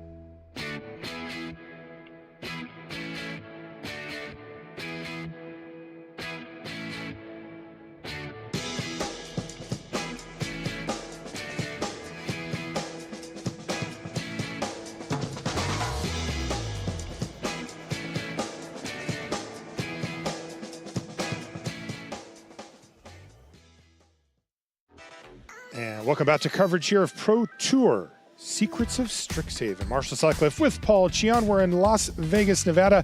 There's a MagicCon happening. We've got the Pro Tour. We're in the top 8 Sunday here. We're in our first semifinal match. Thank you so much for joining us. We're really happy to have you along. And boy, we've got a barn burner on our hands here. The players have split the first 2 games. Nathan Stoyer winning the second one, maybe getting let off the hook a little bit there, man. We have not been able to find a way in which that there was not a lethal attack there, but also we are talking about 7 huge creatures attacking into 6 huge creatures. I mean, these are very complicated board states. Not only that, of course, 2 of the best players out there here, both Pro Tour champions. So, you know, a lot to consider there, but I mean, that was a really, really great close game. Now we have sideboarded matches, and we've talked about it before. After sideboard, I mean, Matt already looked like he has a somewhat favored matchup pre-board. After sideboard, he's bringing in 11 cards. Matt now starts things off with Llanowar Elves. His hand is Seam Rip, Double, Nature's Rhythm, and 2 lands. Does Stoyer have one of those starts? Yeah, well, it always starts like this. Llanowar Elves on turn 1. And then Badger Mole Cub on 2 is the norm. And this is going to be a Seam Rip here. Attack for 1. On the 1/1 and gets to attack. Next turn does have Nature's Rhythm to go search out a Badger Mole Cub. Get the mana acceleration going here. And Nathan Stoyer does have the Shelter by Ghost, but no creature to put it on due to the Seam Rip. And there's the Badger Mole Cub for Stoyer. He was really hoping to have that and be able to tap that other land for a double mana, but he's going to have to settle for just the Cub thanks to Seam Rip. And now we're going to see Nature's Rhythm, and Matt Nass looked like he knew he wanted Cub. Usually when you do it for 2, you're getting the Cub here. But of course, Spider Manifestation, I guess, might be a consideration. But you know, usually when you can get a Badger Mole Cub, you get a Badger Mole Cub, especially when you already have a Llanowar Elves in play.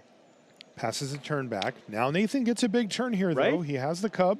Yeah, if you have some interaction here. There is not only a Bushwhack, but also a Sheltered by Ghosts. He has a second Badger Mole Cub, too, to just give you access to even more mana this turn.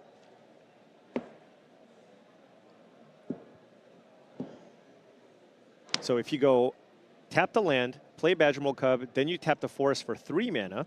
You haven't played a land for turn yet. Then you can go Bushwhack. Kill the Cub? Yeah, and then you can go get a Plains. Play the Plains, and then play Shelter by Ghosts. Holy smokes. Big turn. I mean, that's one of the many options. That's one of the options. Yeah, there's, of course, Earthbender Ascension, which is also very strong. You can just go Cub into Earthbender Ascension, and that would be very, very good as well. But if you want to play a more reactive game because there's a Nature's Rhythm in the graveyard, and you want to cut Matt Nass off of a lot of mana, then I think getting the White Source also makes sense. Yeah, you're kind of stranding the Nature's Rhythm potentially and slowing down Matt considerably. Also, any creature killed on Matt's side is a good thing when Ouroboros is, you know, a possibility. Yeah. So there's still 1 mana floating here, so still has the option to go Badger Mole Cub into Shelter by Ghost, or just Shelter by Ghost, okay. Oh, and then Bushwhacking. 17, excuse me, never mind, cast the Bushwhack. 22. Yeah, so anything else, just a passing of the turn. Okay. So Nass has 3 lands and a Llanowar Elves. And the big thing here is Nathan Stoyer wanted to keep up Snakeskin Veil. He could have had a slightly more explosive turn, but wants to actually protect this creature around Erode, which is a card that Matt Nass brings out of the sideboard.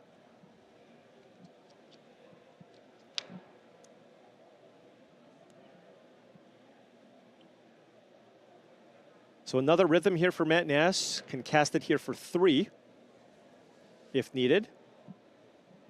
Does he have any disenchant effects? There is an Insidious Fungus, a singular copy out of the sideboard that you can bring in as a nice way to kill the Shelter by Ghost and get your Badger Mole Cub back. Wonder if he's just going to do that here.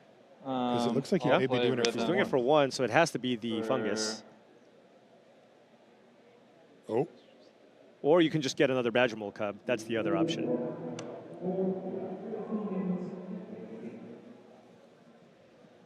I don't think Matt cares that much about the life-linking nature of Shelter by Ghost, just because of the fact that when this deck deals damage, it deals it in such huge chunks.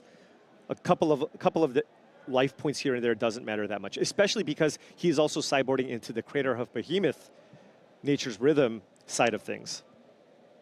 Yeah, and when Paul says such huge chunks, he's not joking. Yeah. Stoyer attacked for 71 last game. I'll just play Rhythm for 2.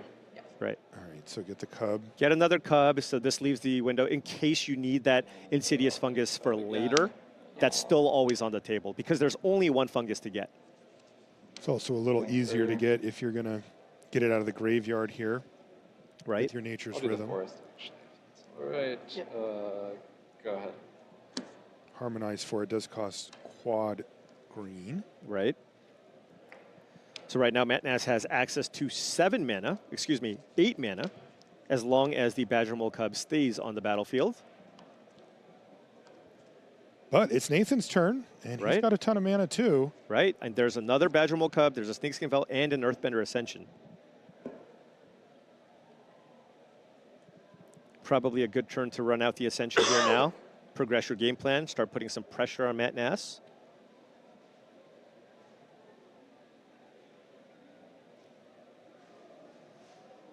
We've seen many times before how the Earthbender Ascension can get out of hand, especially when you can put counters onto the fetch lands. Combat. 3. Considering Snakeskin Veil as a combat trick, right? He goes, hey, if you want to block, I can just fire off the Snakeskin Veil, although it's a little bit risky given that Matt Nass does have Erode mana up here with that untapped Hushwood Verge. Look at Matt Nass. But I suppose, because the creature has Ward 2, that wouldn't even work. Oh, yeah. 14, 25. Chippy attack there from Stoyer, and it does get through with lifelink. Every little bit matters. Absolutely. If Nass had 2 more life in the prior game, he would have won. Earthbender Ascension on Escape Tunnel here. Get a forest, get a landfall trigger, and still get to keep up Snakeskin Veil here. So can Matt now muster up a big turn here because Nathan does not have an interactive spell, and now Matt gets to untap with at least 8 mana. Remember, Nature's Rhythm, you can go fetch an Ouroboros here. Granted, you would be tapped out.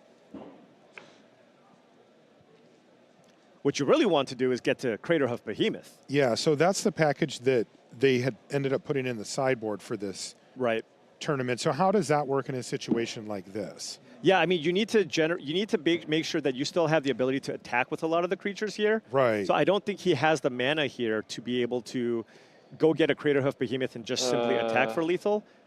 And it looks like he's lining up here a tap for 7 mana. I'll 8? This is do this for 4 with a mana floating. Wait, want to play the Land of Elves first, right? If you want to do that. If you want to get, or I guess it doesn't matter because your Ouroboros triggers on combat if that's what you're getting. with a white. Oh, he's got Bright Glass Cure Hulk. That's what he's going to get. Ah, okay. Yeah. So he's going to use this to try to chip away. Right, just kind of weather the storm on the other side here of the battlefield. Matt still has a mana floating, getting Seam Rip and Melt Striders resolved. You can Seam Rip the Sheltered by Ghosts as well to get back your Badger Mole Cub. First, I'll use the floating white and I'll Seam Rip the Shelter. And that means that Nathan can't do anything about it. Yeah, now he has access to so much more mana. Kills the other Badger Mole Cub here. Now Nathan can save this one, right? Right. Probably will. Figuring out where to put this. Try to fight the Cub. And try to fight the Cub. He knows. Maybe Maybe you could have something. The hint that that green mana has not been tapped this entire time. Is it worth saving the Cub? Yes. Right, and at this point now, if Nathan can't find a way to close the game out next turn, I mean, the window's open now for Matt Nass to just flash back that Nature's Rhythm. And I mean, look at this board. Right. Craterhoof Behemoth will 100% close out this game. Wow, Nature's Rhythm doing serious work here, in this case out of the sideboard for Matt Nass. He has cast 2 of them and harmonized one. Right. Did Nathan say he has some outs? I think that's what it sounded like. Usually it's, Ice Till Explorer, Right. Ice Till Explorer, Harmonizer. Well, you can't find both. Yeah, I was going to say if you just have Ice Till. Well, Harmonizer maybe. Maybe. Because the Ascension would give trample. Right. It's on 3 and needs one more. But Madness still has some blockers here, right? It's like he's got the 4/6. The Bright Glass Gear Hulk is currently a 4/6, and a Badger Mole Cub and a Llanowar Elves. All right, big draw here. That is not it. Passage cannot be it, right? Yeah, that is not it. And I mean, Nathan sees the Nature's Rhythm in the graveyard. Unless he kept in, the Keen-Eyed Curators, I suppose maybe that's an out to just not straight up die to Nature's Rhythm. Yeah. Right. Instead, he's just going to die to this board over a few turns. Boy, this matchup does look rough for Stoyer. Yeah, I mean, this was a good start and a good draw from Nathan, and Matt has decimated his board. Yeah, I just feel like every time you see the landfall deck win, they kind of squeak it out. They barely, these Ouroboros decks get out to good starts, and then they barely find a way to get the wins. Meanwhile, when Matt Ness gets some of those wins, they're easy. Yeah, he's on the play, and he just has everything by turn 4. There's not much these landfall decks can do. Yeah, it's a really nice mix of interaction plus threats from Nas. The Gear Hulk, definitely the difference every single time he casts it. Right. And, the main reason to just play this version. All right, here we go. Matt Nass is now untapping with double Badger Mole Cub. So all those lands and Llanowar Elves tap for 3 mana. All Matt Nass needs to do here is just get a Craterhoof Behemoth, and this should be way more than lethal. 6. 3, 6, 7, 8. What does he need? What's that? 12 mana. Oh, sorry. It's 8, and then 6, and then 8. 12. Yeah, you tap the Gear Hulk. 12. Show me a Craterhoof. That makes sense. There's only one. Enough. And there it is. Craterhoof Behemoth trigger and a massive attack back for Matt Nass. Boy, this is the haymaker of all haymaker matchups. Stoyer conceded before it happened, but I mean, the amount of damage coming across from either side of the table here is unbelievable. And you heard that. Stoyer actually said Mindform Harmonizer would have killed Matt Nass on that turn if he drew it. Okay. Wow. Well, he did say he had outs. There saws his Chocobo to start things off here in game number 4. Llanowar Elves, and that Abandoned Air Temple, again, being a little bit annoying here, as it will come into play tapped next turn. All right, good aggressive start here from Nathan Stoyer. 18. Double saws his Chocobo and an attack. Here we go, untap White Source maybe. Seam Rips, anybody? Oh, Badger Mole Cub? Badger Mole Cub. Okay, but again, there's a tap land here, so it's not, you don't get to do everything that you want, but still, of course, a very, very strong start here. If Nathan Stoyer can get this Badger Mole Cub off the battlefield, that would be nice. No interaction, though. No. Right? No interaction. This is just, I hope to have as aggressive of a start as possible. It's the only thing I can do right now. And he is having an aggressive start. This is a lot of damage coming. This is 6 damage coming in. But Matt has that particular base covered. Right, with double Seam Rip here, you can get rid of both of the Chocobos. The real question is, what is Stoyer's follow-up? We know he has the Earthbender Ascension. That's a pretty dang good start, but he will need a bit more to get over the finish line. Right. After he loses these 2 Sauces Chocobos here to Nass. Matt will miss a land drop here for the turn, though. Has access to 5 mana. Yeah, who needs lands? Because if you play the 2 Seam Rips, you really can't play anything else. I guess you could play the Fungus. You could play the Fungus, yes. Yay. I mean, you could play the Fungus and blow up the Earthbender Ascension, right? Does he have enough mana to do all of it? Yeah, he has exactly that. It's 5 mana, right? Yeah. The Fungus costs 1, 2 to activate, and then the 2 Seam Rips. I mean, leaving Nathan Stoyer with a 2/2? Yeah. and no fear of very tempting. Some trample shenanigans. The other thing to do is to just cast Nature's Rhythm maybe for 2 and just try to get kind of some mana flow going. You can still do that with the 2 creatures up top. You do it for 2, get another Badger Mole Cub. Then the Abandoned Air Temple would tap for 3 mana, but you would only have access to 1 white. Yes. And you would not have enough to cast and sacrifice. Yeah, you would be able to. You would be able to get Badger Mole Cub, play a Seam Rip, and play a Fungus. Yes, but not sack the Fungus. Right, which would keep one of the Saz's Chocobos alive. Yeah, it really does feel like if you're in Nass's seat, you just want to try to wipe the board as much as possible. Yeah, I mean, killing 3 turns seems pretty nice. It does. Right? Though Nass is mathing here. I mean, if he is not going to die to the 2 Saz's Chocobos next turn, if he determines that's the case, then he could go for the longer game plan, but right, I'd be terrified. Yeah, also, he doesn't have to sacrifice the Fungus right away, right? You can just tap the Abandoned Air Temple for white, Seam Rip one of the Chocobos, then tap the Starting Town for white, and then you get a green mana from the Cub, and go about it that way. But it looks like he's going for Nature's Rhythm based off of this. All Rhythm 2. And we're assuming this is another Cub. Yeah, this is a Cub. So now we have access to 3 mana. But it's green, green, white. That's right. A Chocobo. Okay, and basically he's just hoping he doesn't die here. Wow. This is the highest upside play. Absolutely. Because you get to untap with way more mana next turn. You have access to 9 mana next turn. And Stoyer does need to get him from 12 to 0. Wow. What did he find? So he drew an escape tunnel with the Ice Till Explorer. That's a lot of damage. Or with the Harmonizer? With the Harmonizer, but there's no, you don't have enough for Trample. So if you play the Harmonizer this turn and you play Escape Tunnel and you sacrifice it, that only puts Earthbender Ascension on 3 counters. So you can set it up so the Saz's Chocobo would attack for a lot, but Matt can perhaps just chump block with a Badger Mole Cub or an Insidious Fungus. Now, if you play out the Ice Till Explorer instead, you get a bunch of additional land drops, you still pump up the Chocobo, and then you get that Earthbender Ascension to trample this turn as well. Now, that would still make it, that would make it so that he wouldn't attack for lethal though, right? Right. I don't believe that he's, it's going to be a lot of damage, but I don't think it's going to be a lethal attack. And then the question is, if it's not a lethal attack, is there a world where Matt Nass can take the damage and then have somehow enough mana to, cast a Nature's Rhythm out of the graveyard and hoof your opponent out? Right now, a little bit short on mana, right? Because it requires 12 mana. Mm-hmm. And you can, of course, tap some creatures to lower the cost. Right now, the biggest creature on the battlefield is a Badger Mole Cub. So then you need 10 mana on top of the Badger Mole Cub, which would require you to tap the Llanowar Elf. So if you top deck a land, and you tap the 3 mana producers and the Badger Mole Cub, you can put a Craterhoof Behemoth onto the battlefield with 3 untapped attackers, including the Craterhoof Behemoth. That has to be lethal.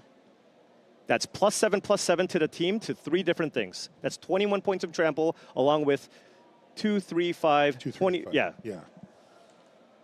So if Matt Nass can find an untapped 31. Yeah, if Right. he survives this turn, which it looks like he will. Right. And he keeps his entire board intact. And he finds an untapped land. That's kind of what this whole entire matchup has been. Mill trigger.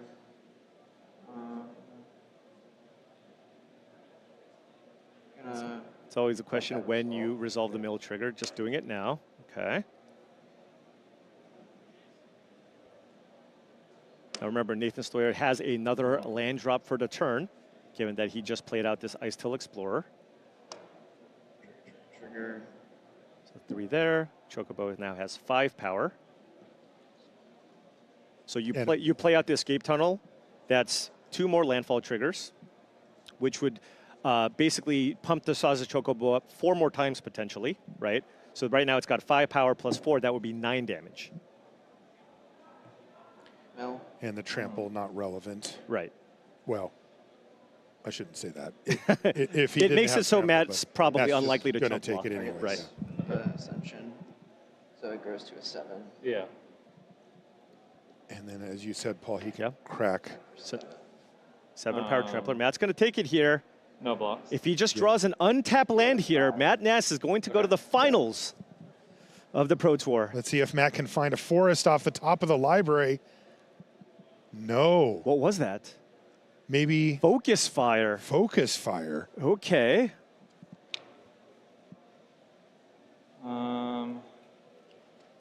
So, yeah, I think he's just a little bit short here. Needed that untapped land. Now, he does have interaction here, right? You have a Focus Fire now, and most importantly, you do have the Seam Rip here. Yeah, he can get rid of the Chocobo. So he wants to try to set it up so that there's no combination of lethal attackers from Stoyer's side. But the problem is the Ice Till Explorer would be lethal by itself. right? Because you can just make it unblockable. You also have Mightform Harmonizer in your hand, right? So if Nathan Stoyer gets to untap, he can just play Harmonizer, play a bunch of lands, and then just try to go for a lethal attack here. Now, Matt Nass does have the option to get the Insidious Fungus that we talked about before. If you feel like you don't want to die to Trample, you can go fetch that out. I mean, he has one on the battlefield still, too. Excuse me, he's got the one in play, so he can use that to get that off the battlefield. But to get the Ascension? Right, but given the fact that the Ice Tunnel Explorer is in play and he's got the Mightform Harmonizer, you can use the Escape Tunnel to make the Ice Tunnel Explorer unblockable, play some lands, double the power over and over again, and that would be lethal. But can you just focus fire it? It's only its power that Is gets it enough bigger. damage? Yeah, he's got 6 okay. creatures. Right? Like everything he has is a creature at this point. The 2 lands are woken up. He would need to maintain 4. Yeah, he still needs to keep up a bunch of mana. So he needs to fire off the Insidious Fungus here before Nathan even plays out a land, right? Yes. So he needs to do that on his turn. Oh, it's interesting because there's the Escape Tunnel sitting there. Right. And Nathan could just go to his turn and just play a land from his hand. Right, so this is 3 mana off the Llanowar Elves. I'll blow this up. Has 1 mana left. And now Nathan has to decide if he wants to sacrifice, and he doesn't. He wants to keep the Ice Tunnel Explorer as a potential lethal attacker. So if you tap the Abandon, okay, so he's going for something bigger here. Is he going to harmonize? No, he can just cast the Nature's Rhythm for 4 here. You can get an Ouroboros, right? You can just do it for 4 and get an Ouroboros in play, and then just have a big board. But that doesn't leave up that doesn't let you play around Focus Fire. Yeah, where's his white right mana then? But given the way that he tapped, that's what it seems like he's setting up for, right? Because otherwise, he would have tapped the Abandoned Air Temple for 3 mana, cast Seam Rip. Sorry, this is tough. Right, cast Seam. So what he should have done is tap the Abandoned Air Temple, cast Seam Rip to kill one of the small creatures, and then sacrifice the Insidious Fungus, keep up Focus Fire. Yeah, right now he actually has a green floating. Right. From the Llanowar Elves. Yeah, and a tapped creature.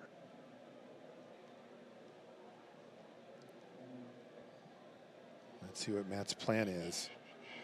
Yeah, I mean, he's already down to 5. The interesting thing is that, we're speaking in terms of Mightform Harmonizer as if it were inevitable because we know he has it. Right. But Matt doesn't. I'll Seam Rip your Chocobo. He's just going to... Stoyer? I don't think Stoyer minds all this. Okay. So he's still going to cast Nature's Rhythm. So it has 5 mana right now. Sorry, I have 3 green floating. Yes. Because I spent 2 and 1. Yes, Okay. So 3 green floating. If you fire off the starting town, that's up to 6 mana. But again, he's leaving the Focus Fire shield down. Right. Unless he finds a way to get another white Yeah, because if he gets a Bright Glass Gearhulk, he's not going to have any mana. Tutor for 4, and I'll get Ouroboros. Okay, he's just going to get Ouroboros. All right, so then Nathan should have it here, right? I think so, with Matt Nass at just 5 life. Escape Tunnel, unblockable, Mightform Harmonizer. There's the Harmonizer. Yeah. Crack 3, crack on this, and then first 4, and then play all kinds of landfall triggers. He says he can get in for 7. However you want to draw it up. So you play Harmonizer, Escape Tunnel is 4. Then he has 2 land drops. Or make it unblockable, 16. and then it's like 16, yeah. Dead. Wow, Nathan Stoyer steals another game here. Damn. And he is now even things up at 2 games apiece with Matt Nass. Yeah, had he kept up to the Focus Fire, maybe there's a world where he would have prevented himself from dying that turn to give himself another chance at just drawing a land off the top to be able to get the Craterhoof Behemoth. Yeah, I just want to stress how difficult it is to make these decisions with incomplete information. Wow. We know, Matt Matt is down to 5 on the play here. He's got the Llanowar Elves. Has this semifinal fallen apart? He's going to rip up those Matt Abandoned Nass. Air Temples. No kidding. once again, unable to come into play on tap. Okay, did find a forest here. I mean, at this point, I mean, you have mana, so you're always live. You can just keep drawing Ouroboros, but right now he doesn't have any other action in his hand. Now, he does have Seam Rip as a singular piece of interaction against that Badger Mole Cub, but Matt Nass is drawing off the top right now.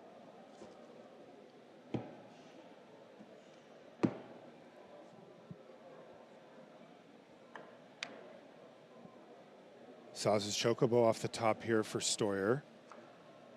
You can see the unbelievable disparity in cards between the two players. And if this game, basically if Nass doesn't get very lucky and rip relevant on-cost stuff for the next 2 to 3 turns, look at Stoyer's hand. I mean, he has it all. Right. He has multiple Cubs. He has multiple payoffs. He even has interaction.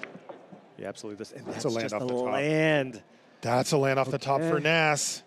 He's going to tap and get rid of the Cub, get in for a couple of damage. But now the turns really get to start going here for Stoyer. He can go land, Cub. He's got another Cub here, can target the other land with it. Right. Does he have a land in hand too? Oh, doesn't have a land. Oh, interesting. Okay, so has to play out the Cub to get some mana going.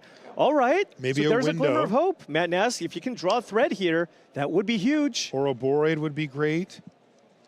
Hushwood Verge, that's just the land. So he can use the Abandoned Air Temple. Get it for a little bit of damage. Take 2.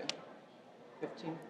This is not how Matt Nass drew it up, but he'll take it. Another miss land drop from Stoyer would be very good for Nass. Now, he did miss a land, but he does have access to 4 mana still. Right. Access to 4 mana, take a look at that hand, has interaction. 2 Hydras, a Harmonizer, 3 Saz's Chocobo, and an Erode is the hand here for Stoyer. Yeah, Stoyer needs a fetch land so badly here with this hand. Do you just run out of Mindform Harmonizer? That just would be because it uses your mana really well. Alternatively, you can just play Mossborn Hydra plus a Chocobo and hope to draw a land.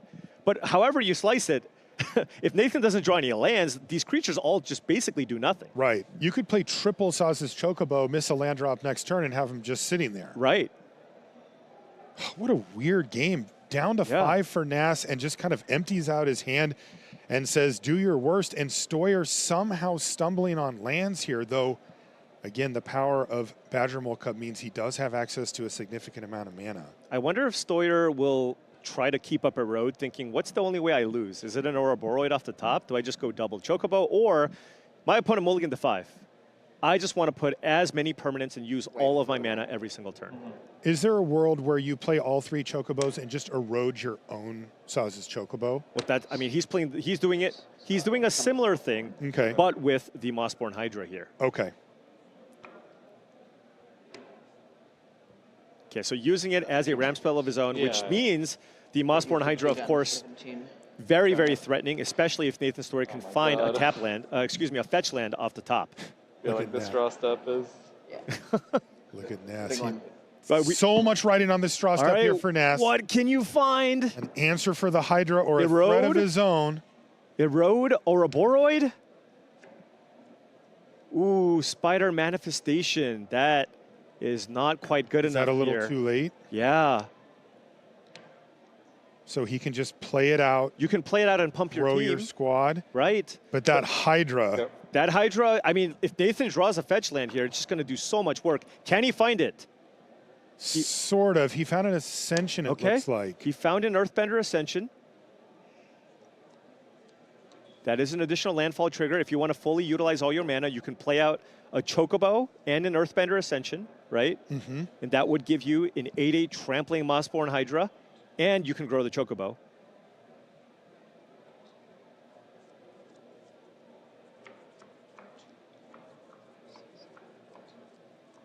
So many options here for Stoyer. He wants to finish off Matt Nass and put himself into the final. Is there a world where a Nature's Rhythm off the top somehow that's gets interesting. Matt Nass back into it? Because we have a Spider Manifestation in play. Of course, you don't have enough mana, not even close enough mana to just get creative right away. No. But if you can get it a Badger Mole Cub and then harmonize, we might be getting very close. That's really interesting. Yeah, Stoyer wants to do this as quickly as possible. Yeah, but that was a big draw for Matt Nass where he really wanted some kind of action spell. What if you just top that Crater of Behemoth? Do you have enough mana? No, you 3, don't. 4, 5, Matt has no lands 6, in hand. 7, 8. He currently can tap 3, 4, 5, 6, 7. Oh, he can tap the Gene Pollinator with the Seam Rip. So if you just top that Craterhoof Behemoth, is that enough? Because the Spider Manifestation untaps, right? So that's +5/+5 to both of those creatures. So that's 10, That's 17. 17. Well, it's 18 because the Manifestation gets a counter. Yeah, you're right. I forgot about the counter. It's probably not enough because there's a bunch of blockers in the way. Yeah. But that would be, of course, a very, very good draw. Really interesting. Would have to force some chump blocks from Nathan Stoyer. That Hydra is getting huge. That was that a land? For it. Oh, it was a Meltstrider's Meltstrider's Resolve. Okay. That's big, To right? kill the Cub? Yeah, well, you can't kill the Hydra, but killing the Cub takes away 2 mana land. sources.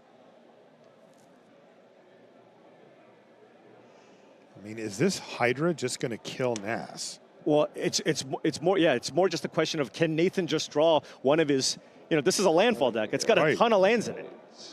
If you find an Ice Toll Explorer, if you find any land, those are all good and live draws. Yeah, another Ascension would also be good. Okay.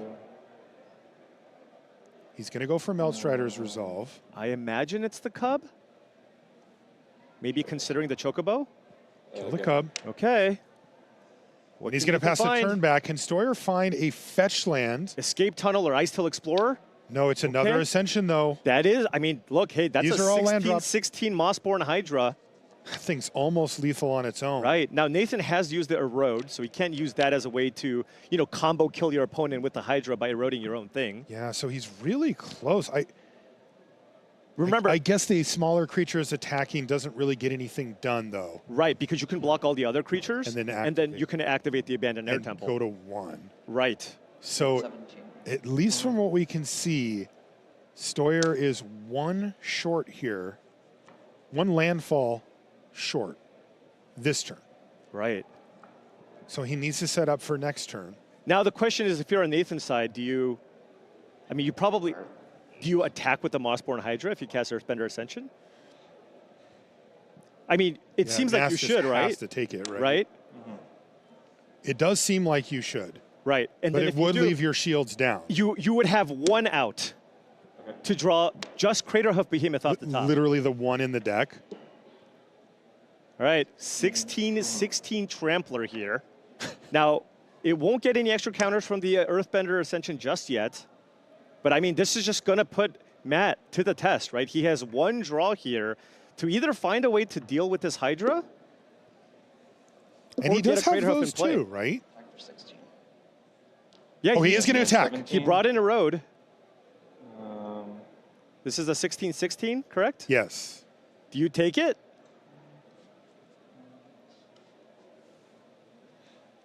I mean, you just don't have great blocks. Just Craterhoof is not Is it not enough? I think. Is it enough? Because you're going to have 2 attackers when you cast yeah, it? so 4 here, plus 5 from Craterhoof is 9, plus 8 from this is 17. And Nathan has 2 But I blockers. assume Rhythm So is Nathan's very already lethal. mathed this out. Rhythm kills me? I assume so, yeah, like extremely. Okay, so Nature's Rhythm Totally also an sure, out here but- for Matt Nass. Cub for 2. So then I just get, more attackers. But I probably do need to keep Stoyer everything seems for skeptical. Stoyer. Yeah, I mean, you probably have 1 draw step at Rhythm, right? Yeah, I think so. It's crazy. So This is I'll funny go- hearing them I'll go to talking 1. through. Yeah, I'm Matt trying to Nass think, goes is there down to any 1 life. Goes like He a road thinks or Rhythm of something, Nature doesn't wins seem him like the it's game, anything though. All relevant. right, so can All right, I'll flip it. He's going to flip it on the table. First, he's got to activate his Gadden the Thief moment here. Here we go, Matt Nass. Nature's Rhythm? Nature's Rhythm for the win. No, it's not going to do it. And Nathan Stoyer advances to the finals. That was so intense. Yeah. Oh, the next. And he, oh, what a moment. Yeah. Oh, the next card was Greater Hoof, but that would be But they decided that might not have been good enough anyway. What a match. Yeah, game 4, I had Focus Fire as my last card. So I could have also rhythmed for just the Llanowar Elf and left up the thing for Focus Fire for 1, but it felt like I wasn't advancing as much somehow, but maybe it was better, I don't know. That was a tough one. That was the game 2 and 4 where might have we knew that Stoyer had Harmonizer in his hand, but Matt didn't. And course. without that, none of it mattered. Right. He would have been just fine. And he decided to, as he said, advance his own game plan a little bit further in lieu of leaving up a removal spell that he may not even need that turn. Yeah. But it left him dead. Yeah, and I mean, just what an incredible match, what an incredible fight. And it's just so nice. I mean, both players here were, Pro Tour champions of the past, but they're playing for a slot in the finals, and they're still talking out what the possible top decks were. With each other. With each other. Like, if I, it's like, most of the time it's like, I'm not looking. Crater Hoof's not enough, please, is it? just don't kill me, whatever. But they're just like, they're just talking it out. Nathan's already run the numbers. He knows Crater Hoof off the top wasn't lethal there, but a Nature's Rhythm would have been. Couldn't find it, and Nathan now is on the finals. That's right, and Nathan is with Tan and Grace right now. I've got our Pro Tour finalist, Nathan Stoyer here, big smile on your face. I'd be smiling too. You came in what felt like quite an underdog in this match. Walk me through how you came out victorious. Yeah, this matchup was tough. I played Matt in the Swiss and felt like it was not really a easy one to win, especially post-board when he transforms into the Nature's Rhythm deck that goes over the top with Craterhoof Behemoth. And we had these really narrow games on thin margins that I squeaked by. And one of the games in particular, I had a 64 power lumbering World Wagon against his 57 points of defense and just snuck through that game. And then in game 4, that was another pivotal one where there's just a few small things from both sides that we're paying attention to. And this is one of the first times in the tournament that my escape tunnel unblockable really let me get through to finish the game at the end. So super fun one. Game 5 was a little bit less climactic than the others, but that's part of magic. Otherwise, though, Tannen, I'm super excited to be playing the finals, and my deck has looked awesome for me. Just very, very close games in that one versus Matt. Let's talk about those finals for just a second. We don't know who you're playing yet, but do you have a preference either side and a matchup maybe that you're looking for? So in terms of matchups, I think I'd prefer to play against Rui on Lessons. I think that one's a little bit easier, and I managed to play against them in Swiss and come out victorious the first time. But Chris is my teammate and a really close friend of mine, so I'm willing to sacrifice a little bit of equity and hopefully play him in the finals where it's a win-win. Either I win the Pro Tour or Chris wins back-to-back Pro Tours, which I can't feel too bad about. Thank you, Nathan, and good luck in the top 8. I'm sorry, in the finals. Thank you. Great stuff from Nathan, our first finalist. We're going to take a short break. When we come back, we're going to have another semifinal between Christopher Larson and Rouge. Don't go anywhere.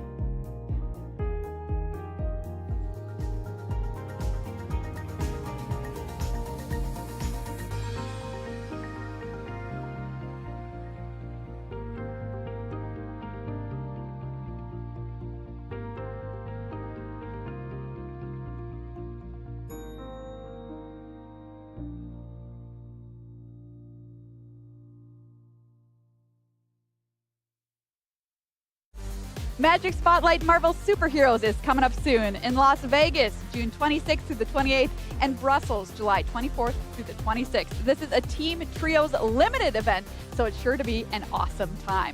Full promo card details are going to be revealed in early June for Electra, Daughter of the Hand. Registrations are now open. More details at mtg.social/spotlightmsh. It's the top 8 here at Pro Tour Secrets of Strixhaven, and when we have one more semifinal before we arrive at our finals, and somebody takes home that beautiful trophy. Hey, even the base is beautiful. $50,000 goes to the winner. Welcome to the news desk, Marie Berthaldi, Monty DeVuti, and Tannen Grace. And we've had some absolutely amazing matches of Magic on camera here on Top 8 Sunday.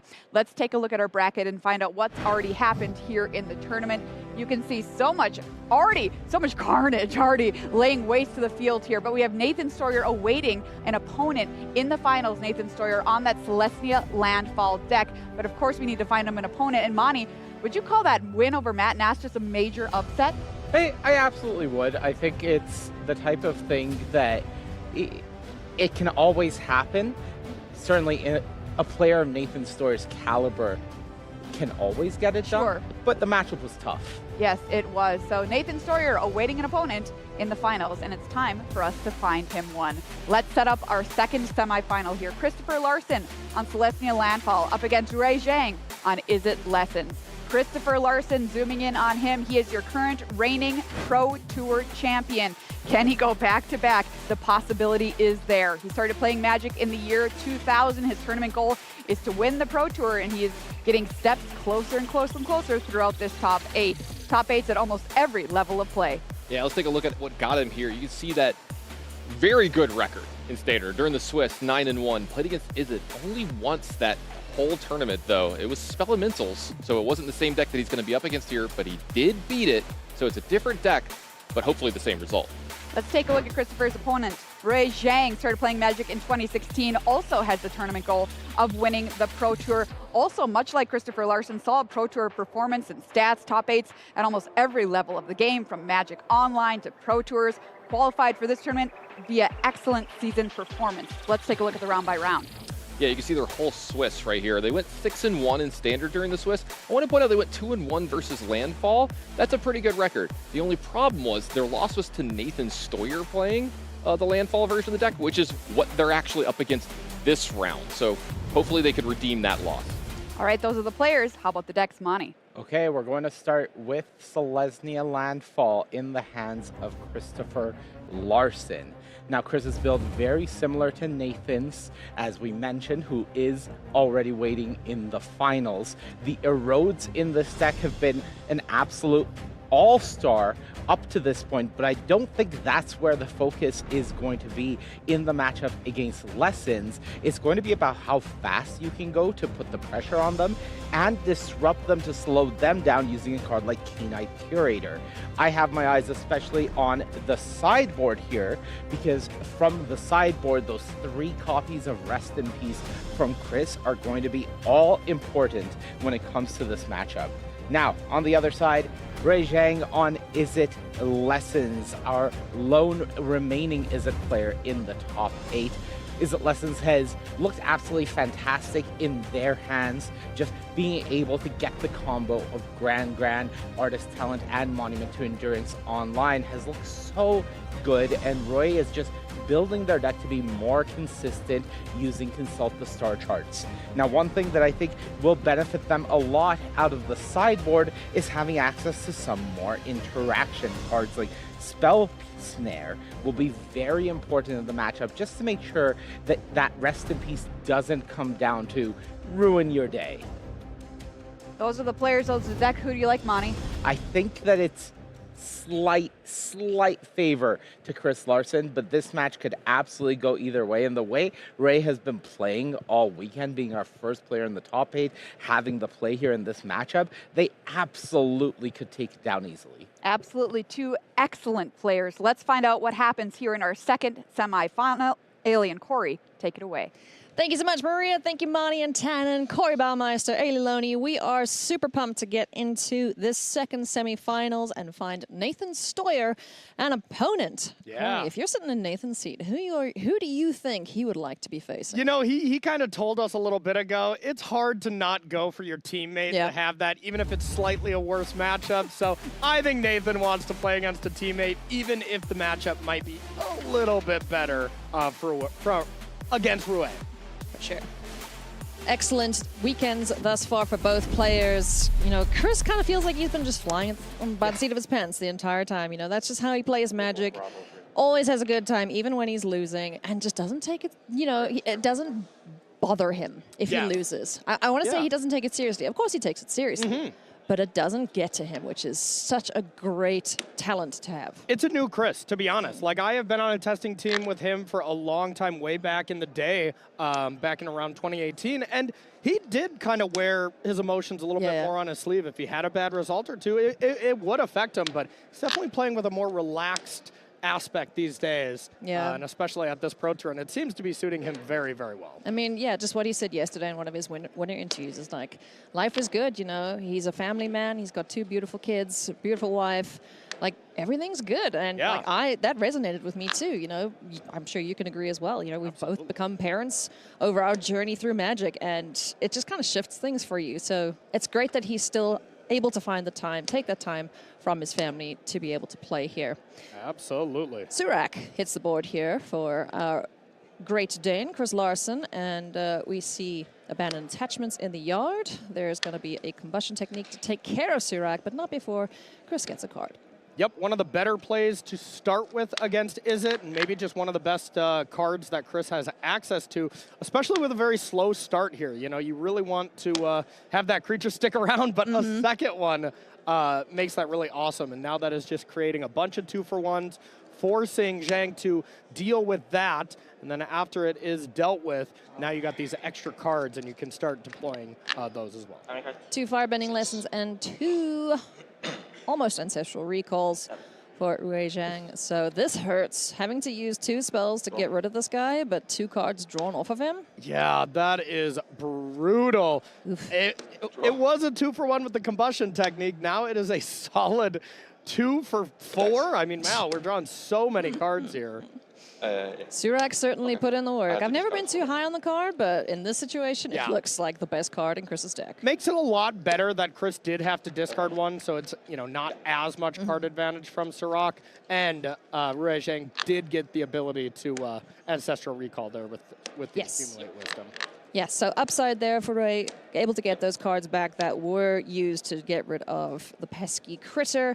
Speaking of pesky critters, here comes Grand discounts online, and now Ray gets to just find as many cards off the top of the library as they'd like. Yeah, you can tell just the pace of play that Zhang is playing. Really happy to be out of that quarterfinals against Zevin, where they slowed down a lot, but this matchup, they know inside and out, and you can definitely tell by their pace of play.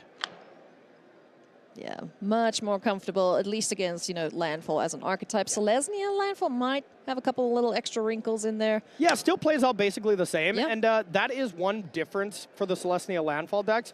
Normally, against other versions of Izzet, the Spelementals version, stuff like that, the erodes are going to be excellent. Being able to erode Eddie Merc before a Sunderflock can get that tax reduction. Or that cost reduction, excuse me. But in this scenario, you really don't want to erode a turn 1 Grand and ramp Zhang at all. So your erodes are not that good. So 2 games where Christopher has to leave those in is less than ideal. I'll find Diadreme Synthesis Amalgam hits the board here now after a decent turn there for Ray. Getting a couple extra cards and a discard off of 3 steps ahead. So certainly just trying to get that engine online, find those monuments, and start doming Chris for 3. Yep, absolutely. Diadreme, some nice little tech that this team has come up with. It's looked pretty solid. Definitely just solid. Yeah, you know, we haven't seen it do anything too crazy, but there's been times when it could get some value, remove some counters, get a little card advantage to find yourself some bigger spells. I feel like in a meta where there's not a whole bunch of removal being played, this card would be absolutely fantastic. But, you know, it doesn't survive very often. If you get some value, if it gets to attack, like that's already ticking the box. Okay, cool, you did your job. And we might see it here. Looks like the senior discount is online from Grand. So here is the tech that Ray had in this version of Lessons, the only player to play Consult the Star Charts. Yeah. And it's looked great. Consult I gotta is say, such a every great time card, it's man. looked awesome. Everyone, I know you and I argued about it, but, you know, Stock Up is better, Consult Star. I love Consult Star Charts. I think it's an amazing card, and I think more people should be playing it. Yeah, absolutely. And I mean, even right here, Consult for 3 mana, got to look at 6 cards instead, and at instant speed, so upgrade to Stock Up for sure. The only thing Stock Up has over Consult the Star Charts is a God Dominic Mayer art. Okay. Both art is fantastic, that's for sure. Yeah. Here we go, Monument time. So Monument had what looks like an Iroh's demonstration. Nice. To be able to deal with this, you get the loot, and here we go, the trifecta from the Lessons deck. Artist Talent, Monument, plus Grand. Really advantaged here. Yeah. To Zhang. This is a great start here for Ray Zhang. You know, championing the Is It Lessons archetype after it fell out of favor. But, you know, Prowess decks didn't have a good weekend. Yeah. Lessons, however. Not really at Pretty all. decent So all the decks that came to beat the Prowess decks, they did it. Yeah. Similar to what we saw at the last Pro Tour. For sure. With taking down the Rhythm decks. So really awesome to see that Standard still has so much depth to it. You got to think with, 16 sets? If it's not deep, there might be a problem. Yeah, right? Well, I mean, usually when you get that many sets, there are these certain decks that are just way too powerful, but we are getting this rotation still with that many sets in, and that's just really awesome to watch. Might form Harmonizer. Bushwhack. Ooh, is there a spell to counter it? There's a plethora of them. It looks like it will quench you. You know what? That's all right. So now a counter spell plus a draw card, which is excellent. And huge advantage to Ray Zhang here. 19, yeah. 2 cards in hand for Chris, and I'm just going to say library in hand for Wei Zhang. Yeah. It always feels like that up against this Lessons deck. The rate at which it can churn through the top of the library is insane. Definitely. So it looks like another Monument, 3 steps ahead, and a land. So no way to deal with the Harmonizer straight away to push through, but not the biggest deal. Now we can level up, and we have the very powerful 1-mana Monument here. I love when you can get a free Monument, you know? Yeah. Doesn't happen often, but... And this is just Ray Zhang just firing on all cylinders here. Absolutely. Making this matchup look really good. I mean, this matchup is very close. Lessons is supposed to struggle a little bit from landfall, but Ray Zhang's version especially, I think very much evens it out. And I think Christopher's version of landfall is worse against Lessons. So I think it evens out even more. So about as close to a 50-50 as it gets. So this semifinals can certainly go any which way. 2 incredible players here. Just an incredible top 8 overall. I mean, look at the top 4 that we had. Ray Zhang, Chris Larson, Matt Nass, Nathan Stoyer. Just absolutely all incredible players. Multiple Pro Tour winners. Tons of top 8 between all of them. And Christopher trying to do what, well, not many people, very few people have ever done. Tried to win back-to-backs. Yeah. Yeah. I mean, we were just chatting about it earlier. It's like, has anyone ever back-to-back Pro Tour, won a Pro Tour? It's just Kai. Kai and has done it was a team event and an individual. So there's that little, you know, a slight caveat wrinkle, that, Exactly. And then Nathan got very close. Yeah. Won Worlds, top 8 at interrupted a by Pro Reed Tour. Duke, yeah. And then won the one after. So not many people have gotten very close to doing such a feat here. Let's start with Gran getting thrown to the wolves here. So you got to think that there is something to deal with I got this nothing. Harmonizer. I'm in 6th. You can just go. The classic Magic Online terminology there. I'm F6. Yep. Pass priority. Stop at end step. Exactly. And with this attack, you gotta think Rue has a combustion technique here, but even if you are just getting rid of a Gran, to draw, discard, and then draw 2 cards, that's still Gran's good done her enough. job. Yeah, she really has. It's time for the young whippersnappers to get the job done. Yep. And looks like there is a firebending lesson, which I'm sure costs just 1 here. Does not cost much. Spending 3 mana. Right, does cost 3. Yeah, 3 Deal with the to kick harmonizer. it, yeah. Trigger. Good gravy. And this game, if you haven't figured this out at home, It's a little over. it's over. Absolutely. Raging, putting on a clinic here for game number 1. And, you know, Chris did have the play here. Or no, Raging did have the Ray play. had the play. But Chris's draw was just very slow. Only going Sirach. You really can't do that when you're on the draw up against Is It Lessons in general or such a fantastic player as a Rue. Chris has had enough. It's like, yeah, okay, I won't make you go through all the motions. Let's just go to game 2 here. Game 2, pre-sideboarded. Just a reminder for everyone, this is best 3 out of 5. So what is the ideal opening hand here for Chris Larson? Definitely starting with a Llanowar Elf, getting into something like an Earthbender Ascension. That's really what you want to be doing with this deck, going 1 to 3. But yeah, just another escape tunnel pass. Less than ideal. But I did see a Sirach at least. Yeah. That is one of the best cards. And, you know. I'm so surprised to see that Plains. Yeah. Knowing that he plays double green cards in the deck. Exactly. Yeah, leading to believe that there is a white card in hand, which I did see in a road, but Badger Mole Cub coming down, which is excellent. I think Badger Mole's going to get a little dead here, if I were to guess. Very likely, you're right. Yep. Iris Demonstration, killing the Cub. And now a plethora of options, it looks like. I see Earthbender Ascension or... Nice. Or Sirach, but looks like no third land. Okay, that makes a lot of sense. But that was a horrific turn for Chris. Yeah. But that just shows how bad a road is. So I would imagine Chris takes all those out next game. Yeah, I would imagine so too. You know, they're great in the Spelementals list. Yeah. You know, in the Prowess decks. Up against Is It Lessons, though, where what's killing you is an artifact and you don't have much interaction for it? Yeah, looking at the rest of the metagame, they seem pretty much amazing against everything but Lessons and, like, I guess Jeskai Control, but we didn't see that deck do very well. So less than ideal for sure. Surak once again bites the dust. And Sirach is just always going to perish when it comes to removal spells for the first 2 games, but once we get to the post-board games, there's 3 Snakeskin Veils that I bet are coming in.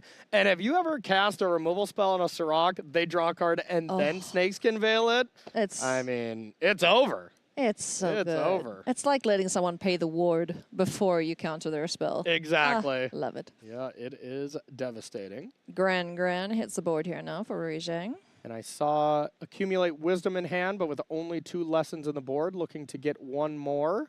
And 2 lands as well as what looked like a Boomerang Basics. So not able to turn on the Accumulate Wisdom straight away. Okay. This resolving, though, is pretty good for Chris Larson. Earthbender Ascension getting the lands going here. Now, what can he cobble together? Yeah, Rui would have loved to have just like a firebending lesson or anything to cast so that you could go end step Ancestral Recall as well with that cost reduction. But that looks like Monument off the top, which you can never really be too sad about. 1 more lesson in the yard, gives the discount from Gran. So let's see where we go. Oh, interesting. Wow, that is interesting. Wow. Rui Zhang looking to dig through a couple more cards and then replay Gran and then... Yeah, bounce it, replay Gran, and then Accumulate Wisdom is online. Sure. And I guess it makes sense. It's a lot worse than just bouncing an Earthbender Ascension. So pretty solid there. But that definitely worked out very well for Christopher. Yeah, it's probably the one part in this matchup that Erode will look decent. Yeah, you don't want to erode Gran on 1 because you don't want to ramp your Lessons player. But on turn 5, when they're about to draw a card as well, you're like, I guess I'll cast it now on Gran. No other good targets. Accumulate Wisdom, draws 3 cards. Ray's got a hand stacked full of goods. What's happening on Chris Larson's That side? was an Ice Till Explorer off the top, so hard to not start with that one. Ice Till. Let's go. Yeah, that is excellent. 4 lands coming out. Yeah, and we start, trampling now. Looks like we did miss the mill there, but yes, minor thing there, of course. Bushwhack in the yard. 2 lands able to be played off Ice Till Explorer. And next turn, if we can Might Form Harmonizer, this is going to be backbreaking. Yeah, absolutely. And looks like Ray Zhang's just has, lands and monuments. Nothing else in hand? Nothing else in hand, it looks like. And at this point, Ray Zhang is 15-1. So far, the only loss was to Nathan on Celestial Landfall, 6-0 limited. So, jeez, what a player. And even that match, honestly, probably should have went to Ray Zhang. Ray got a little unlucky at that spot here. So I think Nathan certainly used his one time for that top deck. So this has definitely been their tournament to win. Ray doing the math here now. Figuring out, okay, can I survive? I'm at 16. Okay. Oof.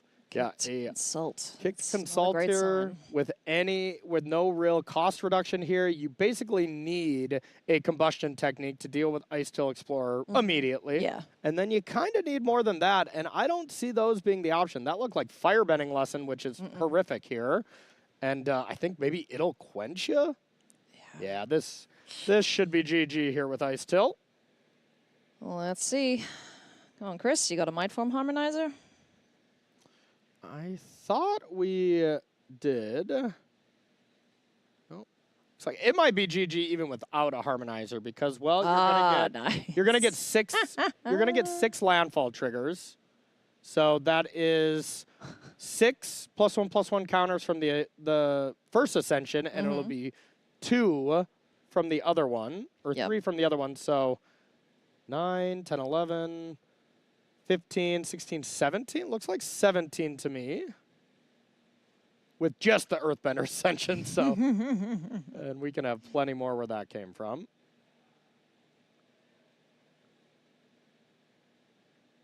But, of course, you want to make sure to do this right here, Christopher. Take your time. These are untimed games.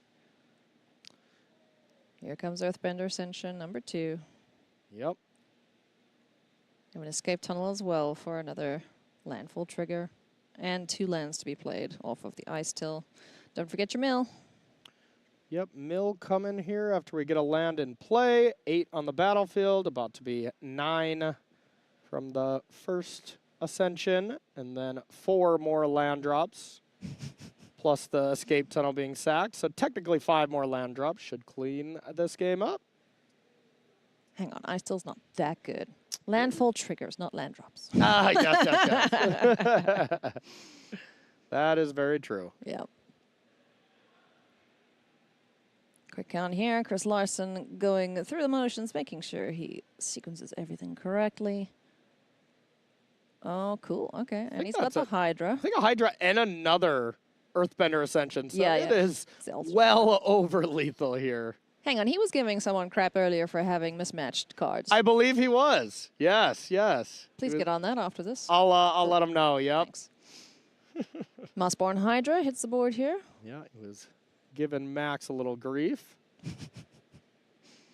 So stacking the triggers there. Yet another land. Technically, you don't really need to keep track past 4, but I appreciate that he is. Yeah.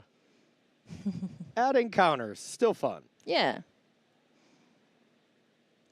Dice number go up. Here comes Escape Tunnel yet again, courtesy of... I feel like there's a lot of Earthbender Ascension triggers. I mean, these 2 are probably communicating it clear at the table, but there should be a bunch of Earthbender Ascension triggers on the stack as well. Yeah. Presumably targeting Ice Till. There we go. Okay.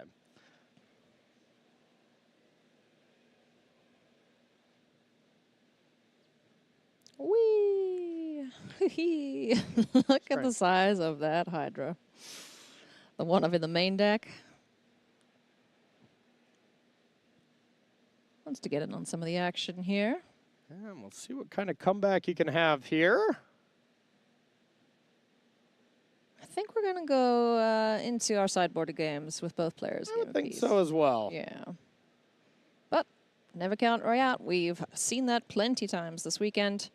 Kicking things off here with abandoned attachments, discards a mountain.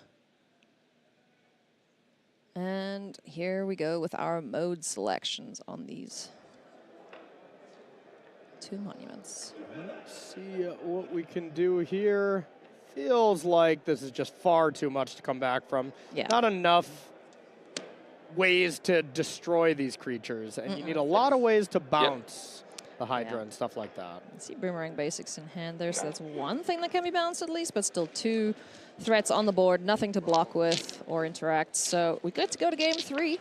Yep. Into sideboards. Absolutely. Okay, so looking at the sideboards, Zhang, going into game 3, took out a Monument, Spell Pierce, Abandoned Attachment, and a Boomerang Basics for 3 Flash Freeze and a Broadside Barrage. Christopher, on the other hand, took out Ice Tail Explorer, 1 Ice Tail Explorer, 2 Badger Mole Cubs, 1 Might Form Harmonizer, 1 Hydra, 1 Earthbender Ascension, 3 Erodes, and brought in Sirach, 1 Sheltered by Ghosts, the Kutzel, 3 Rest in Peace, and 3 Snakeskin Veils. I was also talking to Chris before this match and said, all right, 3 different teammates told me how to sideboard. I'm just going to go in the middle of all of them. There you go. I was like, okay, Christopher. How did you sideboard, Chris? Yes.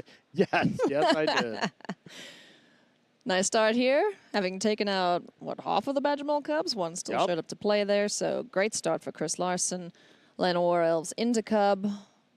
Much better start for Chris and a solid start from Zhang. Still hasn't had the best possible start that they can have, the Grand into the Artist Talent. Into Monument, that's just like the bee's knees, Broadside Barrage, discarded there. And the Llanowar Elves taken care of, courtesy of Firebending Lesson. And now has the ability to Flash Freeze basically whatever Chris is going to play so that Zhang can discard that mountain, draw another card, and then ideally get a couple more lessons in the yard for that Accumulate Wisdom in hand. Yeah, that'll definitely be the start of some excellent turns for Zhang. Representing Team Sanctum of All. Up against Chris Larson, representing Team Cosmos. Yep, absolutely. I believe that is Rest in Peace. Yes, I think so. Oh yeah, look, he said that's a Peter Parker one. Okay. Yeah. I have not seen that one before, but and yeah, now Accumulate Wisdom completely shut down, and Rest in Peace being able to juke the Flash Freeze there. Yeah. So Spell Snare still could have dealt with it, but that is kind of the problem with some of the counter spells that come out of the sideboard of these Lessons decks. There is no just 2-mana counter spell. They're all conditional in some way. It'll quench you. Wouldn't have sorted that out. Yeah, it would have. Yeah, no, that would have been way better last turn. That would have been huge. Now, Rest in Peace, symmetrical effect, and as amazing it is in this matchup, it does still shut down a decent amount of stuff from Christopher. So, not absolutely perfect here, as makes your Ice Tills a lot worse. Yeah, you're kind of just milling into oblivion, but exactly. You still get double land drops if you're able to sequence them together from hand. And just bossing Say. Nice. Getting the Fabled Passage busy. And that plan can really work. I mean, there's so many counter spells and stuff out of the Lessons deck that, like, you just say, all right, I know you're holding up counter magic, so I'm going to pay 3 mana to make my creature a 2/2 every turn until you start dealing with that, and then I'll start playing spells. It's the kind of distract you while you keep things going. Look over here, look over here. Exactly. And honestly, with Ray's hand, it might easily work, as there's really no action, but that looks like a monument off the top. That's going to be some nice action. Lovely. All right, check that Steam Vents. Get to draw, discard, and every single spell from here on out is going to trigger these 2 very powerful permanents. Yeah, and we'll see if Chris just wants to not play spells. If you play a spell, you allow Zhang to counter it, and like, here is technically a spell, but it's about as bad as it gets right now. So we'll see if on here, Chris. Chickaboo! Yeah, there you go. We knew he was saying it. Yeah, absolutely. So that one resolved. Makes a lot of sense because if you just counter that and you play a harmonizer or something and that gets to resolve, it could just be GG.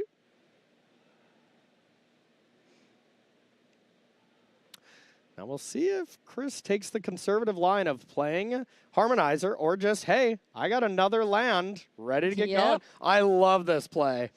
Just recognizing. Why use your hand if you have stuff on board to do, huh? Exactly. I mean, the clock is still pretty quick here. And what are we seeing for 4 mana? And just an activation of the land. Okay, yeah, Agdakela, that can keep things moving as well. Ah. You know, these powerful lands from Avatar: The Last Airbender.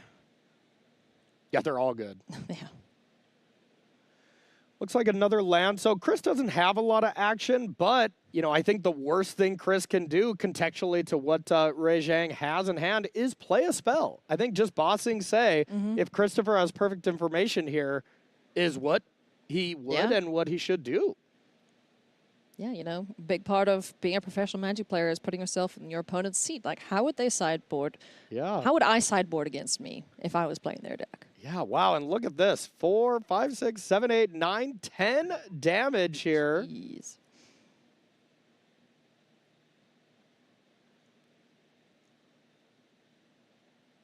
Wow, gonna have to be a really strong turn here for Ray Zhang. I don't think they have enough to deal with every single creature on the board even. And with Chris still being at 20, it doesn't feel good. And yeah, there's another 3 steps ahead. That is great at being able to copy a monument. And there was an Iroh's demonstration, which is very interesting with the artist talent already leveled up. You can deal 3 to everything or deal 6 to something. But the Saz's Chocoble's a 6/7 right now, so you get to live through that. Yeah, you know, that's the only real sweeper style effect that Ray has in the list. So a very tough spot to come back from here. Yeah, let's see what the mode is. Since there wasn't a direct target, you got to think it is 3 damage to each creature. Yeah. Iroh's demonstration doing its best Slag Storm impression. And now that Chocobo is just even larger. Yeah. And I think that was Ray Zhang just saying, all right, I need to do this, deal with the lands, and then I need to find a way to bounce Saz's Chocobo and a Pithing Needle for bossing Say, and then I got it. Oh, yeah. And then we're ready to go. That's a lot of ifs. Yeah. It's good of a fight as they're putting up here. I don't think this is going to deal with the bossing Say. That's It being at 2 against the bossing Say is just that's rough. Near impossible battle to fight. And Chris cast like 3 spells this game. Yeah, I mean, he played that pretty much perfectly in this in his situation, you know, just recognizing, okay, you have your engine online. The more I play, I'm just feeding that and helping you get even more and more cards to stop what I'm trying to do. So I'm just going to activate Bossing Say. Yeah, absolutely. Alrighty, game 4, here we go. This is the semifinals. One of these players will go on to face Nathan Stoyer in the finals. It's going to be Ray Zhang. Is it going to be Chris Larson? We could find out right now. Yeah, absolutely. Could be this game. A little bit of sideboard changing. Ray Zhang took out 1 It'll Quench It. It's just like, Chris just doesn't play any spells like a counter. That's not great. Brought in a Quantum Riddler, and then Christopher took out a Snakeskin Veil, brought in a Cub. Very minor changes there. Chookaboo, chookaboo, bird, bird. Wow. Whoa, okay. look at all those dorks. Very impressive. Let's see if there's any kind of sweeper, even an Iroh's demonstration to be able to clean up 2 Lana Wars would be great, but look like a lot of blue cards in hand for Ray Zhang. Wowza. Wow. Look at all these little idiots. Yeah, counter spells, amazing in this matchup. Flash Freeze is as close to a counter anything spell as it gets, but when your opponent just goes 1-drop into 3 1-drops on turn 2, your counter spells look a lot worse. They absolutely do.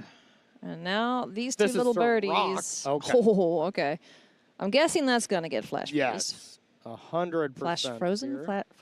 Flash Freeze will be cost. There we go. Perhaps. Nailed it. Got it. There we go. So that'll take care of the Earthbender Ascension. Artist talent on board, allowing the draw and discard to try and find Ray some answers against this board. 4 blue cards and Monument in hand so far. And just to pass back, this is very much a, all right, I'll counter something if I absolutely have to, but here is the MVP of the match so far, Bossing Say coming back. There's 9 damage. Gonna be a big hit, and now Ray Zhang is able to consult the star charts to be able to find some goods. But you gotta think, like, at this point, what can you get again? You know, multiple bounces for the Chocobos, but wow, that is such a tough spot to be in. Wow, this is Ray Zhang recognizing that they just can't kick this. Yeah. And what can I find? I need to find something right now, like a, God, even a combustion technique is only 3 damage for the Chocobos. I don't see a way out of this for them. Yeah, and even killing the land in combat just transfers that damage that would be dealt onto the birds. Yeah, that's about the worst thing you can do. Combustion technique doesn't kill the Sazas. Maybe the best. Wow. Yeah, I mean, we're going to be taking 6, 7, 8, 9, down to 5. Even like a Quantum Riddler next turn as just a great blocker isn't going to be enough. Because we think about what we're having to deal with on the battlefield here. Don't forget, there's just going to be another 2/2 coming in with haste from Bossing Say. And you can see Ray doing the math now, trying to figure out, can I survive at all here? About to take a big hit from these creatures. It looks like this is about to be a teammate finals here between Nathan and Christopher Larson. Couldn't Team write it up Cosmos, doing pretty better well this if Pro they Tour wanted so to. far, it looks like. Yeah. Goodness me.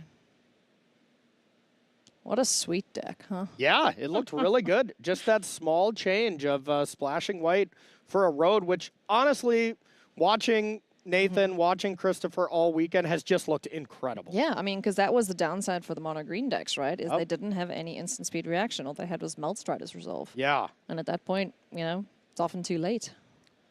And is this just a firebending lesson on a Llanowar elf? Yeah. Shucks, that feels so bad. God, big draw step. Another blue card.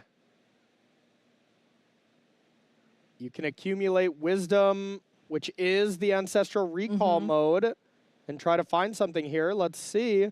Something like combustion tech, 2 combustion techniques plus another red source. Yeah. That would be excellent. There you go, 3 cards drawn. Is it 2 lands there? and a monument. What? There's 1 combustion technique, though, so not over yet. As we can go combustion techniques on a Chocobo, loot away. And then, it's a steam vent, too, so 2 damage is coming in. I think this is Christopher Larson. Brutal. Through to the finals of back-to-back Pro Tours. Oh my goodness me. There it is. Chris Larson picking up a victory here, making it into a second Pro Tour finals. Now the real question is, will we see another Christopher hug? I think you just asked, do you want a hug? No, I do not. Not everyone's a hugger, Good on you for asking, Chris. My goodness me. Bravo to Ray Zhang. Absolutely stellar performance here this weekend. Yeah. First person into the top 8, Ray Zhang, going in at X and 1, you know, had an absolutely dominant Pro Tour, 6-0 limited, only lost to Celestia Landfall 1 time in round 8, and then picks up only the 2nd loss against the same deck. So phenomenal tournament for them, and you know, history could possibly be made with Christopher and Nathan in the finals. What a unbelievable. 2 Pro Tour winners, a potential, you know, back-to-back Pro Tour champion here. That has never happened in Magic's history, at least not on the individual Pro Tour level. So, or Nathan winning a 3rd Pro Tour, essentially Pro Tour in World. So no matter what, history is going to be made in this next round for sure. Wow. We're in for a treat, friends. Let's go and hear from Chris Larson after his victory. Tannen's with him now. Hey everybody, I'm here with finalist Chris Larson, finaling his 2nd Pro Tour in a row. Still feels crazy to say that. Let's talk about this match, and then I got a few other things to ask you about. That was a very different build of Is It Lessons that we've seen in the past, and you said that you got some interesting sideboard notes from some people? I have some really good people working around me. I have Nathan Stoyer, one of the former world champion. I have Javier Dominguez, former world champion, both giving me advice on how to sideboard. And Nathan gave me like a good plan. Javier sent me another plan. I was kind of like, which plan's going to follow? And as any good soldier, I went between them. So I took half and half, and I just combined them. And it worked out. Happy playing. The plan was essentially that rest in peace, lock down a lot of his deck. And then you like, if you could go heavy on the mana, beside having a good draw, like game 4, I went Choco Choco and just rided the chicken churn. I mean, and it was just, but game 3, I locked him out. I played slow. Never played my Harmonizer. He had us flash trees up from turn 3 or something. Just beat him with 2/2s. Just great players, and their both advice were highly recommended, and both of their advice was good, so I went half and half. You can get worse advice from 2 players. Now, let's do a little history lesson. There's only 1 player ever that has won back-to-back Pro Tours, and it comes with a small asterisk. His name is Kai Buddha. He's a pretty good player. I don't know if you've heard of him. Pretty great player. He won a team Pro Tour and then immediately followed up by winning Pro Tour New Orleans individually. So no one has ever actually won 2 individual Pro Tours back-to-back. How does it feel to know that you have a pretty good shot of being the only person ever to do that, and it's going to put you in the pantheon of someone of Kai's status? That's insane just to mention at all. It would be historic and unreasonable, but I think it's unreasonable that I'm here at all, and it feels surrealistic. It would be a lot if I go back-to-back win. I didn't expect to go top 8 last time. I definitely didn't expect to go to top 8 this time. So, I don't know, it would be, as you said, historical, and I would love it. But I'm happy just being here right now as well. I'll tell you that.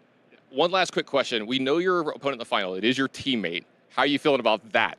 That I am ecstatic about. There's nothing I wanted more than like sit down and play against Nathan for 2 reasons. One reason was I didn't want to play against Matt Dex for sure. And getting to sit down and play up front of the guy I beat out of top 8 in round 14 and round 15, even though I didn't come in and make it. I mean, like, what more can one ask for at this point? That is insane. I'm really happy that it's Nathan for multiple reasons. Well, Chris, best of luck. I hope you get to make history, man. I'm really rooting for you. Thank you so much. A stellar finals to look forward to. We'll be back at the news desk after a short break. We'll see you soon.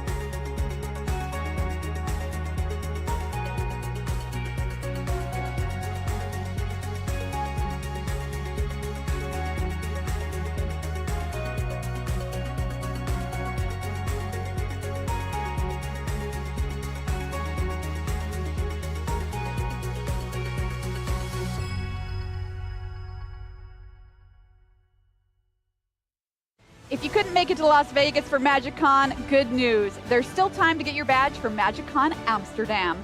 Join us this summer for the return of Magic's biggest European gathering. Badges are almost gone, so grab yours now at mcamsterdam.mtgfestivals.com and get ready for an epic summer. It's finals time here at Pro Tour Secrets of Strixhaven, live from Las Vegas, Nevada.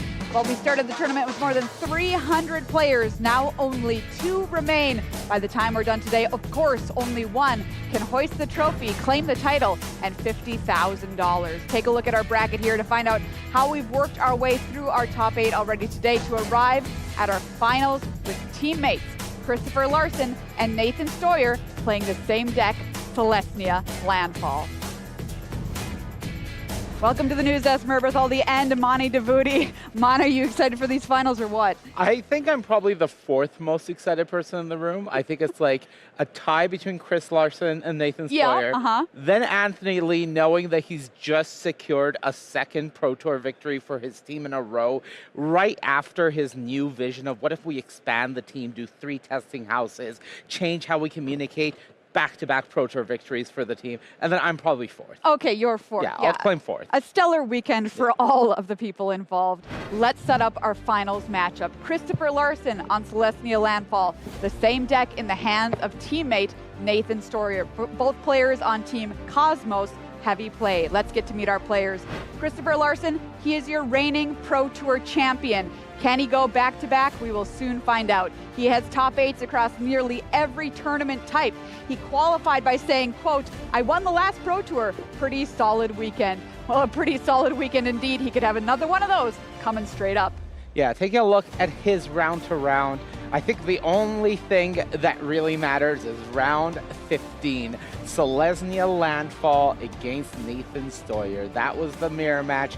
That was the match that locked up Chris's spot in the top 8, and that's what he'll be hoping to repeat here. All right, I love it. I don't think we can quite call it a grudge match here.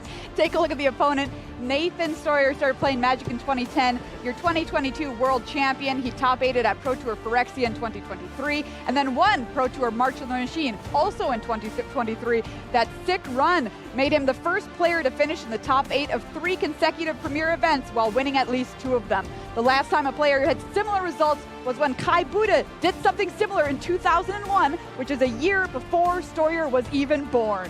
Well, his round by round is easy. Day 1, no losing. Day 2, more losing than he would have liked. It took a while for him to secure that spot in the top 8, but he did it in round 16. And then today, back to not losing. So hopefully for him, he can keep it going. Those are our players. What a matchup we have here set for the finals. What about the deck, Mani? Okay, well, Maria, as you said, deck, not decks, because both players are going to be on Selesnya Landfall, starting with Christopher Larson. Now, I'm not going to spend too much time analyzing these lists because they're about 3 cards off total. Taking a look at Chris's deck, the big difference compared to Nathan's, 1 copy of Ice Steel Explorer with 2 Soroks for Chris, other side for Nathan. Taking a look at the sideboard, one thing that I will point out on Chris's side, a 4th copy of Sheltered by Ghosts here might go a long way, but that's really the only meaningful change. Taking a look at Nathan's deck, it's about the same. They tested together, they prepared together, they played the matchup. Look at this. You're not seeing double, it's Selesnya Landfall. It was the most winning deck coming into the day, and they've just continued to do it. Fantastic stuff from both players. Really, really fun to watch. And those are the deck lists, but what does the predictor say, Mani? Okay, well, Maria, coming into the day, everybody had 12.5%. Now we're down to 2 players. 6 can't win it, and I gotta say, this is as close as it gets. Frank and I looked at the numbers, and it's 51-49. Put them up there, and that 1%, it's not coming from any card choices, it's not coming from any experience, it's just who's on the play and who's on the draw. That's the only thing separating this. It doesn't get much closer than this. Mani, who are you rooting for? Well, Maria, as much as I don't want to root against Nathan Stoyer. The chance of history being made, being the first player since Kai Buddha to win back-to-back Pro Tours, I want to see it happen, and this is as good a chance as any. What a fantastic finals we have for you. I'm going to turn it on over to Marshall and Paul. Yeah, thank you, Mira. Welcome to the booth. It's time for the finals. Marshall Sutcliffe with Paul Cheon. It is our great pleasure to bring you coverage of this mirror match at Selesnya Landfall. Not quite a full 75 Carter, but about as close as you can get. Yeah, and I mean, just talk about a showing, just dominating the field with the highest win rate of any deck, and then seeing it in the finals here amongst two different Pro Tour champions. That's right, two teammates, two Pro Tour champions, and two friends, as it turns out, and both of them with success recently. In one of them's case, the very last Pro Tour, in which case Chris Larson had won it, and we heard Maria talk about Nathan Stoyer and his incredible run a few years ago. Larson going for history. Yeah. Nobody has ever won back-to-back individual Pro Tours, and this is a chance for that. Yeah, absolutely, absolutely incredible. I still can't believe it. I mean, it is just so hard to just top 8 any one of these events, right? You do it once, that's a lifetime achievement for most players. The fact that Christopher Larson, I mean, he's been playing the game for 20 years. All of a sudden, he's on one of the biggest heater, I mean, the biggest heater of his life, with a chance at being the only person to go back-to-back individual Pro Tour title victories.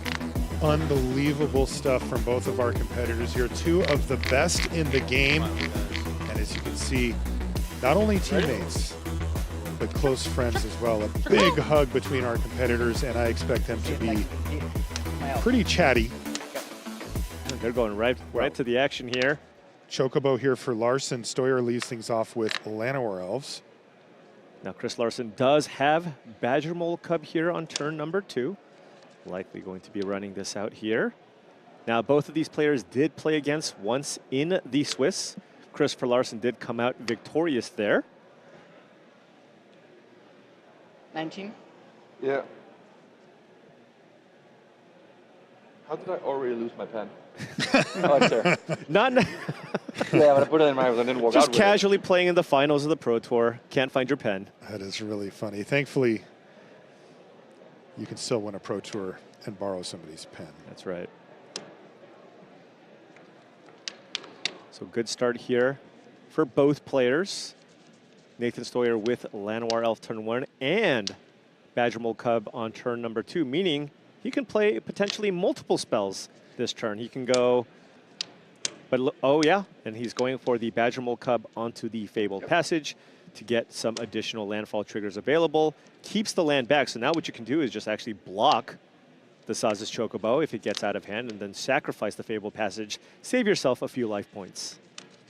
Is that what this is going to come down to? Is it chipping away for a few life points here or there, or are we talking kind of not a lot and then all of a sudden attack for 40? I mean, it really depends. If both players kind of go off to similarly fast starts, then yes, at some point a flurry of land drops in conjunction with Earthbender Ascension plus Mindform Harmonizer can certainly get it done. But sometimes a well-timed removal spell can break that all up. You know, we saw in the previous time they played each other how important a card like a Road was in the matchup, right? Hey, if I'm going to go all in on a big creature, try to make a 16 power attacker, well, what better way to actually just use a 1-mana spell to kind of break that up? Additionally, in this deck that really cares about putting a bunch of lands into play on your turn, we've even seen Erode being used as a combat trick to be able to push through the final few points of damage with an additional Mindform Harmonizer trigger, or with a card like the Hydra, which you see 4 copies of out of the sideboard. Yeah, I mean, that can be the difference between 16 and 32 damage. Right.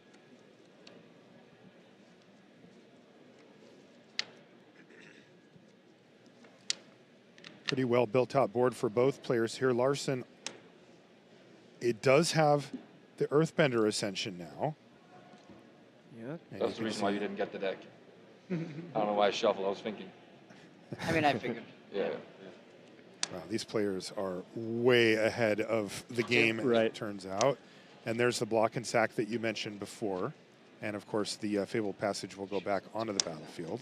Yeah, so a massive, massive board here from Christopher Larson, having access to 6 mana at the very least with those animated lands and that Badgermole Cub on the battlefield. But Nathan not that far behind, at least in terms of mana, being able to block, go get a land, and then Fabled Passage in play for next turn with that Badgermole Cub in play. Now, no doubling effects for Christopher Larson, right? So there is that at the very least. There's no Mindform Harmonizer that can maybe get a kill out of nowhere. And no Ice Still Explorer either. But keep in mind, this is a leaner version of the typical mono-green landfall decks. Most of the mono-green landfall decks, in fact, basically all of them, play the full 4 copies of Ice Still Explorer. However, the Silesian landfall decks play 1 to 2 copies. And I'm at... That's really the thing that you had to give up. Right. Yeah, we've seen Ice Still Explorer be one of the best cards of the tournament. Yeah, absolutely. But hey, having access to those 4 erodes, they've been very, very impressive throughout the entire course of this tournament. So you have to find slots for those. Of course, you can't really sacrifice the mana ramp slots, so you need to find them elsewhere. Yeah, even a little bit of interaction goes such a long way against your toughest matchups, too. Yeah, absolutely. Stoyer's turn now. And he's got 6 cards in hand, including that Ice Still Explorer. Yeah, so if he runs out that Ice Still Explorer, certainly will be able to get a very large mana advantage. We already see that Fabled Passage on the battlefield. However, I mean, there is a decent army building up on Chris Larson's side of the battlefield. It's getting a little scary. Yeah, there's that 3/4 Chocobo, has access to a ton of mana next turn as well. Yeah, you see the Earthbender Ascension. Is it 1 right now? Three, I think. 3. Usually doesn't stay that way for very long in these matchups. 3 cards left for Larson. Looks like Earthbender Ascension being cast here, 3 mana. 3. Interesting, tapping the Hushwood Verge instead of the Forest.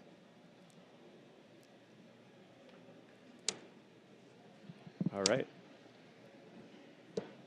Animating the Forest, getting another land.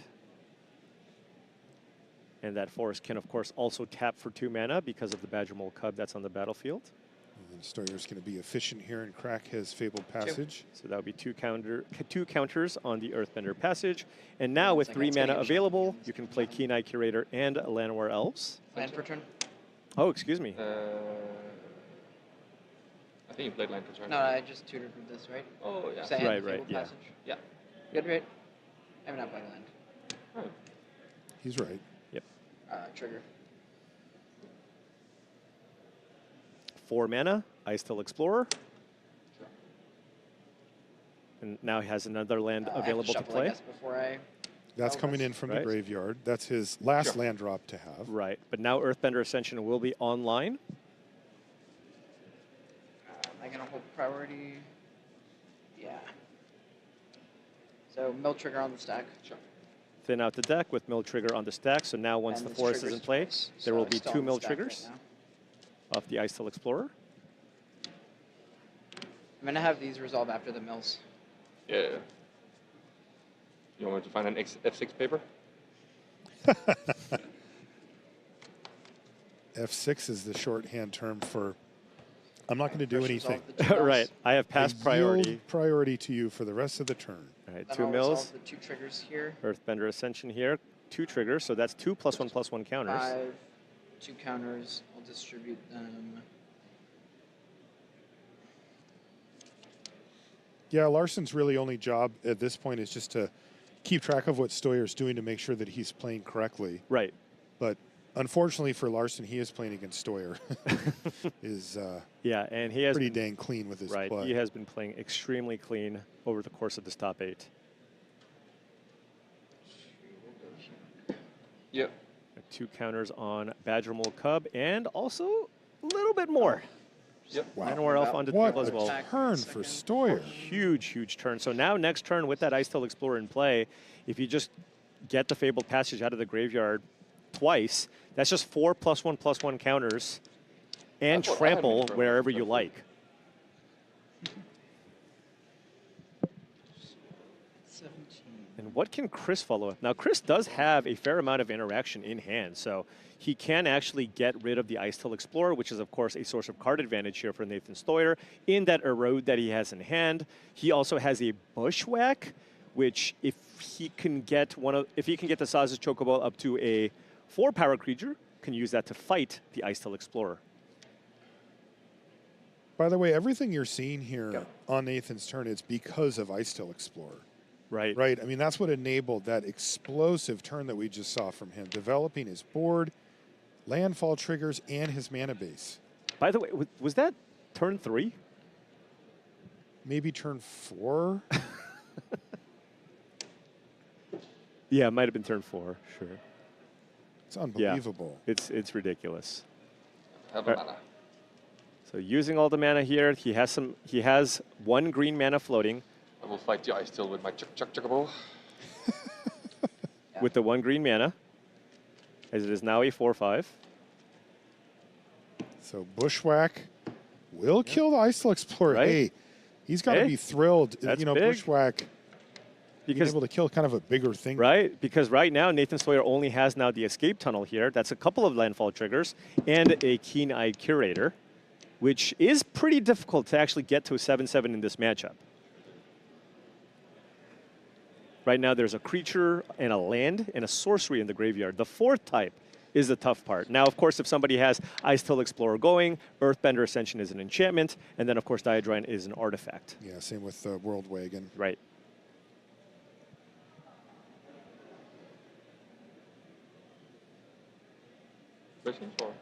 Oh, wow. Chris Larson also drew Erode here. Excuse me, Mightform Harmonizer. Right.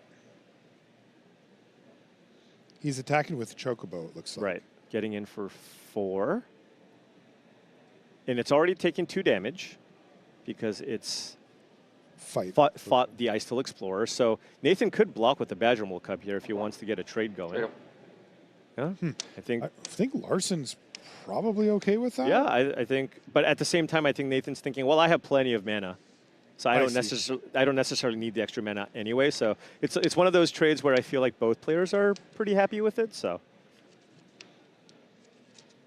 and you know, Chris Larson's the one that actually has a way to get a little bit of card advantage, given that he has that Lumbering World Wagon in play. Right, you can use that to just start attacking, finding extra lands to put on the battlefield, trigger that Earthbender Ascension. Meanwhile, Nathan has just the Bossing Say here. And but he did draw an Erode off the top. That's big, because, I mean, look at Larson's board. Right. He's got the World Wagon. He has the Ascension, and he has the Harmonizer in hand. He has the trio. Right. And, of course, this is also a very, very nice combination, and we are now keeping... Now, the combination of course, fetch land plus Bossing Say means you can kind of generate a bunch of landfall triggers basically every single turn. The question is, what is he doing with them? It's just Ascension throwing a bunch of counters around. Right.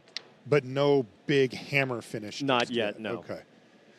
Still, that's a lot of forward progress for Stoyer as he passes the turn back to Larson, who decides not to use Erode just yet, and he finds Diadrine off the top. Wow, and also a Mightform Harmonizer here. Which one is he going to start things off here with? This is big, too, because Larson's the one who still has a Cub. Right. So he's got that mana, 4 mana as well. And here's the Diadrine. You can remove the counter on the land with 1 counter on it to basically trigger another landfall, because that would die and come back into play. Yeah, Diadrine also gets you a card and a 2/2 for your trouble, so that's a lot of upside. Yeah, another card that possibly took over that Ice Tail Explorer slot, right? Just another thing you can play early, but also works really, really well with animated lands. And interestingly, both players sitting on Erode. Right. And here comes World Wagon. Trigger. So I'll find a land. Does this get him to Ascension? Not quite. I guess he could. So the Earthbender Ascension would go to 3, and then you remove the counter, and it would go up to 4. So it will be on responding right to the now. trigger. Yeah. That's a trigger on the stack. Okay, so before it returns. Yeah, we're gonna see No. You remove the counter from it. There's an Earthbend trigger on the stack. Yeah, sure. So like this. I'm going to exile the land. I can exile the land with Keen-Eyed Curator because it's a separate trigger. So Oh, does it actually go to the yard and then come back? He can eat or the is land it, with or is it Keen-Eyed instead? Like, does it? Like, I mean, I'm going to trust Nathan here. So so it's not in play. It's an exile. he's saying it goes to the graveyard, and then it triggers. and then it'll come back. Right, and then you can exile it in response when it goes into the graveyard. The curator's going to... The curator actually doing something here. This goes here. I'll get a... You get a robot here. And you get to draw a card. That all still happens. Right, Just but you missing the landfall. You missed the landfall So this trigger. is- Well, and the land itself, I suppose. Sorry, explain what you're doing. So this is 5, 10. No, That land should be Yeah, but exiled. Oh, yeah, that's fine. Yeah. So this is 5, 10. Sure. Right. I see what you're saying. Because of the erode. Right. Like, can he go for it? Did he get and he got a land from the erode? Did he get a land? No, I'm saying... Oh, no, he didn't cast erode, of course. I'm saying Larson has erode. Oh, sure. And he actually has the ability... Yeah, but this trigger just... to do one more landfall here if he wants. Land. Harmonized trigger on this. So it's You targeted that, and then this trigger... Sorry, let me rephrase what I'm trying to ask. I did this, so like I say, this happens, and then I do this. So like I said, this, then this. Okay. So he lets the... Can I just talk to a judge? World Wagon You trigger didn't do resolve. anything. I just would like to tap my mana differently. That's all.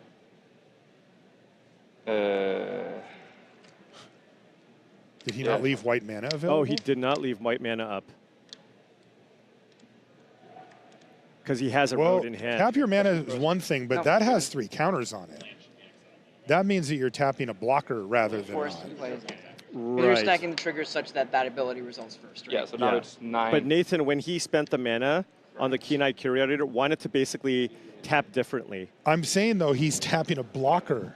Sure. Like, it's not just a color of Right, mana. of course. He's taking a blocker off He is the taking a table. blocker off, but does keep up erode here. I know, that's why I'm saying, like, that is a real decision on which one of those you tap, right? If you tap the Sure, but green Nathan, white, hasn't blocked yet. I'm saying he now doesn't have the option to block with that, or maybe has realized that he doesn't want to. Right. That is a much different than just Right. which but, color but- do I want? Yeah, but this is all fine. It's Well, one bigger than Let's see what happens with Larson. He has a there's road 5 in lands hand in play here. still, I think, as Oh, that was well. 6, yeah. There was 6. Yeah. So it's still... So it's 6, it's 12. Sure. It's Now 11. 12. Okay. Yep. Yeah. Okay. All right. It's a complicated game. Yeah, but it currently doesn't have trample. It's hard. Right, but it can get it. And I got a robot. You already have one. Oh, I had a robot. All right. And it can get Let's put away doubled. from my side. It can, Yet but then Nathan can use the erode We to gotta kill figure it the out. No, Unbreak you- World Wagon. If Christopher Larson Now goes he for it. can. Yeah. That depends. This is 11 power. Yes. Now, because it was double up and it has 5. Yeah. Yes. They got it. Yeah. All right. And while we're fixing things, can we also fix the counters here? I think we went It's from on. 5 down to 5 against. It's at 6. Thank you. Oh, we're now. A lot of times they just stop counting. We've shortcutted it to 4 before. Should be. So Chris probably content to just say, Yeah, he's not Make it gonna he's all- not gonna go for it here, especially after Nathan goes, "Hey, can I untap my land?" right. Right. That's kind of giving away the fact that there's a really good chance that he's representing erode here.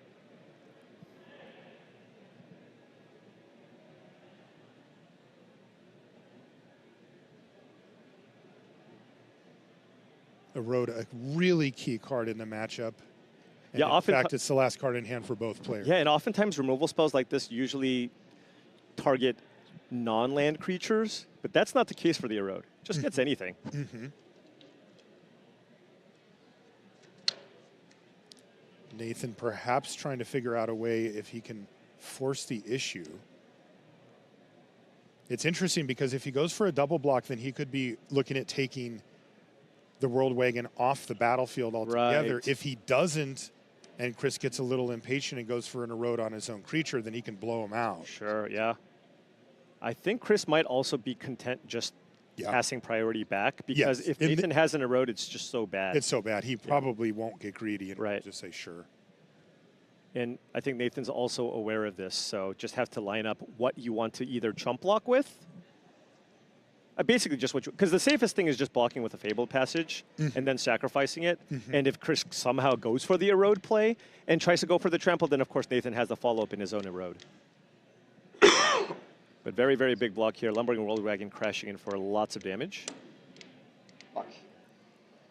Now, of course, you can sacrifice this land, get a landfall trigger from the Earthbender Ascension, pump up the Curator, which would make it big enough to actually kill the Lumbering World Wagon. So he's going to trade. Yeah.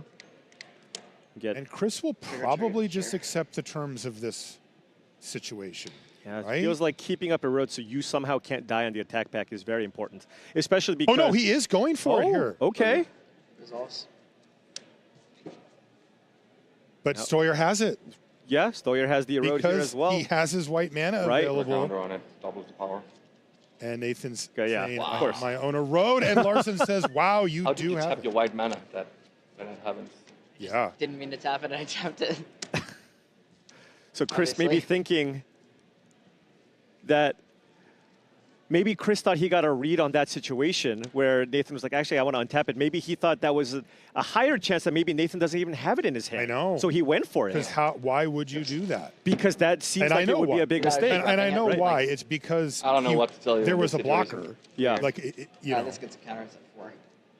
But that worked out horribly for Larson. Right. Now, Larson still has a pretty good board here, right? There's a Mightform Harmonizer in play, no more Erode in Nathan's hand, with an Earthbender Ascension on the battlefield. The question is, can Nathan... I just don't know, no chance that you... Yeah, well played in a way. Sorry, obviously I was not trying to get you. You know. No, it's a weird situation for... Larson seems a bit flustered about that mana situation there. Stoyer playing it cool. Remember, Stoyer still has the ability to turn that escape tunnel into a land to trigger more landfall. Also, drew Mightform Harmonizer here. That could change the equation here as well. It sure Chris could. Larson is completely tapped out here. We're looking at a 4/4 Keen-Eyed Curator here. Doesn't feel like Nathan might have the mana to do everything. Let's see. If you warp in the Mightform Harmonizer, then use the Bossing Say on the escape tunnel. I guess you do have the Llanowar Elf. This is a lot of damage coming in. This is a huge amount. Yeah, turn that into a land. Nathan, of course, just running the numbers here.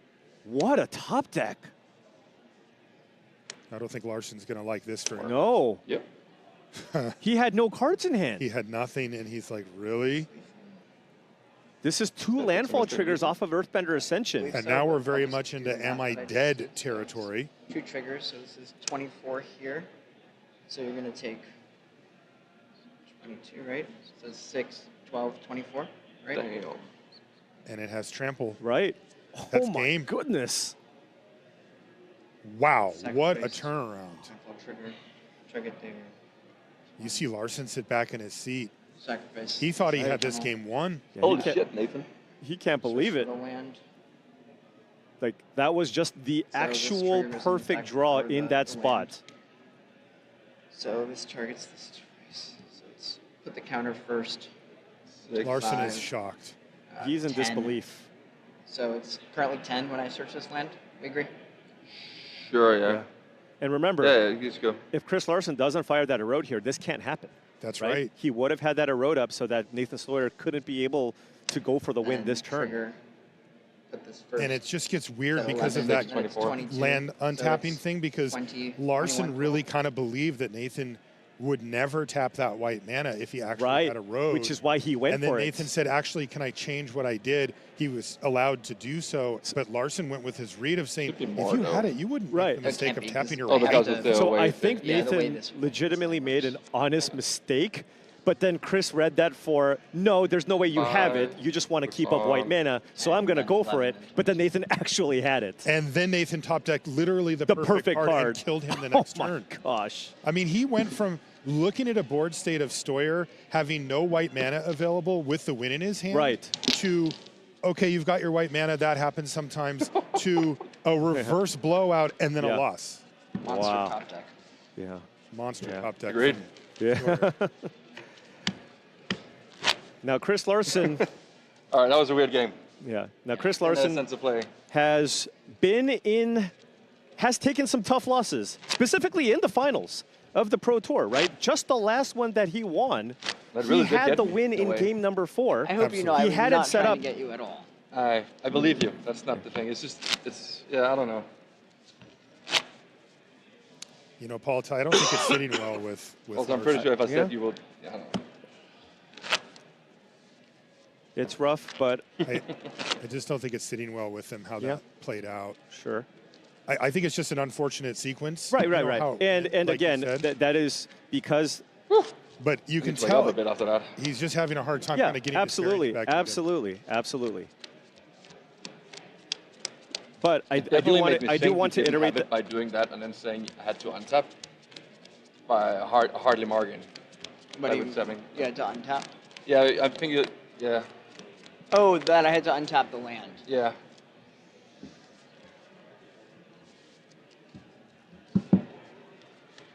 Yeah, I see what you mean. I mean, from my perspective, I was just confused about the triggers as they were resolving on the stack. I understand that as well, yeah. I would just say it would be helpful to, try to take the triggers a little slower. I understand. Suggested that, I don't think. I feel like, yeah. Chris was I don't very think we were clear on the tracking triggers. triggers too big, too fast either. When I say slow, excuse me. More dribble. Beg pardon? More dribble. What I mean to say is let's just agree on the math as we go. Yeah, That sure. way it's a lot less confusing for you guys. It's a lot less confusing for us. That's a fair request. I don't think it's really relevant. You know, these were two different things. Yeah. But I did want to say full disclosure, like what Okay. Nathan did was completely legal, and the judges are sitting there to allow that to But I happen. messed up too by putting one less counter on the Ice Till Explorer. I just thought you were going to erode it and forgot about Bushwhack. Yeah. Which is why I put the 2 counters on the Badgermole Cub. All right, well, we still have a lot more Magic to play. Chocobo. That is Get it. just one game. Like I mentioned before, Chris Larson has taken some tough losses before, specifically that in was Game 4 against unbelievable Tony final. Portolan. Yeah. And he still managed to come back and win the whole thing, right? And this is just a single game. This is nearly a 75 card mirror. Chris Larson is going to be in the play on game number 2. 7. Yes, we saw him in his finals against Tony Portolan really have to fully reset mentally. That is a skill that a professional Magic player needs, and he's going to have to do it again here as he's lost game 1 to Nathan Stoyer, and he's left kind of shaking his head about it. You can tell he really needs to try to dial it back in. This is a best 3 out of 5. This is why we play that. You take one loss, this is far from over. Yeah. Our first 2 games here are pre-sideboarded. And we are off and running here in game number 2. Chris Larson and Nathan Stoyer both on 7 cards. Chocobo on the other side with a Llanowar Elves for Larson. Right. Does he have the Dream Opener? No Badgermole Cub. Okay, then no. Or Earthbender Ascension. You want either of those cards. In fact, he's got probably the cards that aren't as good in the matchup in cards like Sirach and Keen-Eyed Curator. Still a fine curve out, but not exactly what the deck's trying to do in this head-to-head. Interesting turn here for Chris Larson. Good 19. So this looks like an attack for 1 with the Llanowar Elves. Okay, and then Sauce's Chocobo and an escape tunnel. An escape tunnel. Not bad. Yep. Again, not that explosion level draw that we see sometimes from this deck, but pretty good. Yeah. And what here, about for Stoyer? Nathan does have the Bushwhack here. So can go Saz's Chocobo, land, Bushwhack, kill Llanowar Elf, just to try to slow down Chris Larson. Looks like he has a second Saz's Chocobo as well. Yep, there's a Temple Garden, so you can play those untapped. You get the 2 landfall triggers, clean up the board.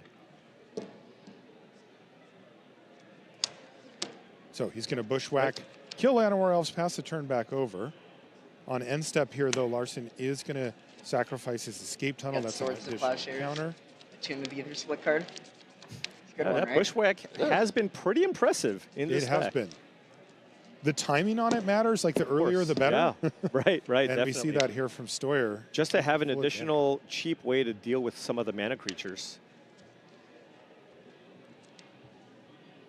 Chris would love to draw an Earthbender Ascension off the top here. Get some ramp going. Otherwise, can still just go land Sirach. So he's going to attack for 3 and then play the Sirach. And actually, Nathan doesn't have a play here on turn number 3, right? Really? There's a pair of Might Form Harmonizers and some lands. So the best he's got here is just to, you know, maybe just play out an escape tunnel, get 2 landfall triggers. That way you can actually block the Sirach, right? You can turn the Chocobos both into 3/4s here.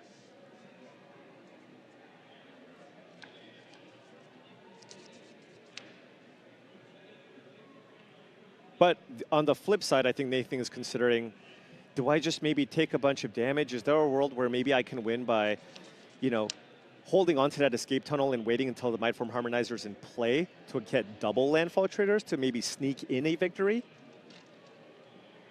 You know, when you have a slower hand like this for Stoyer, he does not need to start thinking about the few turns down the road. Right. He's behind. Yeah.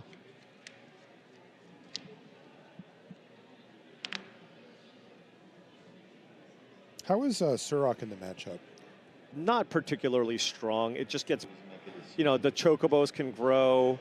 You're not really doing a ton of damage. I think it's meant for the decks that have lots of removal. You know, decks like Is It Lessons or, you know, any Is It deck for that matter. It's just, you know, the fact that it can draw you the card and can't be countered does a lot of work. In this type of matchup, I don't think it's very strong. It ends up being one of the smaller creatures. Right. It's just a 4/3, and it doesn't end up mattering all that often, especially when both sides get, you know, the draws, their typical draws. The one thing we have noticed about it that has been a benefit is it does come with trample, right, where getting trample with an harmonizer can be a problem, but maybe we won't be seeing as many of those after this game. I'll remind you, this is game number 2, and we're going best 3 out of 5 every game. Oh, Might Form Harmonizer. Oh, speaking of Harmonizer. Okay, so check. So now with Might Form Harmonizer, he's actually warping this in. This already doubled something, right? He already played a land, and with Erode, he can actually turn that attacking creature into a lethal attacker, potentially. Nathan... And he did target Sirach, by the way, with that trample. And Nathan posturing here, right? Kind of putting his hands in front of his mana here. You got to at least try to represent Erode. That's a weird mind. You have me at 14, right? Yep. And Nathan doesn't have anything, so if Chris is 12, doesn't go for it this time, but had he gone for the Erode, or 12, would he have been able to? I guess you would have to Erode like the Might Form Harmonizer. The problem is you have to actually kill one of your own attackers. Right. Like the Harmonizer would be gone, right, by the time the land and this still puts Nathan down to 2. Exactly. Right. And Chris does not want to make that same mistake that he made in the previous turn where he kind of tried to go for the win on the turn, and then Nathan, of course, had the very timely Erode. Okay, here's a Harmonizer, but this is going to clear the way here for Larson. Right, but Larson does not have an extra land drop to make here. Ah. Right? He's got 4 lands to cast the Harmonizer. A land would be... A Fabled Passage would be ridiculous. What did he find? Badger Mole Cub. Oh, that's not it. Yeah. So he can go Curator Cub or Curator leave up Erode or Harmonizer. Right. Wow, he's attacking with both. Just attacking here. He does have access to the Erode. Oh, that's why the Curator's remember, down the first. Sirach has Trample, so Nathan, to play around Erode, probably needs to double block on the Sirach. And block the Chocobo. And block the Chocobo, because the Chocobo, of course, doesn't have Trample. But So you want to the put your Erode- biggest stuff. So I think what you want to do is put 2 Chocobo on the Sirach and perhaps the Ice-Tail Explorer on the Chocobo. If he single blocks the Sirach, it's over. That's right. So yeah, and Nathan sniffs it out here. I'll tell you when it's final. Yeah, it's fine. Very heads-up play here. This is not a great spot, though, for Stoyer, right? Right. He's figured out how to not die. Well, I mean, the Chocobo is going to eat the ahead. Sirach if you block this way. Right, they're both 4/5s, and then if you sacrifice a land, they're both 5/6s. Yeah, that's true. And it's not like the it's not like Sirach grows. So he gets him to chump block with the Harmonizer. That's Right. He So that's basically is big. trading Right. Sirach for Harmonizer, which Or Ice-Tail Explorer. sorry, Right. not Harmonizer. I'll still Explorer. But Yep. that is what Larson. Yeah, wanted, I that's suppose. basically what he wanted out of that exchange. Yeah. But now we're kind of back down to no more Trampler. No more Trampler, and Nathan has 2 giant creatures in play with a Might Form Harmonizer and in Erode. Although that is an escape tunnel, I believe. Yes. So that doesn't allow Nathan Stoyer to actually cast Erode if he plays out a Might Form Harmonizer this turn. Funny. And let's keep an eye on the Curator here, as that thing can start eating away at the graveyard. Right. And it Take can some become lands. a Trampler very easily. Sure, we have a creature and a land currently and a sorcery. Exactly. Needs to find the 4th creature type to put into the graveyard, enchantment or artifact. And he has an instant in hand, That's by the way, right. so he could stock his own graveyard. That's right. If You are that makes absolutely correct. Well, there's your land and your sorcery. Yes. Yes, sorcery. Because you have your own creature, or there's another creature, and with the erode, you put an enchantment, an instant in your graveyard. That would turn the Keen-Eye Curator into a 7/7 Trampler. He needs a land, though, right? The second land is needed because of all the toughness. Well, so he's got the erode as well, though, right? Right, but that's so you only attack with one both. landfall. Well, no, because even if you double block, I guess the road is just lethal. right?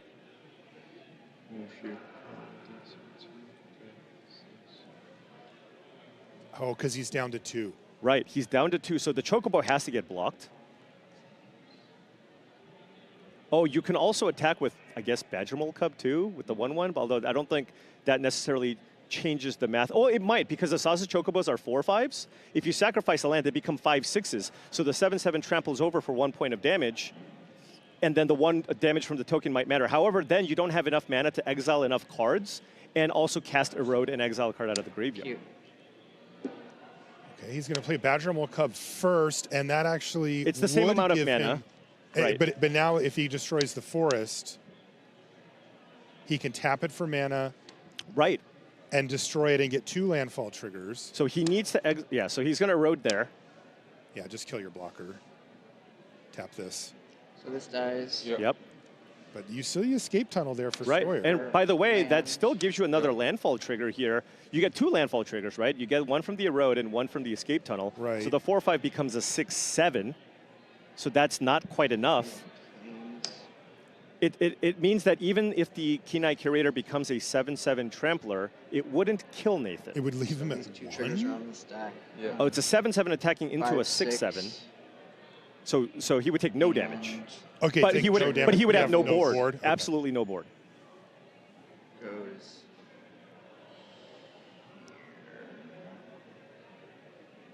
Oh, that's right. Mindform Harmonizer's in place, so he can double the power. He can actually just trade with both of those creatures. Because he has a Mindform Harmonizer in play. So we'll right? have an empty. No, we'll have a Badgermole Cub. A 1/1 and a token 1/1 and a Warped Harmonizer against an opponent on 2 with no board. That's right. But Nathan This is Stoyer still kind of close. Oh yeah, absolutely. I mean, Nathan Stoyer still has Mindform Harmonizer in hand and an erode. Right? So he can still play a blocker and remove an attacker if Chris Larson maybe tries to go for it next turn. Oh no, you don't. I don't take any. No, no. Yeah, so Nathan thought he was dead, but he actually isn't. Yeah, the math is too hard. You know it's hard when Nathan Stoyer says the math is too hard.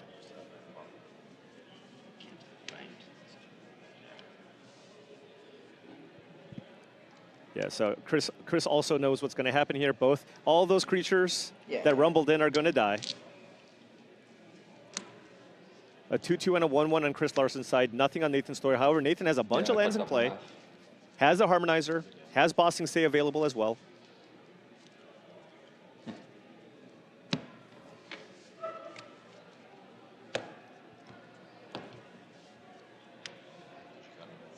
Again, a tap land, a Fabled Passage would be a really nice draw.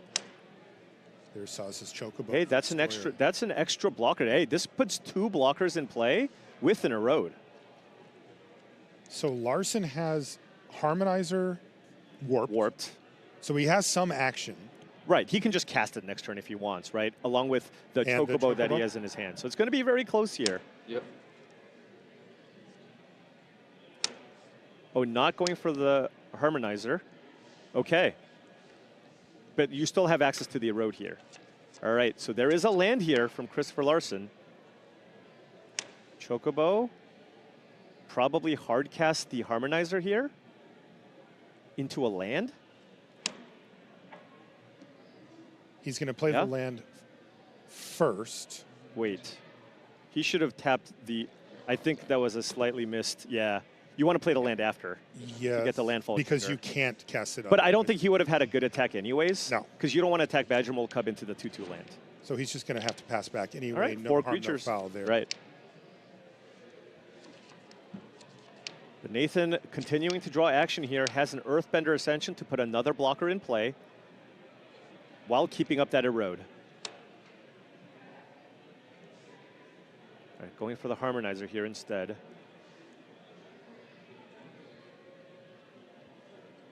Stoyer really fighting, scrapping it out, facing two huge attacks this game, and able to stabilize at 2. Is that another erode? That is an erode here from Christopher Larson. Is that enough? No, he's going to be 1 damage short, because if he erodes the Mindform Harmonizer, attacks with everything, Nathan Stoyer will erode the Mindform Harmonizer, or one of the other creatures, and then block the 2/2 and the 1/1, and then he'll just take the 1 damage.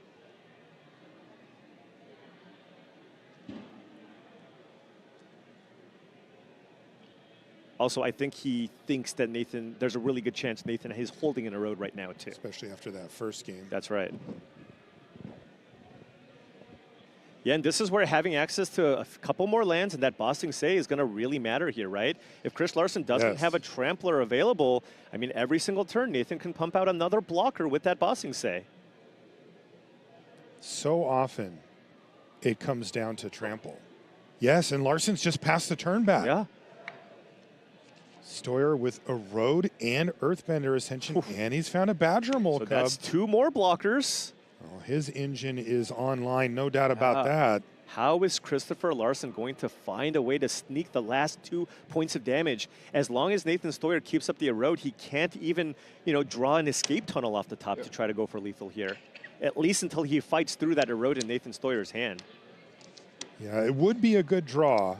He could force him to kill, right? Chocobo or something like that, rather than the Harmonizer. But still, Larson's going to be getting a little jealous here. The things are starting to slip away here. Now, Larson does have the massive edge when it comes to life total, but Nathan is the one who has all the resources.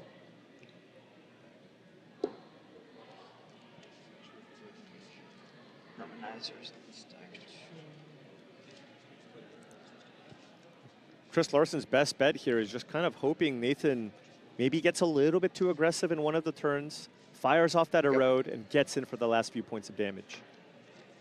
And there's a forest off the top here for Larson. No help. Yeah, not going to be enough. Not on this board. No trampling available. Can he force an unfavorable trade? I mean, is that where we're at here? I mean, you can play the land and pump up the Chocobo and then double the power. It'll turn it into a 4/3, but Nathan's also just happy, perhaps just blocking with the land and getting extra landfall triggers and getting that back into play, right? Yeah.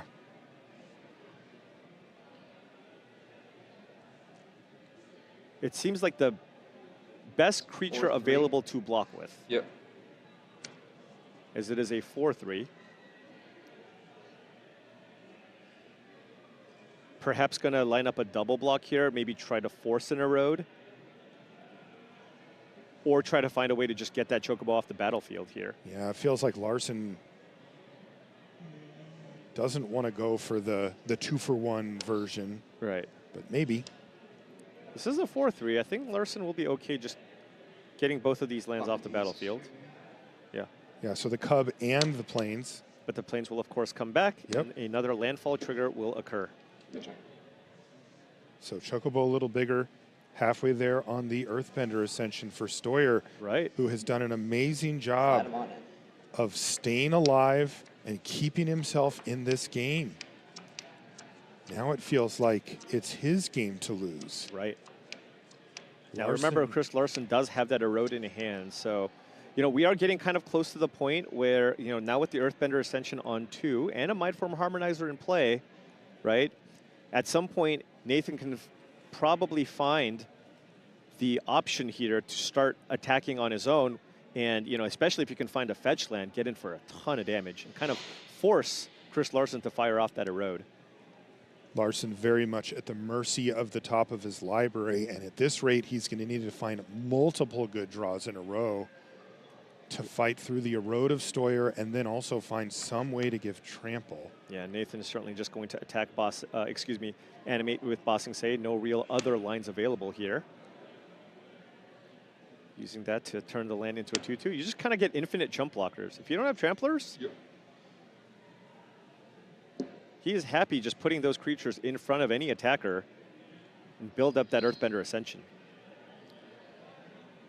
Yeah, I keep thinking about Earthbender Ascension for Larson, but that's really only one piece of the puzzle. Right. He's so far from getting it active. Right, he's very, very far I mean, away. is Surrock the draw that he wants? Possibly, it because dies, that at least but he draws gets you a a card. card back Yeah. off of it. Trigger here. Yep. Remember, Mindform Harmonizer is in play here. Oh, look at that. So it's a 4/4? 8/4. An 8/4 Mightform Harmonizer just attacked. Basically, hey, do you want to trade? I am okay with the trade. Okay, erodes the creature. So now Chris Larson might erode the Harmonizer in response. Because now once you get the creature, you can make a 5/5 Mightform Harmonizer, which would be bigger than Chris Larson's Mightform Harmonizer. Okay, so Stoyer erodes his own land, which is going to get the Earthbender Ascension online, which means 5 toughness. Right. Oh, the land comes down, yeah. Yeah. So make sure we sequence everything well here. And trample. And trample.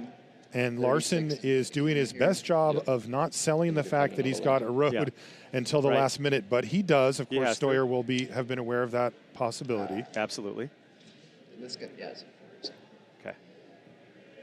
And then his Harmonizer is going to die, and he's going to get a land. Get another land, which will then get you another Saz's Chocobo trigger and another Earthbender Ascension trigger. Yeah, Ascension's It's at 5 now. So it goes powered 5, up. yeah, and then you have this one. Yeah. All right. Well, now, I mean, Nathan's down to 2 creatures? I didn't have to risk it. I was going to say, Stoyer took a big risk to go for the win. Road. If Chris Larson just plays a land here, isn't that lethal? It is. What the? And he's got it. My and goodness. Wow. What a weird game. Larson somehow comes away with the victory in game 2. I mean, in both games, the first person to flinch and fire off their erode first was the person who lost the game. After both of them holding it in their hand for 7 rounds in a I row. would attack into your road. I don't get there. But I don't think I played this game very well. I also thought I had lethal turn I attacked with Keenan, and as I attacked with Keenan, I realized, oh, it triggers down. You had second erode for how long? Couple of turns. The whole thing. Yeah, he had that for a while. Yeah, so I'm trying to think about it, because I guess you just didn't want to go for lethal that turn. You just thought I had a road. Yeah. Did you have a road? Yeah, I did have a road. Wow. I mean, really well played there at the end by Chris Larson, not running into the same trap that he did in game number 1. I'm sorry. You know, it's interesting because you actually mentioned that as a potential line of play, saying maybe Stoyer will get a little bit impatient with his erode. But that felt like desperation, right? That felt like Chris, you know, you're searching for Chris's outs when you say that, Paul.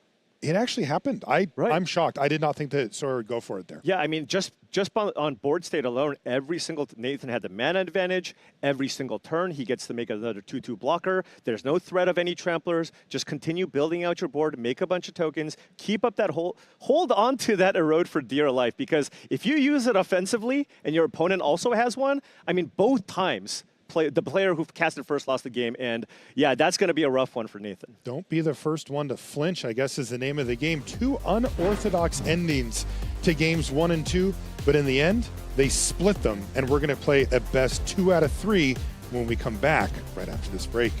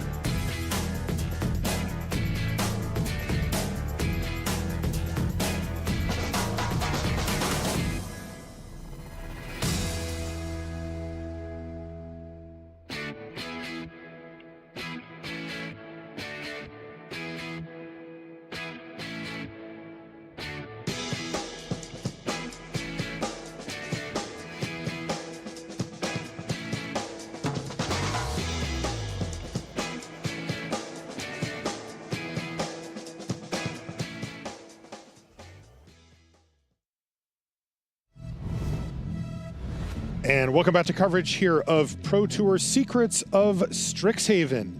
I'm Marshall Sutcliffe. I'm with Paul Cheon. And if you're just joining us, good timing. We're in the finals. Randos. And we've got Nathan Stoyer versus Chris Larson having split the first 2 games, and now they're sideboarding and sideboarding face up here, Paul. Yeah, I haven't seen that one before. This is highly unorthodox, but it's also pretty rare to see 2 teammates playing together in the finals of the Pro Tour. So this must have been an agreement made by the team. Hey, if we ever play against each other, perhaps at any point in the event, because I think you told me that they did this previously as well, right? They did it. They played round 15, and they did this then. Right. Too. So I think this is a team heavy play Cosmos thing where it's just, hey, if we ever play against each other, we don't want any surprises. We're playing the same deck. Face up sideboarding. May the best gamer win. Yeah. Interesting Are you cutting stuff. this or no? But yeah, this is like the, I was just putting out the one art for you. Oh, I see. So Now this you're deciding on your snakeskin veil This is the count. 7 that was on the... They're even discussing their sideboarding list. strategies. Yeah. And then there's whether or not how many snakes I wonder you if they've just fallen into a playtesting rhythm. Right. I mean, they, You know what I mean? probably spent a lot of time together testing, right? I mean, I don't know how much time Chris Larson has to, of course, not necessarily test in person, but of course you can play plenty of your matches online as well. I thought about last time.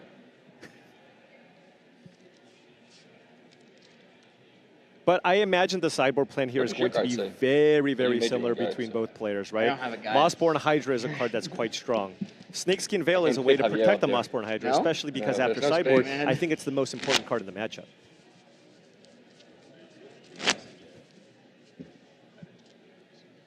Well, I guess we'll both be beating ourselves up for 2 different games.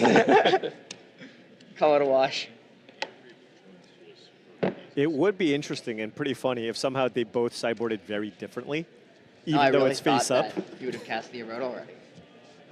I guess you basically just needed to hold it. But I thought you would have gone for lethal.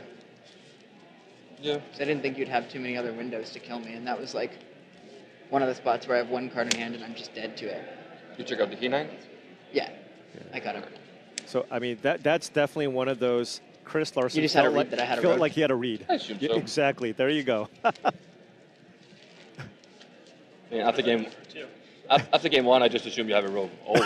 Yeah, that's what I was saying. That's totally fair, too. I would have thought you had a road, except I would have thought that you would try to kill me because your window was so small in that game because I can bossing say and stuff. But did I have a window? Yeah, it was lethal. He had one yeah, window. Like if you don't have a rope. Right. That's If I don't have a road, you kill me by casting a road. Yeah, but like multiple turns ago, like I don't think there was a window. There was 2 turns. You had 4 attackers. I had 3 blockers. But one of them was 1/1. And then I needed a land to pump it as well. No? You attack with all 4, whatever's unblocked, And you you road erode my your own own creature? creature, and then you kill me. Yeah, but then I died to a road, right? Correct. Okay. Right. Yeah. I was making the assumption that you would have killed me with your erode because your window to win the game would have been small otherwise. You guys want to write it down after we showed it open? Yeah. No, we don't I'm gonna need it written some down. Kind of something with sugar in it. Otherwise. Sorry? Can I go buy something with sugar in it, or can I send some? A Coke. Like a juice or a Coke? Or Coke. We'll work on it. Yeah, that's fine. What do you want? Just a Coke, juice? Coca-Cola. He was saying at the end of the game that he felt like he needed some sugar. Did you think about it that turn or that not was really? an intense Yeah, I 2 thought about games. it. Yeah, I think maybe he's feeling That a I little could, of that blood do sugar that. thing Yeah. that you can get when But- it's an Interesting. extremely intense situation. That was just like, in my head at least. Yeah, I mean, and Nathan basically just Guess you thinks don't have, like, he that would have many definitely Yoga gone for it Steve there. tunnel Why that didn't he killed go me, for which it? is So one I of the reasons assumed he that I didn't was have it. thinking about And then, of maybe course, he getting had it. Steve tunnel, Chris like, Larson ran into a similar had situation in to game number 1 with the tapping. set up a large He also board came or- to that conclusion, and in Kinda both need more instances, refined the other sugar player at had this the point. erode. Okay. I can pay for it myself. That's not the issue. They closed down the cafe, right? Oh, they closed down the Early, so yeah. So here's just grab some shop around. There's actually some grandma's chocolate chip cookies in the boxes in the basket. Celiac. Oh, we can get him a cookie. Yeah. That's the problem. You can take a look at our crew here, by Fruit the sugar, way. not refined. You can see Frank and Mason down Thanks, there Tulsi. on the iPads. Right. We've also got a fantastic crew backing us up here These have been weird in the games, yeah. booth. Yeah, and as expected, taking a look at how Chris really got Larson me. I thought you were sideboarded gonna here. go- You too. Yeah. Went up to the Thought full you were 4 gonna go and copies kill of me Mossborn if you had it Hydra, that turn. along with Last 4 turn I knew you copies drew of the Sheltered land, by so I just Ghosts. figured like couldn't have it. I feel like Nathan now second guessing things here. All right, good luck, buddy. I'll go first. Entertaining TV in weird ways. It is that. You guys okay? Yes. Perfect. Good luck. Perfect 7. The perfect Impressive 7 stuff. for Chris Perfect Larson. He's 7. got his drink and Ooh, not an imperfect is that a one-lander? here for Nathan. Yeah, Stoyer's going to have to send that one back. How would you say this archetype mulligans? It mulligans reasonably well. I mean, especially if you can, you know, I think it's just more important to make sure that you have that good opener. And so I think you do need to mulligan pretty aggressively to find those. Now, there is a lot of redundancy built in. If you have a Saz's Chocobo with lands, Llanowar Elves, Badgermole Cub, basically you need to have a hand with one of those cards in your opener. And if you don't, then of course you have to send it back. Give me a second. So mulligan here for Stoyer. Yeah. And Nathan Stoyer here sideboarding in a very similar way, bringing in all copies of Mossborn Hydra and Sheltered by Ghosts in his sideboard, along with a couple of copies of Snakeskin Veil to protect those creatures. Let's see if Stoyer has a keeper here. And I think we were mentioning before, both players boarding out the Soroks that used to be in their main decks. This is a land-heavy hand. Yeah, it's got an Erode and a Llanowar Elf. A lot of mana. Yeah, Erode, Elves, and all lands. I think you might need to keep this one, and then you just kind of hope to get stuff off the top of your deck, because you do have the turn 1 Llanowar Elf. Turn 2, if you draw any action spell, Earthbender Ascension, Badgermole Cub, maybe even a Diadrin, maybe something along those lines. It's kind of tough, though. He's going to send this back. Okay. Just like 2 lands off the top. I mean, it's You are in basically big if you keep 4 lands, Llanowar Elves, and in a road. It's like 5 lands and in a road. That's it. Snakeskin Veil, Chocobo, Hydra. Are they both Oh, Chris mulliganing? Larson's mulliganing. Okay. I don't know either. So they're both going to 5 here? This question I would ask you. I mean, if you knew I mulled to 5, I would keep that hand. Yeah, I was actually thinking that would I even keep this hand if you mull to 5, but probably, yeah. Yeah. But my hand is just like... It's pretty weird. It doesn't really do very much, and it's kind of all in on the Hydra, but yeah. Yeah. Did you keep 4 lands, Elf, Erode on 6? No. Those would be some really, really good lands. None of those. None of those ones. Yeah. Yeah. Well, fair fight here, I guess. right. Both players going to 5. We have divination lands in our deck. Yeah. No way. I would love a divination land. Oh, man. Yeah, you got Paul's interest with that one. Tell me more. Is that the next set, or? Yeah. Might have to play the PT for that one.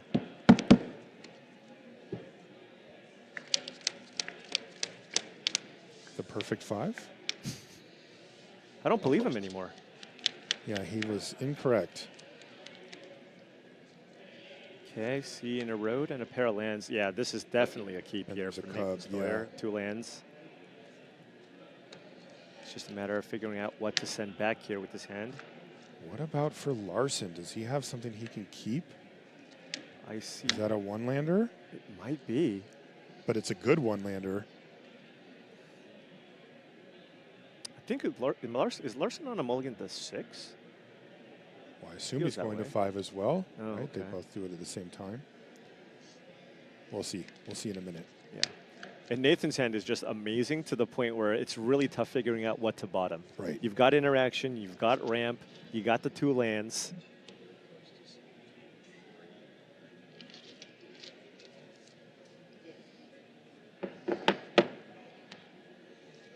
But you are on the play, so maybe you don't need the interaction, right? If you're on the play, maybe you want to be as proactive as possible and keep all the action cards in your hand. Yeah. Good luck, buddy. You also have to factor in. 18. Yeah, so it says 5 and 6, but I know Stoyer's I think it's on flipped. 5. Yeah, It's so 6 for Larson? Yeah, 6 Okay. for Larson, 5 for Stoyer. Okay, here we go. All right, turn 1 Llanowar Elf. And this is going to be a Chocobo for Larson.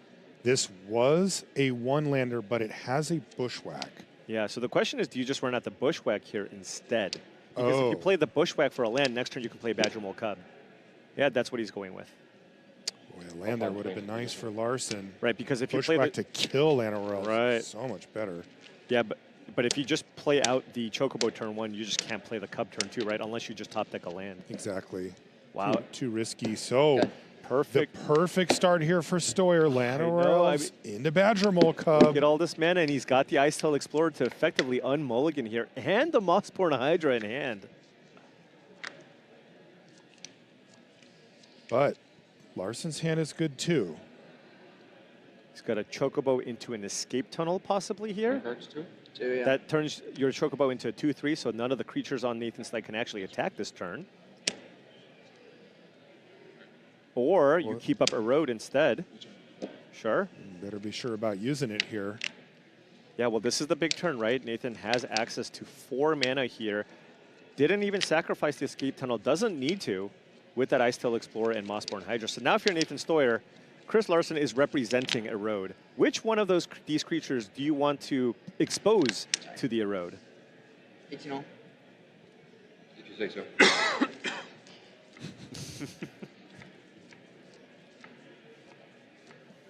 Ice Tail Explorer gets you a lot more cards, but then, of course, Mossborn Hydra can close out the game very, very quickly. It's certainly tempting to pounce here if you're Stoyer, but I think the question is, if we fast forward 2 turns, which one of those cards would you rather have in play? That's still a great question. And it is an interesting question. My gut says Ice Tail is what you'd want down the line. It gives you so much more flexibility and advantage off of future top decks. But it's still you may be able to just close this thing out, and he's going to go for the Hydra, which signifies that he probably wants the Ice Tail for later. Right. And has a land and has that Ice Tail, that escape tunnel, so that thing's going to be gigantic. So Chris Larson needs to get that off the fluffing the snakeskin veil there. He's messing around with him. But that does ramp Nathan Stoyer here. Access to a ton of mana. Now, Chris Larson does have the answer to the Ice Tail Explorer with a Shelter by Ghost in hand. So if Nathan runs out that Explorer, remember he mulliganed down to 5. He's going to get a couple of triggers, but then Chris Larson will have the answer. And we see a block and sack there from Stoyer. He wanted to do that anyway, so may as well soak up a couple of damage on the way. Badger Mole Cub for Christopher Larson, and he's got the escape tunnel with that as well. So good combos from both players. This is going to be an interesting game, and remember, Nathan's on 5. I mean, this is a really great draw on 5. Yeah, he's going to be able to get that Ice Tail Explorer. Perhaps he can mill a Bossing Say, get that into play, right? If you do that, at least you can get a bunch of mana on the battlefield. And even if this one dies, you can still use the Bossing Say to get some 2/2s into play. Oh, if only there was a way to shortcut this. No. Can't do it on paper. Painful, I know. Yeah. There's a mill trigger coming. But played. Well, I have to mill a card first. Oh, you already have to mill. Yeah, sure. Okay. Yeah, that's why. Awkward, right? Trying to shortcut, Then but I it have actually to play my ended up first taking land longer. drop, respond to the mill, crack this. Yep. Yep. So land coming in, 2 mill triggers on the stack here for Ice Tail Explorer. I would probably just mill the card there, but I get it. Yeah. It's fine. Yeah, because I you don't have think to mill either what, list two are now? Two cards playing and I with. have a land drop still. Yeah. Yeah, they don't have Esper Origins in their deck to kind of mill, but still getting the forest out of your deck so you have a higher chance And of milling this one cards like resolves. Bossing Say is relevant. Good. Okay, so lots of lands, but nothing else from Nathan. Chris Larson does have the Shelter by Ghost here to get the Ice Tail Explorer off the battlefield. Yeah, you know, Stoyer started on 5. He's done a really great job of developing his mana on a start from 5, but it did leave him with far fewer cards in hand. And if you look at where that stands right now, Larson clearly in the lead in that department. Absolutely. Nathan needs to find some action here. Just a land left for him, and look at that. Sheltered by Ghost, his own Ice Tail Explorer, and even a critical land at this mid part of the game, Bossing Say for Larson. Oh, geez. And also a Mightform Harmonizer wow. on top as well. think we're going to just see a Sheltered by Ghost here to kick things off, because I don't think Chris Larson wants to see any more Ice Till Explorer triggers happening here. Does he just put it on the Chocobo at this point? Yeah, it also makes it so that if Nathan wants to kill it, it's going to cost a little more mana, as it does have Ward 2. And this grows, and you can get a nice, healthy attack for 6 in. And it's 7. And it's lifelink too. Yeah. This also makes it way less likely for Nathan to somehow get a Harmonizer kill out of nowhere with that life gain. So, needs action. Really important top decks here for Stoyer. Oh, and he found a Harmonizer. Did find a Harmonizer, and there's an escape tunnel on the battlefield and an escape tunnel in hand. So that would be 3 landfall triggers. Not quite enough based on what's in play right now. If you double up on the Badger Mole Cub 3 times, that's 4, then 8, then 16. Chris Larson sitting at 25. Wow, he was at 17 before, but that would have been very close. Very, very close. But you still want to play it out here. That way, if Chris Larson chooses to attack with Saz's Chocobo, you can block with one of your creatures, sacrifice a land, double the power to actually get the trade. But yeah, Chris Larson's hand is fantastic. Look at that. There's an Ice Till Explorer and Mightform Harmonizer in hand. I think he wants to keep hitting those land drops, so Ice Till Explorer next turn makes a lot of sense. That was what I was afraid of. He just drew it off the top of his library, Chris, so... Erode would be huge here. Just get that Harmonizer off the battlefield. Perhaps another Sheltered by Ghosts. In this case, it's another Bossing Say. It's another Bossing Say. So now you don't have a great attack with the Saz's Chocobo, as Nathan can trade with the Mightform Harmonizer by sacrificing the Escape Tunnel, block the Harmonizer, turn it into an 8-powered creature. So it's 16, right? You can 14. stack your triggers. Oh, sure, yeah. 16. Yeah. 16 power coming in. Nathan Stoyer is forced to block. Just choosing to chump here. 41. But that's 41 life 41. now. Hey, Nathan's done 64 damage in one turn before. The doubling can really get out of hand, but he would need to do a lot of work to get to that point. What did he find off the top of his library? Not good enough. Saz's Chocobo, that's not what he was looking for. This is rough, and now with Ice Till Explorer, I mean, this Chocobo is going to gain so much life. This is going to be absurd how much life it gains. Is there a Badger Mole Cub kill available here now? With the Escape Tunnel, is there a world where you stack the trigger on the Cub, make it unblockable, and then play the Escape Tunnel and then sacrifice it again? That's 3 landfall triggers, right? That is what he's going for. That's 16 damage. Yeah, Larson looks like he is in fantastic shape here. That Badger Mole Cub is currently unblockable. Unblockable, and it's now being doubled 3 times. And he's got it. That is 2 games to 1 now for Christopher Larson. We talked about it coming in here, Paul, but Larson is trying to accomplish something no one ever has. Yeah, or a road. And that's winning Or back-to-back individual Pro Tours. You don't think it's enough? I have a fetch line. It is incredible. The last time somebody has come even close to this was Kai in 2001. Won Pro Tour New York, the team event, into winning the individual Pro Tour and Pro Tour New Orleans. So one was a team event.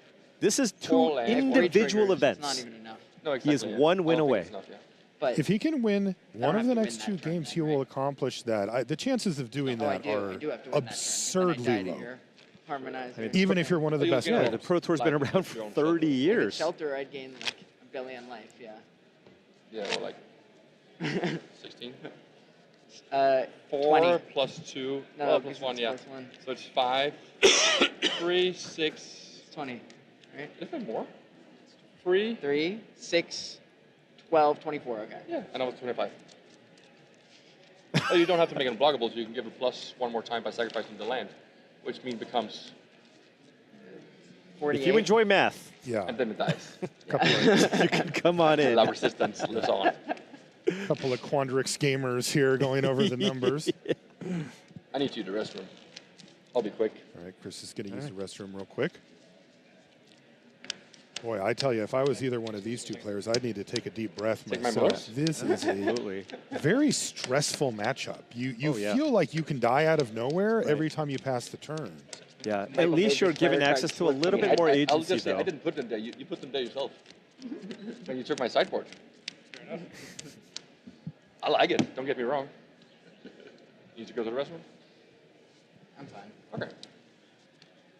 I'm not. I'm old and I'm bursting. You want to resolve mulligans? No. Okay. I want to not resolve mulligans. That's the whole point. Let's just present. Meanwhile, Nathan has to now stew. Just wait just a little bit here. Yeah, he seems fine. He's been here before. All right. Hey, look, and a really nice comeback in this series so far for Chris Larson, Ryan. Chris Larson, he did seem a little bit rattled after losing that first game. But hey, you know, clean the slate, go on to game number 2, take that one down, and now he's up 2-1 in the series. I got to say, one antidote to feeling that way is having your opponent open up the door for you to win a game that you felt you had lost yourself. He said when he made that big attack that he felt he already had lethal. And then after he did, he said, oh, wait a minute. I don't think it's good enough. I don't. And Stoyer found the line. Not once, but twice. He had the ability to prevent lethal, and then Chris thought it was lethal, and it wasn't. Right. And but then, I mean, I think Stoyer put the shields down for one turn, and I think both players feel like maybe they let one slip away, right? That is how. So you know, if you kind of put it in that way, perhaps, you know, the score count is what it should have been, right? If everybody played perfectly. I mentioned it before, Paul, briefly here, but you see Mason here's chatting with Nathan Stoyer. We've got an amazing crew behind this broadcast. We've got Rich and Jeff in our ears helping us do our job, and I just want to thank everybody on the crew for their fantastic work. We really do have the best in the business. I was so shocked that he didn't go for lethal. And just the caliber of players, even the card viewer, cards in hand. We got Josh McLean on the card viewer as well. So we have Hall of Famers helping us out. Frank does this amazing write-up to help us prepare for the top 8 as well. It's incredible. I don't know where he finds the time to do it. Literally after the Pro Tour top 8, he will write down basically a full-on article on all the matchups in the top 8 to really help us out. I read every single word he Oh, you writes do. in those. Oh, you do. Yeah. 3 escape tunnels. So that's 4 good draws in his deck. Plus maybe. Yeah, we're here at the MagicCon in Las Vegas. This is the Pro Tour is just one part of a much bigger puzzle. If you come here, I mean, they have some incredible stuff. Of course, all types of different gameplay. But even beyond that, you know, there's the main stage where we have all types of great shows and panels. Artists are all here. You can have your favorite artist sign your card, or you can pick up a print from them of some of your favorite artwork. They literally had an event with cats here, Paul. Yeah, and we went over to check it out between the rounds. You can wait in line, go into this like shielded off area, and you can play with kittens. Right. And these are ones that are over at the shelter near here in Vegas as well. See some pictures of the floor here. There's the prize wall, by the way. That's where you go to get the goods. Right. Yeah, you win some prize tickets. Go cash that in for some goodies. And there's even an entire section for content creators. So if you want to meet your favorite content creators, we walk by. Jimmy and Josh were doing a huge meet and greet. Lots of good stuff. This? Jimmy, just some people, some I'll dudes. have to look them up online. Yeah, all the content creators are here too. It is really a spectacle. All right, looks like Chris has rejoined us. No changes for the sideboards here. I just want to see. And Larson is one game away from history. Meanwhile, on the other side, Stoyer, I mean, yes, it is not quite as flashy as back-to-back, but if Stoyer were to win the next 2 games, I mean, he's already in kind of legendary status for his run over the last 3-4 years.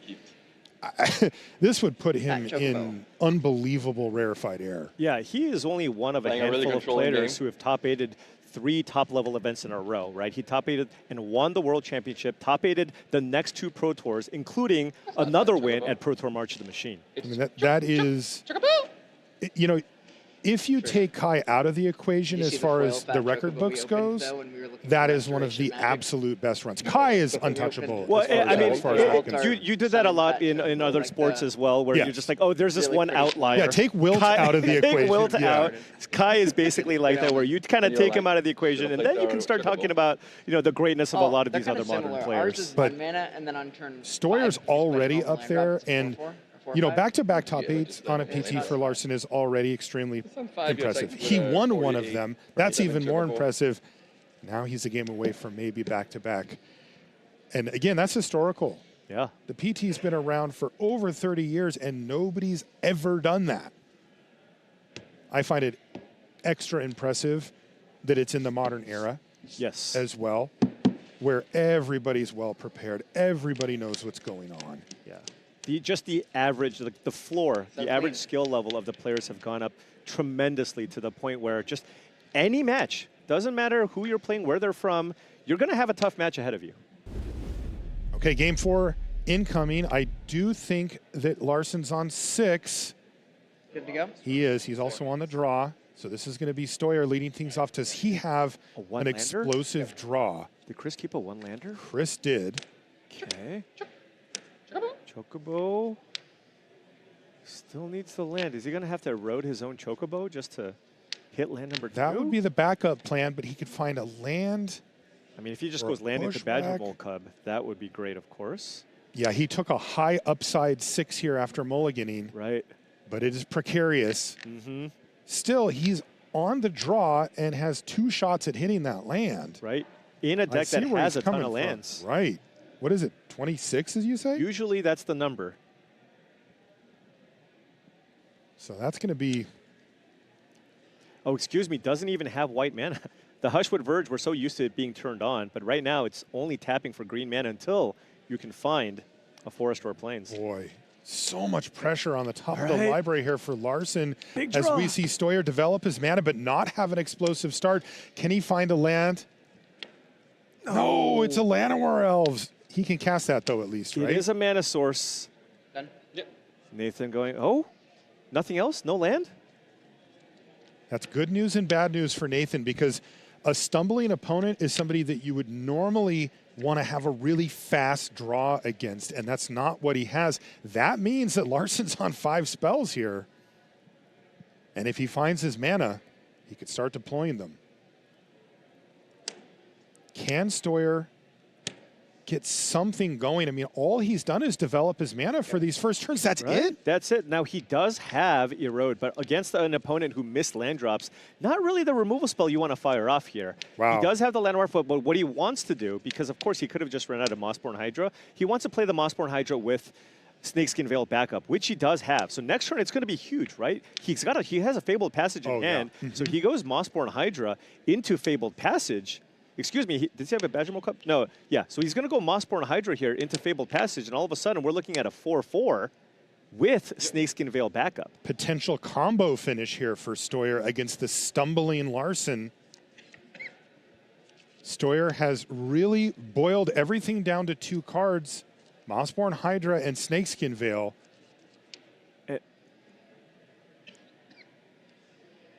He's going to go ahead and main fit. Oh. So if he was going to sack the Fabled Passage in the first place, I wonder if you wanted to... He's shaking his head. What did he do there? So if he played out the Badgermole Cub, he would have had got an extra some land. mana. But I think what he wants to do now is not only keep up Snakeskin Veil for the Mossborn Hydra, but you can play Badgermole Cub and target the Fabled Passage. That's an additional landfall trigger. And there it is, Fabled Passage after double Chocobo here from Larson.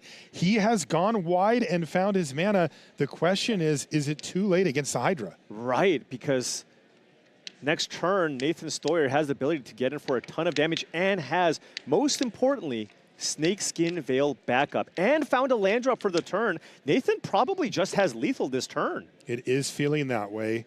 Or one of those things where Larson has to put his whole board in front and it doesn't really work either way. Because Nathan can also erode his own creature to get an additional land. That would be 32 damage, right?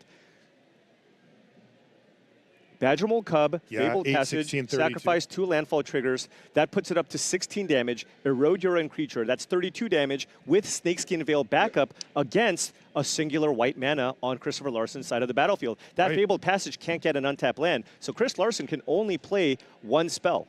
That's right. He has the Erode, but it's not enough against the Veil. 18. No bucks. And that should be game. Yeah, going for it here. Snakeskin Veil, very, very key here. Triggers, so it becomes a 16 right now. Yep. Yep, 2 landfall triggers. Fabled Passage comes back. Forest enters the battlefield. Nathan will now choose to erode his own creature. And with only 1 mana available, he knows he has the win here. Road, triggered here. To a Veil? Do you have Veil? Yep. Because I have a Road. And yes, I do have Snakeskin Veil. And that means Game 5 is incoming between Christopher Larson and Nathan Stoyer. Boy, they are really putting on a show for us here. Wouldn't have it any other way. Another Game 5 in the finals of a Pro Tour. Chris Larson has been here before. Yeah, don't you think? Yeah. Just mean you want to do some crazy sideboard stuff. What do you got? I saw Nathan Stoyer say, hey, we got to do it for the audience, right? Yes, Doing it for me too. I'm enjoying this as much as all of you. We're definitely part of the audience here in the booth. Thank you so much for joining us here from Las Vegas. We just have one more game to play here at this Pro Tour before one of these two players is going to become the Pro Tour Secrets of Strixhaven champion. We're going to take a short break here from Vegas. When we come back, though, game number 5. Don't go anywhere.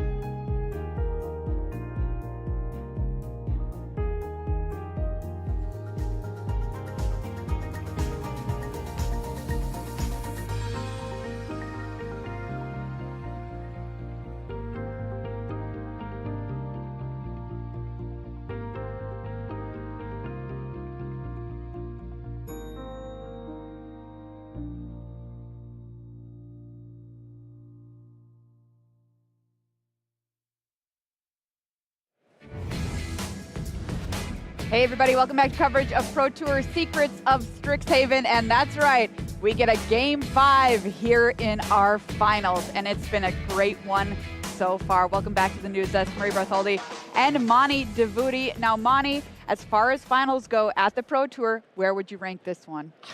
I mean, already it's been fantastic, but the fact that no matter who wins this game, the outcome is legendary means that this is, you know, one of my favorite finals, at least in terms of storytelling, that we've had in a while, if not ever. Yeah, okay, so talk a little bit about the legendary status that you've given this finals. How are we getting legendary either way? Yeah, so there's multiple elements, right? It's the fact that they're teammates. It's the fact that the team and Chris Larson won the previous Pro Tour. It's the fact that Nathan, coming back after a dry stretch, I would say, he had an absolutely incredible run. Everyone he was saying he is the undisputed best player in the world, top 8 at 3 events in a row, won 2 of them, and then he had about a year and a half of just near silence, missing day 2, not getting the results in, and suddenly he was off the Pro Tour, comes back, doesn't requalify, wins a PTQ on the Sunday, back again, now he's in this position. Great. Chris Larson, back-to-back individual wins, something nobody has ever done. Come on. I know, we are just setting ourselves up for a fantastic final game 5 no matter what. Let's take a look at the bracket, everybody, just to remind ourselves how we got here to this moment. Take a look, Christopher Larson, Nathan Stoyer tied up at 2 games apiece here in our finals. Monty, if you had a wish here for game 5, what would you most want to see? Anthony Lee running in through the barrier. Just I think you're going to get that no matter what. Oh, taking the trophy. Yeah, no. All right. Claiming it as his own. Honestly, I think I just want both players to keep 7, and I want a game that feels close. It really doesn't matter who wins. I think Magic as a whole wins today. Absolutely, it does. We've got to crown a champion. Marshall and Paul, take us to game 5. Yeah, thank you, Maria. Welcome back to the booth here. They talked about it, Paul. Legendary status acquired for either of these players. I mean, the run that Stoyer had in 2022, and then to put yet another Pro Tour victory on that resume, 2 PT wins in a Worlds is like nobody. And then a back-to-back individual for Larson here. The stakes don't get higher than a PT finals, but they somehow are for this one. Yeah, I mean, this is kind of where you kind of get into the legendary status with regards to Magic the Gathering accomplishments, right? We have a Pro Tour champ every single one of these events, but being able to go, being able to be a 2-time Pro Tour champ, not a lot of people who can say that back-to-back never happened before. Right? Okay. First, beat the perfect 7 even. First stage for you and I, Paul. Let's get some 7s kept here and get ourselves. That would be nice. Well, I just meant like the perfect lineup. Chris said, "I'm gonna once again go to the perfect 7," and he is shuffling again. So I think he's on 6, but and I guess Stoyer also too. mulliganing. Okay, well, what if they just both agree to start with 0 and just see what happens? You know, I have actually seen that happen. Not at the Pro Tour, but.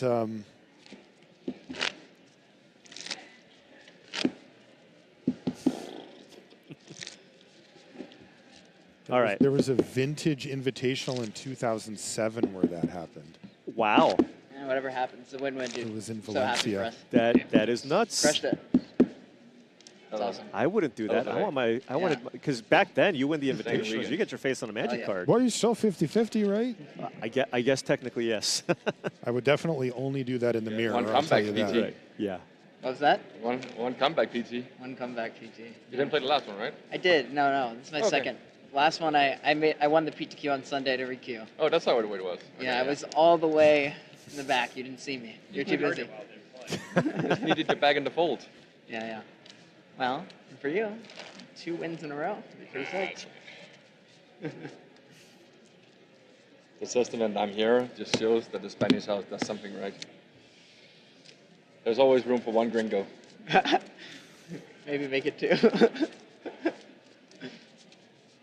Chris giving props to his testing partners. Yeah, absolutely. He gives so much credit to, he has given so much credit to Javier Dominguez. Yes. Of course, with that Excruciator deck that he won with at the Pro Tour in Richmond.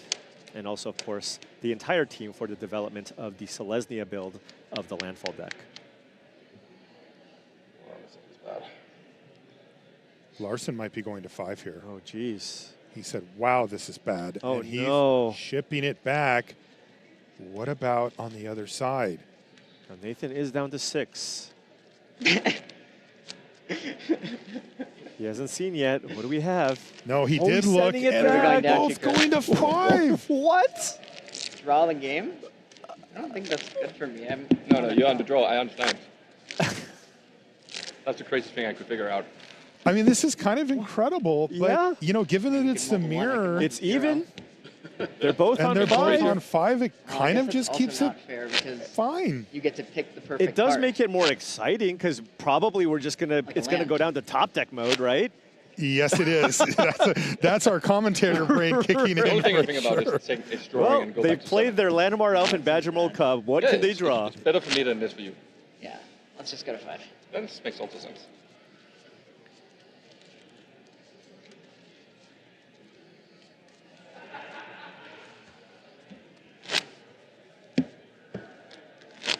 Fewer resources to work with. Kind of funny though.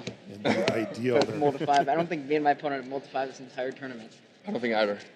Waiting for the perfect time. Game 5 of the finals of the Pro Tour. Making it this far, you probably don't want to 5 that much. I feel relieved.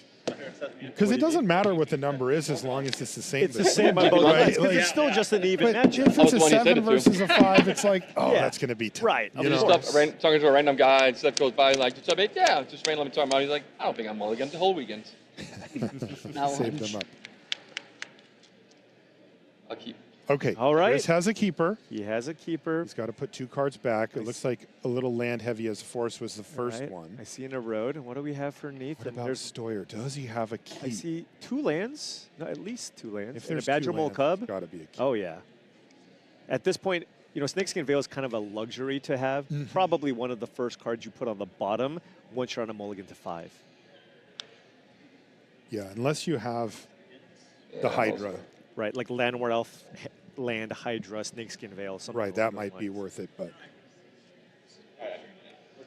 Yeah, but certainly going to keep at least 2 lands in Badger Mole Cub here. Mindform Harmonizer might go into the graveyard. He's got some... Yeah, he's got a lot of top end here. He has Ice Till and Mindform Harmonizer in this opener. But it's just... Those are the cards he's keeping. Right. Looks like keeping 2 lands, Badger Mole Cub. Tough double mulligan here. Oh, is he setting aside the cards that he wants to keep? Yes. Oh, multiple Badger Mole Cubs, so keeping 1 at least. Oh, I see. But the land was in there, so you know he wants a cub, a land. Yeah, 2 lands and a cub. And then what are the other 2 cards you want to keep? You probably don't want the Snakeskin Veil, Right. so is which of the top end? Right. Do you want to keep both of the top end? You can keep 2 lands, cub, both top end. Yes. Or if you think Chris Larson might have a removal spell for one of the cubs, you can keep 2 lands, 2 cubs, and 1 top end card. Ice Till is the one that tends to get you further ahead as the game goes longer, but Harmonizer can slam the door if Larson has a sketchy hand. Oh, Larson does have a sketchy hand. That's 3 lands, a Chocobo, and a Bushwhack. Wow. He can kill one of the Badger Mole Cubs. Yeah. I think he's hoping to be able to kill a Llanowar Elf. Right. Might get a little better than that. Right. Turn 1 Chocobo. All right. All right, a handshake There we between go. the friends, teammates, and competitors, and we are underway in game number 5. Larson does that every time. Yeah. I have a feeling that's not the last time I'm going to hear that. I feel like they've probably said it a few times during testing. Indeed. Stoyer unfazed. 19 to 18. Down to 19. There's a land. So Larson looking to leverage Bushwhack here. Right. And he's going to be able to. Yeah, he's going to be able to get that Badger Mole Cub off But the he battlefield. needs action. He finds a Harmonizer off the top. That definitely counts. Now you can go land into Bushwhack, kill the Badger Mole Cub, and attack for 2. This is pretty nice, actually, because, you know, he wasn't going to be able to cast a Harmonizer this turn anyway. Right, and Nathan doesn't really have a great play next turn. I suppose he can play a Shelter by Ghost, but actually Scratchtad did find Saz's Chocobo off the top here, so you can go Saz's Chocobo into Hushwood Verge into Shelter by Ghost to get perhaps the Chocobo off the battlefield. That does keep you a little bit exposed to perhaps an Erode in Larson's hand. But remember, both players mulligan the 5. A lot of the times it's just okay to assume they don't have it. Also, if you get eroded, it's not the end of the world. Nathan has a pair of 4 drops that he wants to accelerate out anyways. Yeah, the players are going to have to adjust their expectations about what the opponent may or may not have, given the lack of resources that they have available. That's a really important thing on a mulligan to 5. If you get a little too cute and try to play around everything, you often give your opponent way more time than they normally would get. Right. However, this is a matchup where both times the players that chose not to play around something ended up losing. So that could be something that's lingering in the back of their minds. Yeah, I mean, Chris said it was in that second game. He was like, yeah, I didn't go for it because look what happened in the first. Right. I just assumed you had the Erode. Right. So does Nathan fire off Shelter by Ghost here? That's a big question. Yeah. Oh, no, he's going to wait. He's thinking, okay, I don't care too much about the Chocobo, but I do care about a potential is that a Hydra? drop. That's a Hydra. So he's going to play that first and then play a land. Yeah. That's and big. Wow, Stoyer's really happy he kept Sheltered by Ghost Right, now. 'Cause this absolutely. Chocobo's not going to kill him, right? No, no, absolutely not.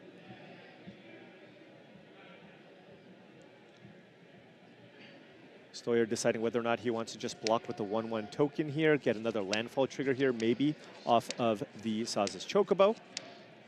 Of course, we know that Nathan Stoyer has the answer to the Mossborn Hydra in that Sheltered by Ghosts. Right. And Fabled Passage is going to stay unsacrificed here for Larson. Right, given the fact that he's got that Mindform Harmonizer that could be representing a lethal attack next turn if Nathan Stoyer doesn't go for a Shelter by Ghost here. Yeah. But of course he has to. Still, this isn't bad for Larson. Right, this is an attack for 2 coming in, and Nathan doesn't have a land drop this turn. And I mean, even if Chris warps in the Mindform Harmonizer next turn with that, if he finds another fetch land, right, that will be a ton of damage. Now, noting the Chocobo doesn't have trample, and there is a 1/1 token available, a 1/1 land available to block here. That was Sheltered by Ghost now for Larson. Right, so you can utilize that Shelter by Ghost to remove Nathan's Shelter by Ghost if you like to get your Hydra back. If you want to kill the actual Chocobo, then you would have to actually sacrifice the Fabled Passage because you need to pay the Ward 2 cost on the Shelter by Ghost. That might be worth it. Yeah, you do miss out on a landfall trigger. Yes. But it looks like... But you get both things off the battlefield if you do that. All right, Larson's going to go big. He's going for Mindform Harmonizer right now. Right. No double here, though. No, but the Chocobo does get to attack for 4. That's right.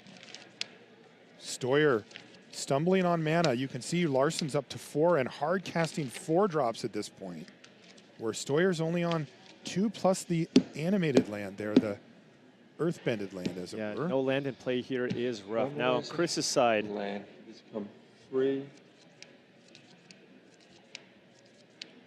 Or pass.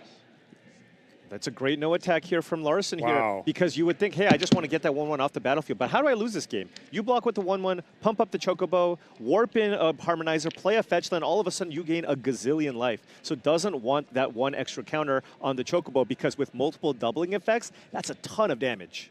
And he knows that next turn he can take that thing out.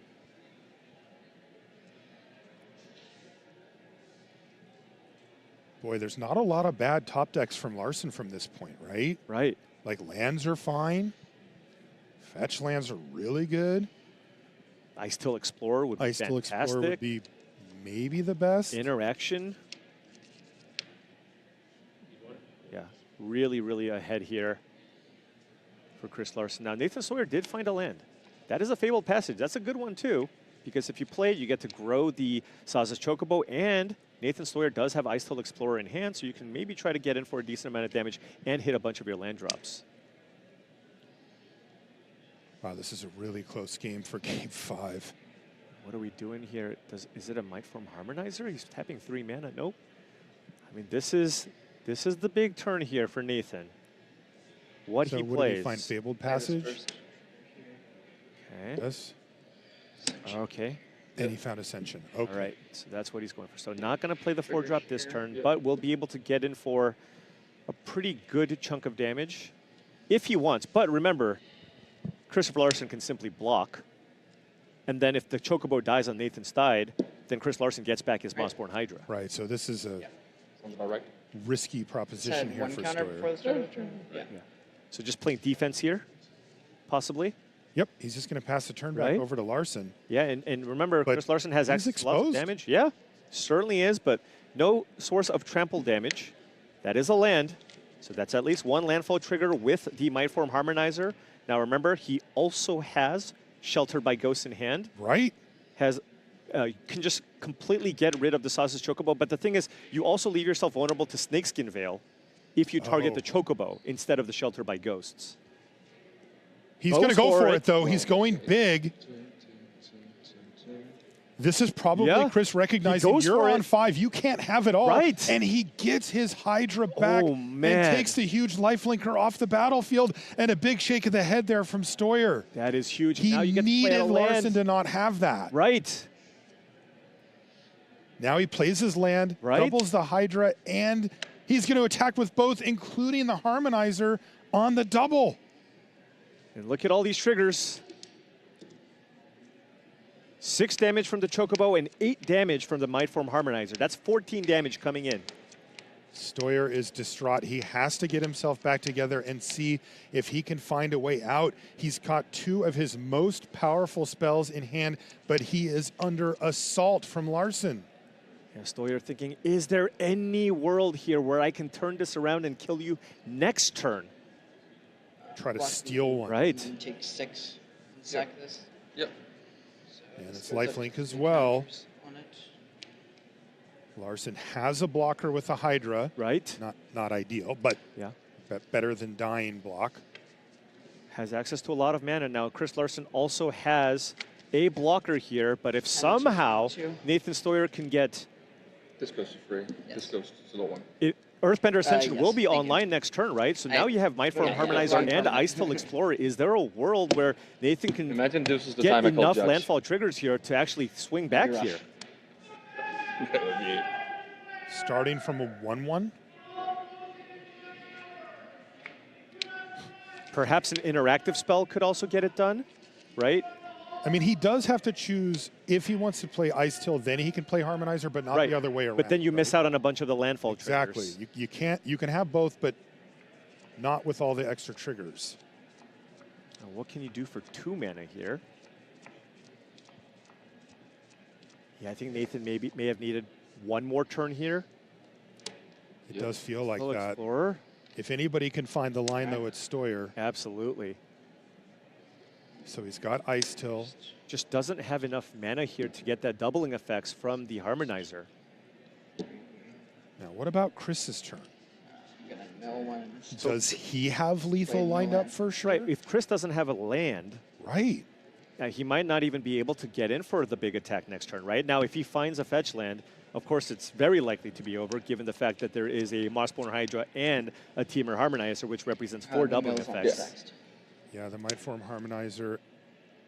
Wait, this such a key here. Triggers respond to them. Yeah. Cracking. This has to. Larson wants to see I guess it doesn't have to Ice Till right Explorer off the top of his library. Yeah. 2 mills on So Nathan just trying to get as many lands in play, move around a bunch of +1/+1 counters so he doesn't die on the next turn here, but does not have a lethal situation here.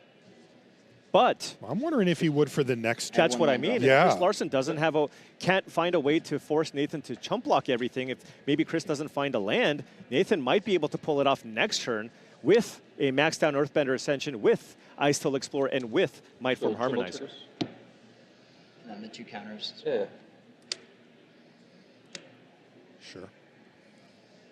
But if Chris Larson can find Ice Till Explorer, a removal spell, so many good draws here. Fetch land would be high on the list. I assume just a forest or something isn't enough. Right, a fetch land turns the Mossborn Hydra, that's 4 doubling effects, right? Because you get 2 landfall triggers, so Mossborn Hydra triggers twice, and then you have the Mindform Harmonizer, which also triggers twice. So that would turn it from a 2/2 to a 4, 8, 16, 32, 32 Mossborn Hydra. And Nathan Stoyer is at 10 life. If he finds a single land, that's 16 damage of trample. No, excuse me. 8 damage of trample, right? Because you played a land, turns into a 4/4, and then you target the Mindform Harmonizer. There's also a Bossing Say on the battlefield. That's perhaps 2 more points of damage that you can try to sneak through. That's for Larson? Yes. This is about as close as they get, but it does feel like Larson is going to have a top deck to try to become a back-to-back Pro Tour champion here. As Stoyer does not have a win here. Let's see if Larson can find something to win the game this turn. Fabled Passage? It's just a forest. Just a land. Will that be enough here? Can he gain a huge amount of life and buffer himself against a crackback? It's going to be so much damage with the Harmonizer, right? I mean, it's just with already a 6-power Ice Till Explorer, 5 landfall triggers next turn, Fabled Passage in play, it has to be lethal by just way too much. Okay, so no. No. So does Chris needs to find a lethal attack this turn? He's so close, but he found a forest that had to be one of the worst draws for him here. Right, Ice Till Explorer would have won him the game. Think of a removal spell in a road. Yes. Would have made it so he doesn't die next turn. Sheltered by ghosts. Yes. Fetch land. He just didn't want to see like a Saz's Chocobo or a Forest. Right. I think at least like 30% of his deck were outs. Yeah. Okay, he's going to activate Bossing Say. The most amount of damage you can get through. Oh, and look, Nathan Stoyer says, I have you can play it out. lethal. Yeah. He says, we can play it out. Yeah. But Larson didn't find the card he needed. And Stoyer says, I've got you. Jump with this guy. Right. I don't think so, but feel free to go through it. Oh, he does. I mean, Mossborn Hydra is an 8-power trampler, right? He's saying, can I force you to chump with this guy? Yeah. And Stoyer says, yeah, why don't we go through it? So it's a 9. But it dies, right? That's why I made it. It's currently a 6/8. You sacrifice the Fabled Passage and becomes a 7/9 with the Earthbender Ascension. Right. So you keep it alive. And then he chump blocks the Harmonizer? Or the Saz's Chocobo. Or the Chocobo, I mean. And you take 6 damage and you go to 4. Block Right. there. With the Fabled Passage, Ice Tail Explorer will live. Still block there. Oh my goodness. Larson is doing the numbers here. Wow. There. In my mind, this was a 6 toughness. No, That's I why made was it to a 9 exactly Yeah, but to play around it that. makes perfect sense for that it is. Yeah. Stoyer thinks he's won this. Larson is just going through the motions, but it does look like Nathan Stoyer is going to complete here. I mean, you see the smile on his face. He knows he has this. Thank you. Congratulations, Nate. You just won the And that's going to do it. Nathan Stoyer is your Secrets of Strixhaven champion. And he's now a 2-time PT champ and a world champ. Unbelievable. Putting himself in legendary status here on the Pro Tour. What an incredible run. Wouldn't have it any other way. 2 incredible competitors. Nathan Stoyer, though, completely locked in this top 8 and finds himself now a 2-time Pro Tour champion.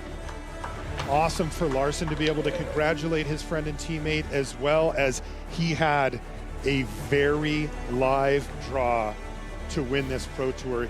He missed, and Stoyer completed the job. What a run here for Nathan Stoyer.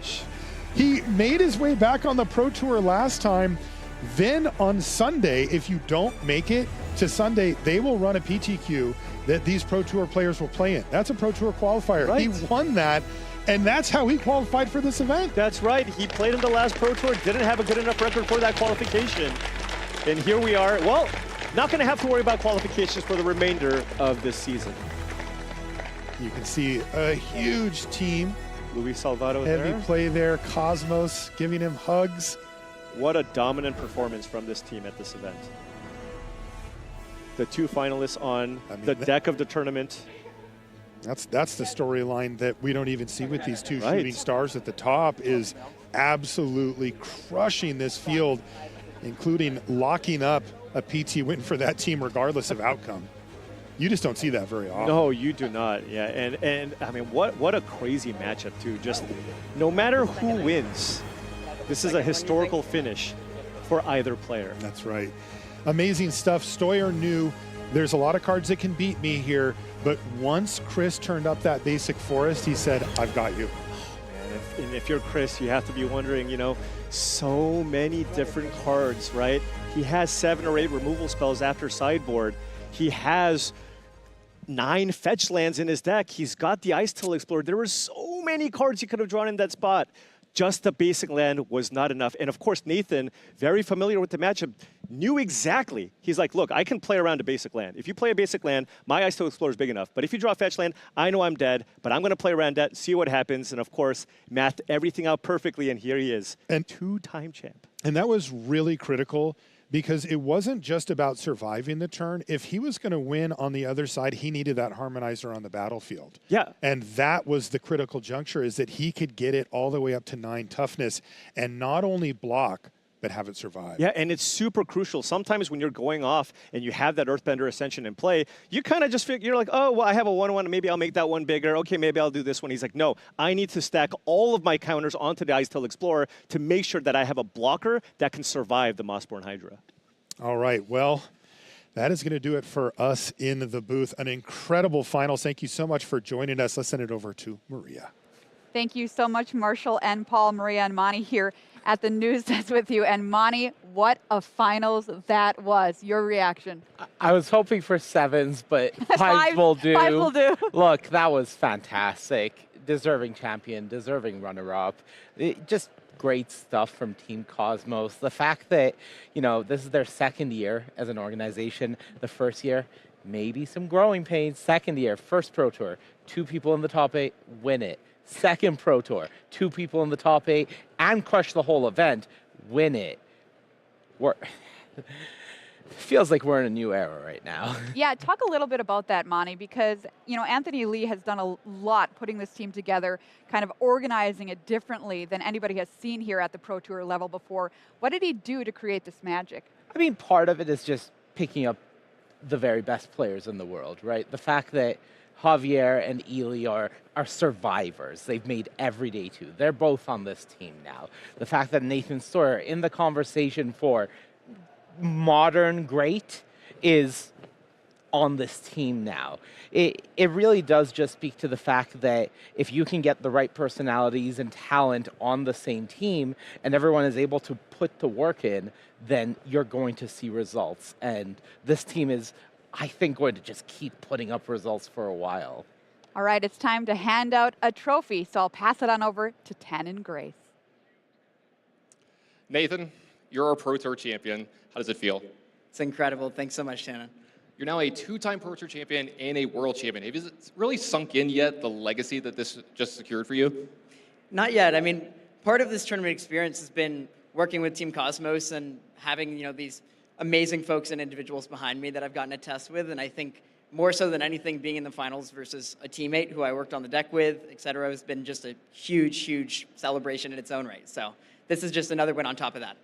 All right, I want to bring you back a couple days. You 8-0 day 1 of this Pro Tour, top of the world. You're feeling great. Day 2, not so great. You started losing a few matches. It looked like the stress might have been getting to you a little bit. How do you keep your composure when something like that is going on? It's challenging. I mean, part of playing in these tournaments is being resilient and fighting back from tough matches, but part of what helps me keep my composure is just knowing that what I really want to do is show up and play my best Magic, and for me that means trying to find ways of resetting. I honestly had some moments during the tournament where I wasn't sure if I was going to be able to, that were challenging, but having, again, such a great group of friends helped me get back to where I wanted to be in that tournament headspace and ultimately take down the trophy. One last question. Your team obviously broke it. Like, your deck was great. You're playing a teammate in the finals, practically the same 75 that you're within about 4 cards of each other. Talk me through that whole process. You had 3 testing houses. It seemed like it could have been a mess, but it all came together with possibly the best outcome. Well, part of it is that our team is really, really good at being innovative. One, we did a great job with this deck. But the other part is that we're willing to make changes last minute, and this deck was something we discovered a few days beforehand, thanks to Javier Dominguez, 2-time world champion, who had a lot of help. And no, everyone on the team was really crafty with all of the different slots, and for my personal contribution, hopefully being a presence that can help tune the decks and make sure that we had good plans was something that ended up with our success being the way it turned out. Well, Nathan, congratulations. This is yours. You're allowed to take it now. Everybody give it up for your Pro Tour champion of Secrets of Strixhaven, Nathan Stoyer.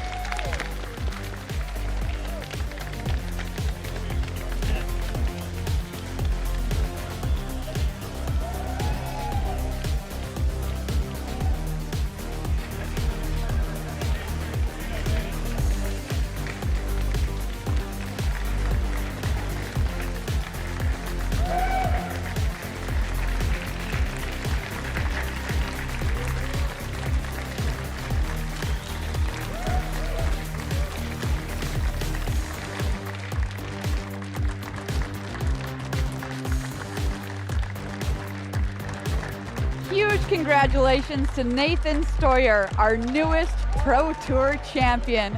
Smiles and applause all around from his teammates and a huge crowd that has gathered here in the Pro Tour area to congratulate him. Well, we've been making history over a fantastic few days here at Pro Tour Secrets of Strixhaven in sunny Las Vegas, Nevada. We kicked off the competition with more than 300 players, all with the same hope that they could be the one left standing to take the title and the trophy. Of course, that honor could only go to one of those players, and they had to get there first by battling through 16 grueling rounds of standard and draft, plus a totally stacked top 8. So what did we learn along the way? That Strixhaven draft is really something special, where you can play your way, whatever that way may be, any color in the pie. And in standard, it's got a lot of great play to it and continues to evolve set after set after set. Congratulations once again to Nathan Stoyer, our newest Pro Tour champion, and a 2-time Pro Tour champion at that, plus a world champion. A position in very rarefied company indeed. I cannot wait to see some more great Magic very soon, and we'll plan on just that in Amsterdam this July. Good night from Vegas, friends.